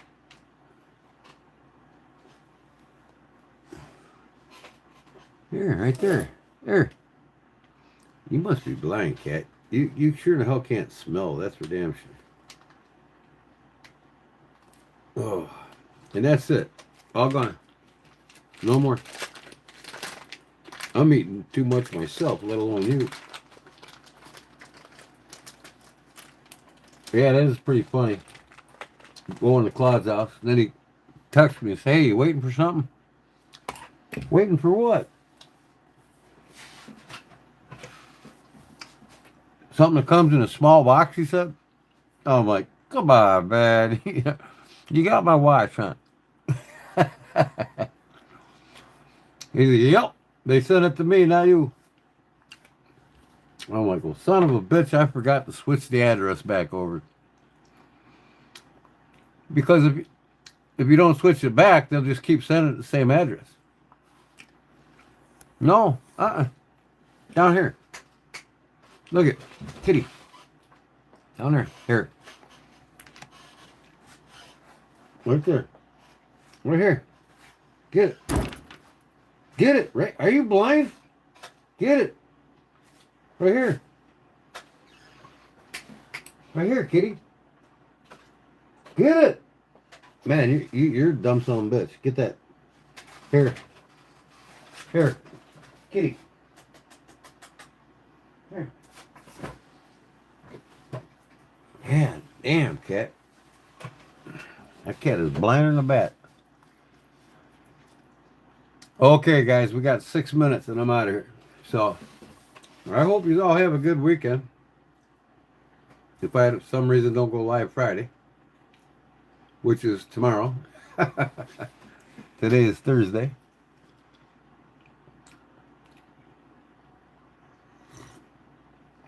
I hope you be safe. I hope no tornadoes come and take you away on me. You just make it back to my next live. Ooh, here's my Union Cutlery Company. Olean, New York. The company that started K-Bar. I finally got one. Over 100 years old, folks. The Spike Razor from the Union Cutlery Company. Olean, New York. Union Cutlery Company. I've been wanting one of these. This is my Grail knife from K-Bar right here. This is the mother of all the knives K-Bar has ever made. This is before they were K-Bar. And they were losing their ass, so they had to go into making sporting knives. And when they came out with the first sporting knife, they ended up calling the K-Bar knife. Saved the company's ass. And they no longer made these after that. So this thing's over 100 years old. And I'm happy to have it. Finally got one.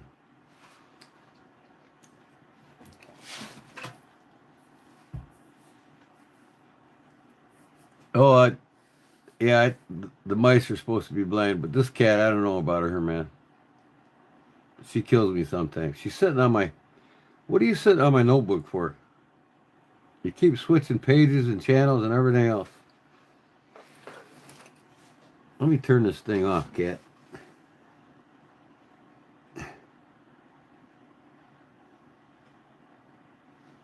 There. I turned it off. You good kitty. It's all gone. You can't get no more. No. Get. No. No. No, baby.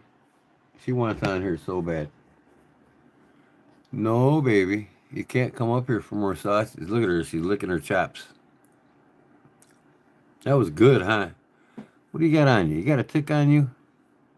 I'm going to have to check you. No, you weren't outside. I think Tiger's got a tick on him. He's been scratching the shit out. Ain't that right, Patches? Say hi to everybody, Patches. Say hi. Hi, everybody. Patches. Let me turn the I'm gonna turn the light on my stand. Light her up. I'll light you up, kitty. There you go. Say hi, baby. Say hi, everybody. Anybody want a female cat? Oh yeah. Yeah, I don't think the mice are blind. Or the cats are blind, but the mice are. Cats got better vision at night. In the dark. Than in the daylight. They're like total opposite of humans. Cats can see perfect at night. Humans can't. But when they're in bright lights, I think that throws their vision off a little bit. Ain't that right, Patches? Yeah, you're such a good kitty, sitting there all pretty. Your babies are sleeping. That's why you're not feeding them, huh? You're taking a break. Yep. As soon as they start crying, though, you go right back to them, won't you? Yeah. So, guys, 2 more minutes. I'm a gone. Gotta have grails to chase, absolutely. Now this is my grail that I've always been wanting in the watch world.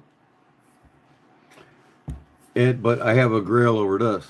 And I told my wife I'm either gonna buy an Indian motorcycle, brand new one, or I'm gonna buy a Seiko Snowflake, the Grand Seiko Snowflake, which is about the one I want, the Spring Drive 9700. I said it's either the watch or the bike. Now, when I take the bike off the lot, I'm going to lose 60% right off the floor as soon as I drive it off the floor. But I take the Grand Seiko Snowflake Spring Drive from the salesman, it stays at the same price. And then when I go to sell it 10 years down the road, it'll be worth 15 grand. So I told the wife, I said, either I get a motorcycle that I'll have a chance at killing myself or losing 60% of my money, or I'll get a watch where I'll be totally safe off the streets and it'll be worth 5 grand more than what I paid for it in 10 years. So she agrees with me. I should get the watch instead of the bike. When I get that Grand Seiko Snowflake Spring Drive, that's like the mother load of the Seiko watches. That's like getting a Rolex Pepsi GMT, 10 grand. But the Grand Seiko Snowflake blows the Pepsi Rolex Pepsi GMT away. Its technology is superior. It's 10 times the watch at almost half the price, because you can get the basic Snowflakes for like 5 grand. Now this one's going to cost me almost 8. Like I said, I'm not losing money like I am the bike. I'll be dead by the time that bike will make any money, any profit. But that watch, in 5 years, I can sell it for more than what I paid for it. And I'll probably only wear it once a year. I'll go out to a fancy dinner or outing and that'll be it.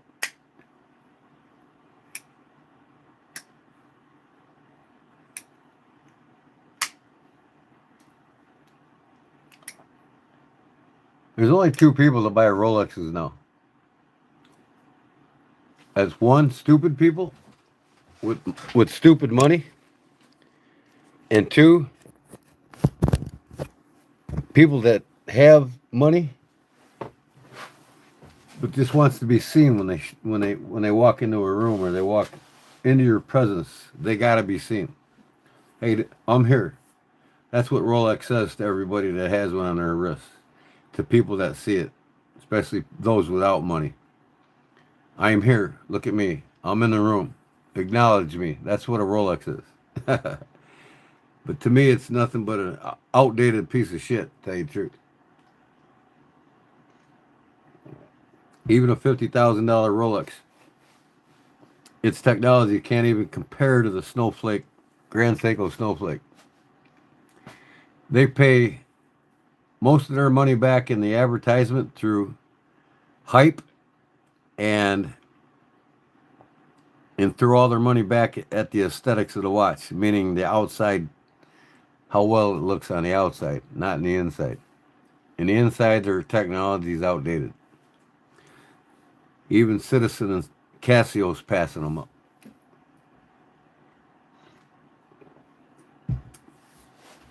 So all around, great knives or great watches to get. Get your Seiko, man. I'm telling you.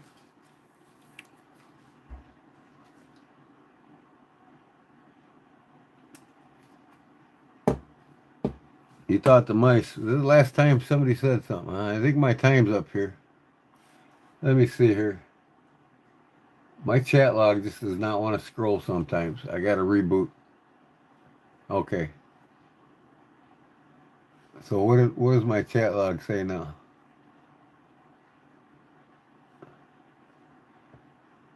I thought the mice were supposed to be blind, not the cat. Okay, you guys ain't saying nothing. All right, so I'm just going to get out of here now. There's probably only 2 of you in here. I don't see anybody else talking. Brennan, go forth. Yep. Yeah, I hate to do it, but I've been live, what, 4 hours? Which is 5 hours less than I'm usually live. 8, 9 hours sometimes. I'm just getting used to going to bed early now, and I'm getting tired earlier. You know, it's rough being retired, you know. It's really rough on the body. It sucks being retired. All right, Clip. I'll be live again Friday with a report for both you and Paul. Good night, Paul. Good night, Cliff. Love you guys. Barbara.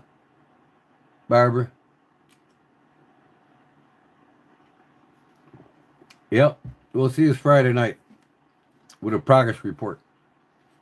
Because I'm going to be busy. I got a lot of new knives I'm going to be making. These will make 2 blades each. 2, 4, 6, 8, 10, 12 more knives coming up. So, and then I got an old plow cut up that I'm going to be making some Bowie knives out of. I'm going to sell a couple Bowie knives here soon. So, we'll see you all later. Good night. Thank you. God bless. And peace. Say peace, Patches. Peace. Later, folks.